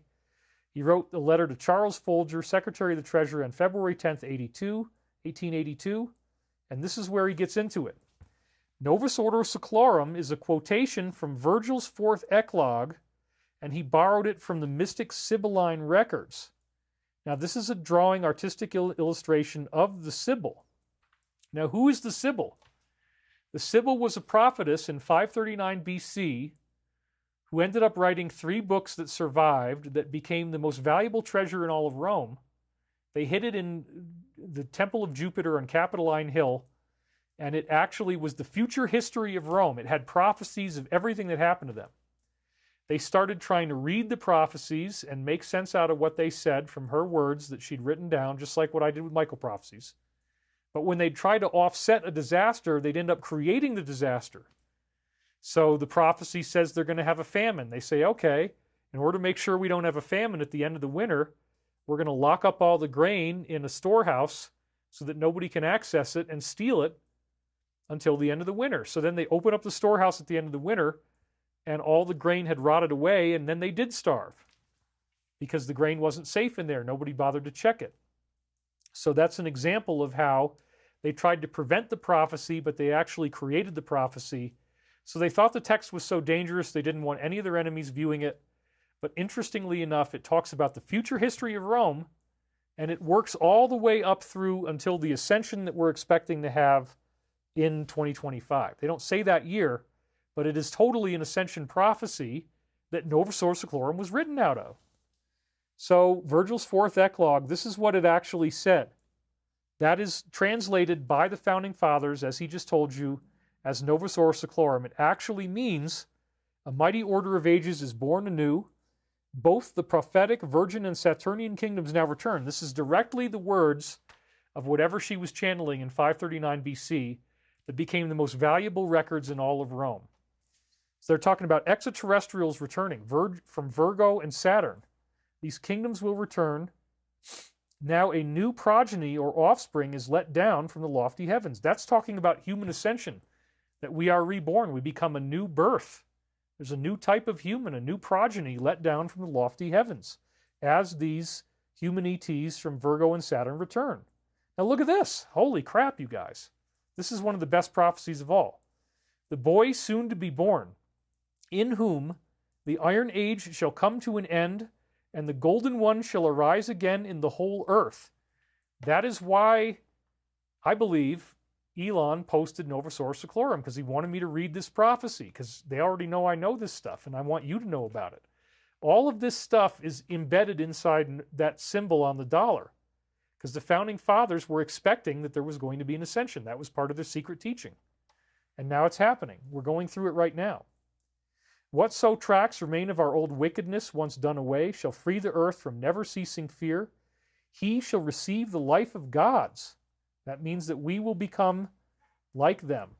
He will see heroes and gods commingling. That means the gods return to the earth. And he himself will be seen with the gods, and with his Father's worth he will reign over a world at peace. Whoa. So Elon is definitely wanting us to read this. He's giving coded communications. It's a little bit scary because most people think, oh my God, it's that symbol on the dollar. No, no, no. I just read you what was behind all that. That's where it really comes from. And then the very next thing, after they said Nova Source Seclorum, is, look at that. Just like they warned us on the Insider one, the one that's not on X, the Foundation guy is stepping down. And right after these results came in, he's like, I'm out of here. What did they do? What did they say to him? What did the Alliance do? He joined as COO, Chief Operations Officer, in 2015, became CEO in 2017, and he leaves amid ongoing scrutiny of one of the largest organizations that is linked to all sorts of weird stuff. So I think this is going to be a big part of what we learn very soon. They're setting you up for that. Expect that you're going to learn some really crazy stuff about this, and that's why he's like the rat fleeing the sinking ship, so to speak, using that colloquialism. Then we have Jimmy, who breaks down in tears, and they give you a reason why. He called it a terrible night after the victory for women, children, hundreds of thousands of people, healthcare, climate, science, journalism, justice, free speech. Okay. And then they said, I don't think he should mention one of these categories. So, yeah, what was going on there? 45 seconds gives us this again, which again, for the third time, they said, who is attempting to change the narrative and soften acts forthcoming this weekend? So, guys, this coming week could be a wild roller coaster ride. That's the third time in 1 week that they've told us Friday, this weekend. And they're telling you about this foundation. This guy just stepped down. Something big is coming. And they're going to start probably doing some arrests and bringing out information. And then we've got on Wednesday of this coming week, the UFO hearings. Who knows how far they're going to go with those. It's really incredible, you guys. I'm so excited. Then we have Uncle Vlad saying, Danuva Dada is dead. Or however you would do a Russian accent. That probably wasn't a very good one. But, I'm really tired. And I got to blow through these slides, man. Let's just keep plowing. He declared the death of this organization just 2 days after the results and a day after the cryptic Novus Ordo Seclorum tweet. Well, yeah. If the evil is defeated, then we go into the golden age. The golden one will arise again in the whole earth. And the ETs will return. These hidden kingdoms, just like I've been saying, Elon and the Alliance are confirming it. They're expecting the good guy ETs to come back and commingle with us, and that we will be seen like them. Some of us will have ascension. So it's great. I love the fact that I'm doing this with the Alliance and that we're co-creating this, even though I've never met any of them in person yet. We're working together on this beautiful golden age outcome for humanity. So he says that they are a thing of the past, the moment of truth. That's the title of my movie that had such a huge impact. It created the font that everybody started using. I mean, it had existed before, but it created a niche for it as a subtitle. And it had a huge impact on the truth community. Everybody started to figure out, and they saw a bigger piece of the puzzle. So they actually used my title, The Moment of Truth is Approaching, and he backs the foreign policy, emphasizing a stance avoiding the use of force. That's good. That's where we should be. This global situation is no longer here. They are gone and dead. And that's what's happening right now. So they're not going to be able to do a whole lot more. And it's just a question of time now. We get to sit back and watch the show. So 54 seconds brings us here. For I know the plans I have for you, declares the Lord, plans to prosper you and not to harm you, plans to give you hope in a future. So they're telling you everything's going to be fine. You're going to have money and prosperity. You're not going to be harmed, and you're going to have a great future. Then they totally blew the lid on Pompeo, said, nope, he's not coming in, nor is Nikki. He had allegedly plotted to go after Julian, advocated against Iran, blocked the release of certain documents, and pushed for increased involvement in Yemen. He doesn't belong in any administration. He belongs somewhere else. And we got 10 seconds there, giving us this one right here again, which we've seen many times before. Could you live with yourself helping to cover this all up if it was evil? If you were given a safe way out. Some good people were forced into bed with evil under threats to their person and their families. And some of these people are openly worshiping some type of evil, Satan. Wow. Isn't that interesting? So this narrative sounds really crazy. Like, I don't know if I believe that they're all that bad, but I mean, yeah, okay. They keep telling us this in the Alliance, so there's got to be something to it. Then we see that there's going to be a crackdown on certain types of horrible things that are happening. And again, if you want to do this, that's fine, but like the surgery part is an irreversible choice, and it is a form of mutilation. So, he's planning on having an executive order that will stop federal groups from being able to promote and try to make this happen. In other words, if you really want it, you got to do it on your own. It's not just going to be very, very easy to do. Request that the Congress passes a bill that stops these other things from happening, stops funding nationwide, and people can now sue if those things occurred. And it mandates that, I got to be really careful with that, it mandates that the federal government only recognizes certain things. So again, this might seem like a big spring back, like it goes in the opposite direction of where everything went, but that's what happens when people get frustrated. And so that's what we're seeing here. And then lastly, direct the Department of Justice to make investigations, including hospitals, and determine if these effects, what these effects are. So then we have 97 seconds leading us to post 97. We're going to read this one again because it comes back later. And it says at the end, disinformation exists and is necessary. 10 days of darkness, a war of good versus evil. Roadmap of the big picture is here. Review post happenings clarified. So interesting. 10 days of darkness. Maybe that is still going to happen. They're telling us it might. Be ready for a blackout. Be ready for an internet outage, whatever it is. You can get Michael Prophecies, download those books. If you have a lot of time on your hands for 10 days, you can read the books, and they're all going to be available there for you. So I'm just suggesting. That's all I'm suggesting. Then we see this effect is a real thing. We talked about some of these before. Just 2 days since the win, we had the first ever woman chief of staff. Taliban doesn't want to be evil anymore. Putin doesn't want to hate us anymore. Mexico wants to protect us now. New York is going to halt all their vouchers. China expresses a desire for peace. The EU now wants to buy our fuel again. Hamas wants peace. Bitcoin hits an all-time high. And the stock market soars to new records. Million views, 66 seconds brings us to this one. All right, let me be clear. You're telling me that 45 is actually under attack from members within these groups that are intelligent? And they say, let's be real clear. The company just attacked him, and this was immediately detected by our military intelligence, and he was alerted. Well, that's what did happen, right? And they've been protecting him. We heard about that in previous weeks. Re-review all the crumbs, including today, yesterday, and the weekend. What does all this mean? What actions are immediately occurring? If this leaks or there's immediate action ongoing at their HQ, then you'll get verification ahead of schedule. So yes, he is under attack right now.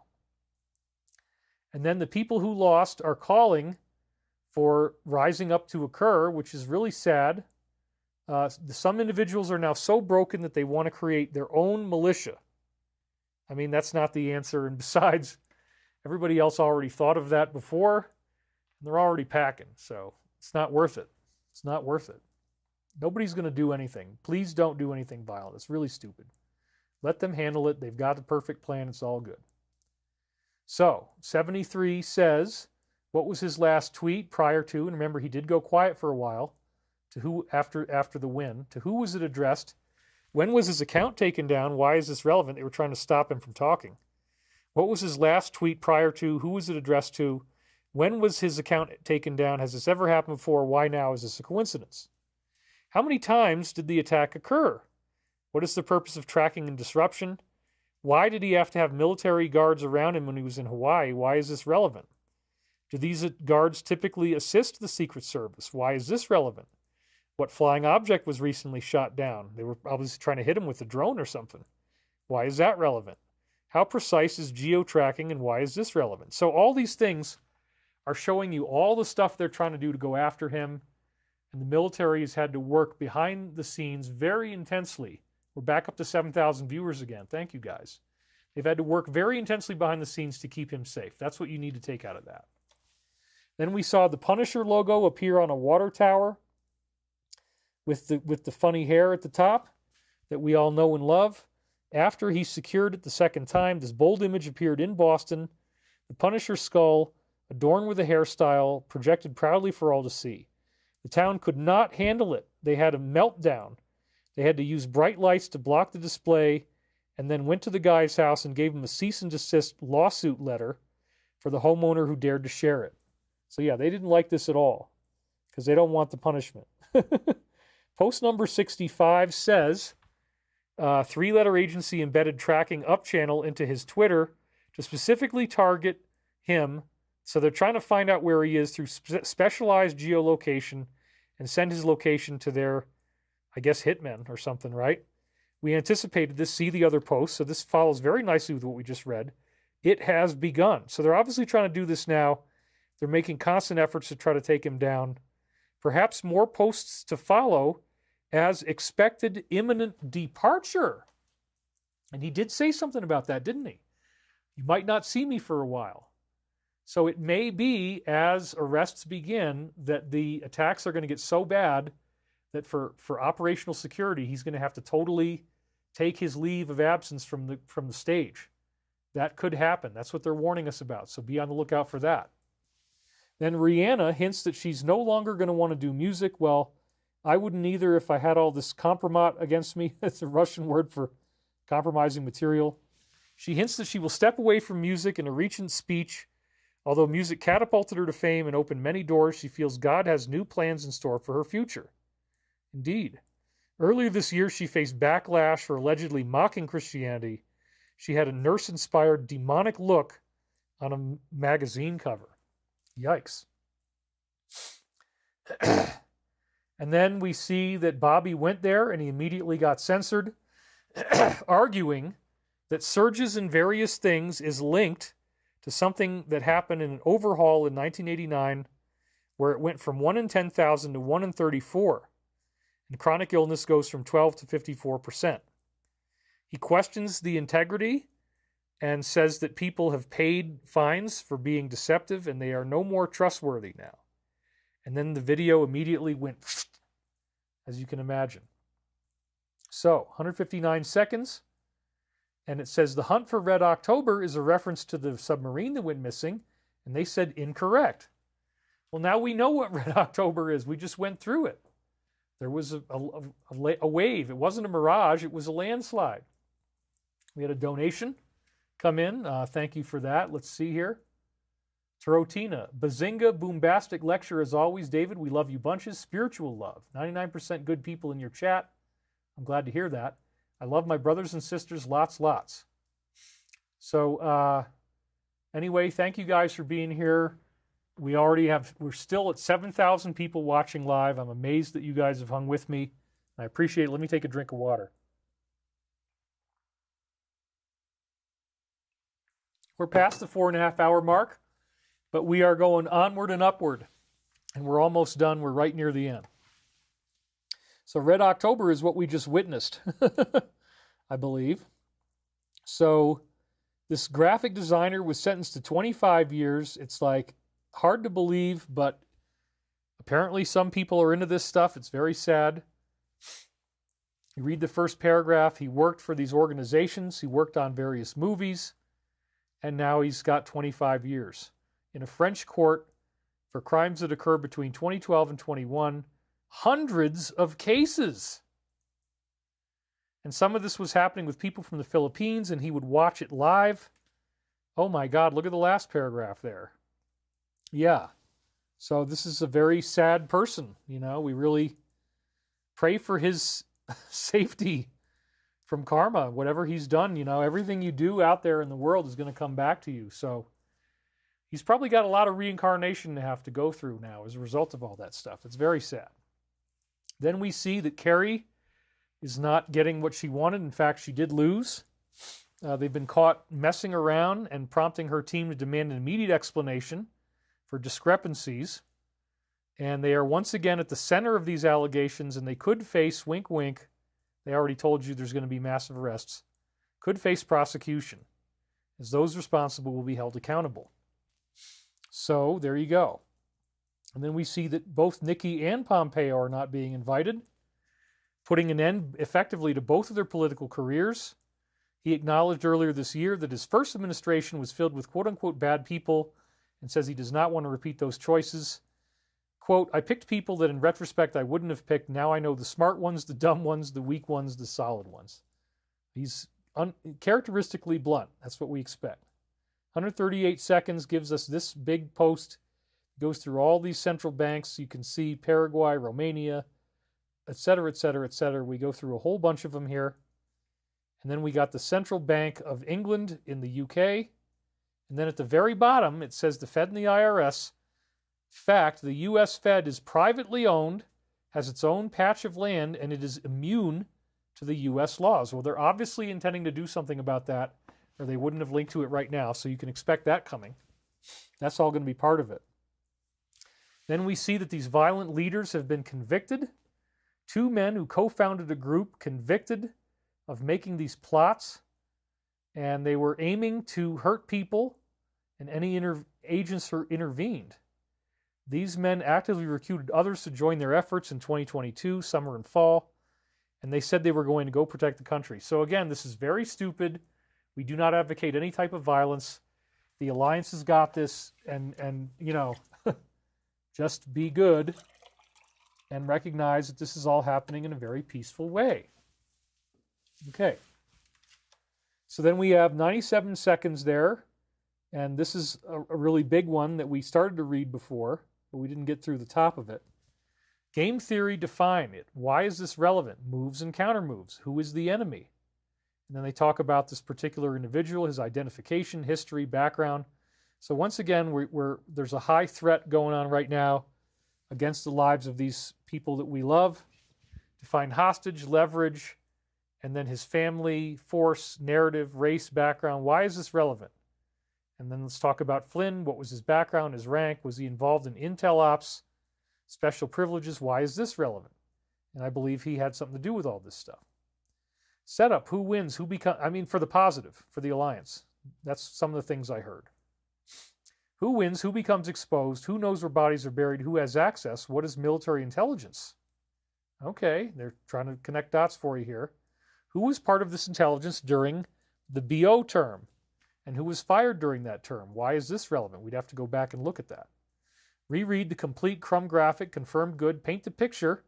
Disinformation exists and is necessary. 10 days of darkness, which is misspelled darnkess. Some people think that's intentional or not. I don't know. But again, the main point is 10 days of darkness. We're hearing that again. So things might still get pretty crazy, folks. You might have a power outage. Just be ready for it. This is a war of good versus evil. The roadmap of the big picture is here. Review post-happenings, clarified. Crumbs are not only for this board. We are the silent ones. Others are monitoring, both friends and enemies. And we're giving instructions also to our people. Snow White, Godfather 3, and of course Snow White goes to what? Oh, that's right, 7 dwarfs. And now we know what that is. So there's the Snow White code. 10 days of darkness. Very interesting. Then they're saying, Joe, we want you to step down so that she can ceremonially be there for a while. Then he'd have to become 48, not 47, I guess, at that point. Former communications, 48's a great number, by the way. It's very symmetrical, so I wouldn't be opposed to that. Former communications directors propose he step down within 30 days, allowing her to temporarily assume the role as a symbolic gesture. We know that he doesn't like her. We heard a lot of posts about that, so I really doubt that this is going to actually happen. But again, you know, they might also try to create a state of emergency, and then sure enough, she might have it for more than a month. Woo! It's getting a bit hot in here, mate. I don't know why I'm feeling so stuffy all of a sudden. It's just, couldn't have anything to do with the content, mate. It's just purely psychological. There we go, mate. Some smoky smoke. Anyway, that only had a very short number of views because I just caught it right as it came out. And then we see, this is also really freaking crazy, that the people who were victimized are having their children taken away. Like what?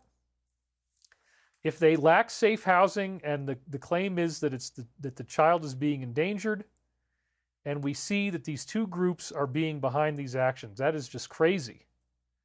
And again, like, who are you to tell me I can't take care of my children? We're doing the best we can. You're going to take my children away because we had this disaster? Why don't you help us? It's freaking nuts. So anyway, post 146 says, warning, this is not a game. Direct attack today by the clowns.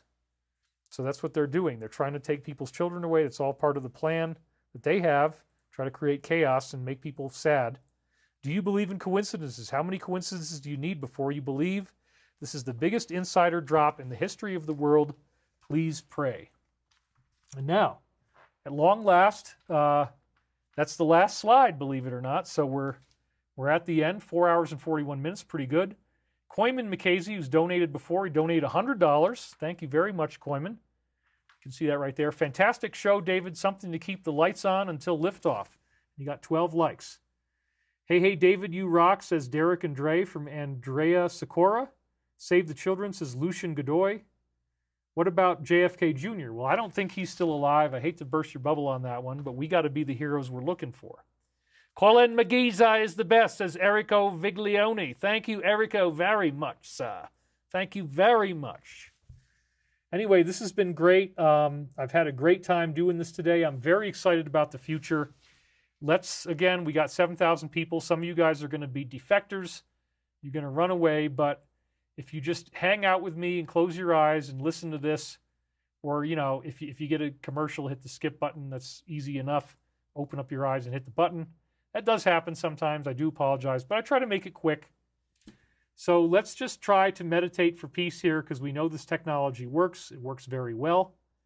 And I already have next week's slides because I've built it out for about the next 3 weeks. And we have some very amazing time loops coming up next week. So in short, these time loops are happening because I believe Michael is real. The prophecies are real. We're going to be okay. Very exciting things are happening, folks. This is much less violent or scary than we thought. I get that some people are going through grief, but there's going to be a lot of new stuff that you're going to learn pretty soon. It's going to be shocking. It's going to be upsetting. They're warning us about 10 days of darkness still. We have that Supreme Court case that starts with a B that we read at the beginning, which indicates that there might be a change of power earlier than we thought. It's being held off right now.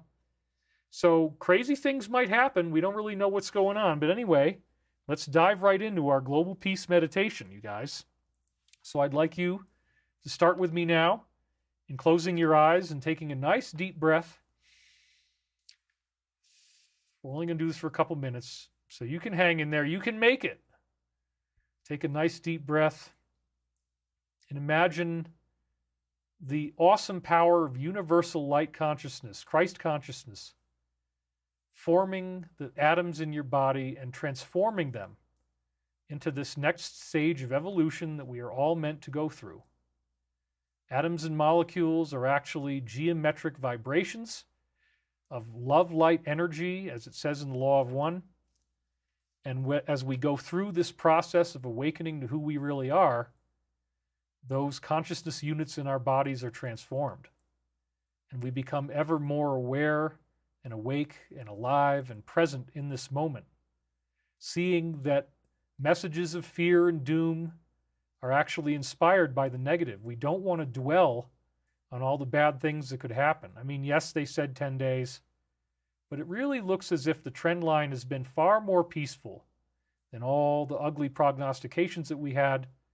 And therefore, we are going to keep on doing these beautiful global meditations as we breathe into the silence of this moment, affirming for ourselves the peace that exists, feeling the sustenance of this universal light love energy, keeping us on a very positive timeline, preventing anything that upsetting from occurring. Maybe it's all just going to go in a very, very peaceful way. Wouldn't that be nice? That we don't have to feel fear anymore. The boy is soon to be born and girl, in which the Iron Age comes to an end, and the Golden One shall arise again in the whole earth. And we shall be seen as heroes, and we will commingle with them. And those lofty kingdoms will return. This is the prophecy the Alliance is feeding us. This is the prophecy of the ancient texts.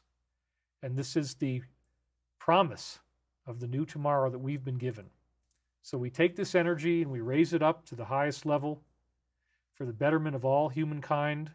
We pray that all these areas of war and peace just dissipate very gently, and that the coming few months be as peaceful and smooth as possible. And we thank you, universe, for this glorious time loop that you've given us. Give us this information ahead of time, telling us that we're going to be okay. We thank you, and we know that we are loved more than we can possibly imagine. And so it is. All right. See, that wasn't too bad. But still, it's trying to tell me I lost like 500 of you guys, or 450. See, I don't even believe the hit counter anymore. There's something funny about this when I start switching the slides all the time. And then if I watch long enough, it'll shoot right back up to 7,000 again. Anyway, she took all the joy away, says Jazz Share. Justin just donated. Thank you very much. He's doing a prayer, the prayer of Jabez. The future is bright. Crying tears of gratitude, Paradot824. Thank you, David, so much. You didn't lose me, says Deplorable Daughter. Paul Cannon says, great meditation. There was an ad for me, says Tacticool. Gary says, awesome day. Vacapalo says, thank you. There is no peace without justice. Thank you, David. Great show, says Sherry Schoon. Thank you. Love this as always, says Mady Hayes. Thank you, says Joe Merrick. Will there be a turkey midweek video? Maybe there will. You know, I'm feeling pretty good. Looking forward to miracles yet to come, says Cartoon or Cat Comics. I think that is. Cat Grandmother Nancy says, thank you. Laurie Jo Siegel says, thank you, David. You rock. I've been with you for a while, David. Thank you, says Crowbar. Leanne Boudreau. Thank you, David. So again, we got lots of great messages coming in. You guys are awesome. I do actually sit here for a while after the show is over and read what you have to say. It'll run for a little bit longer after we're done. But I'm very grateful to be here today. I guess we're going to keep it to 4 hours and 48 minutes. That's a good time to stop. So again, there's a lot of really cool things going on. Let's be ready for whatever they're telegraphing is going to happen by the end of the week. Is it going to involve the foundation? Lots of very exciting stuff. And I will be back here with you next Sunday. And I'm also going to be doing a show with David Nino Rodriguez on Nino's Corner. We're going to film it on Wednesday. I don't know when he's going to release it, but there's a lot to talk about. This is a very exciting time. I'm really, really stoked to be here. Thank you guys so much for honoring me with your time and with your love and with your positive energy. I really appreciate it. And we will see you the next time. Thanks for watching.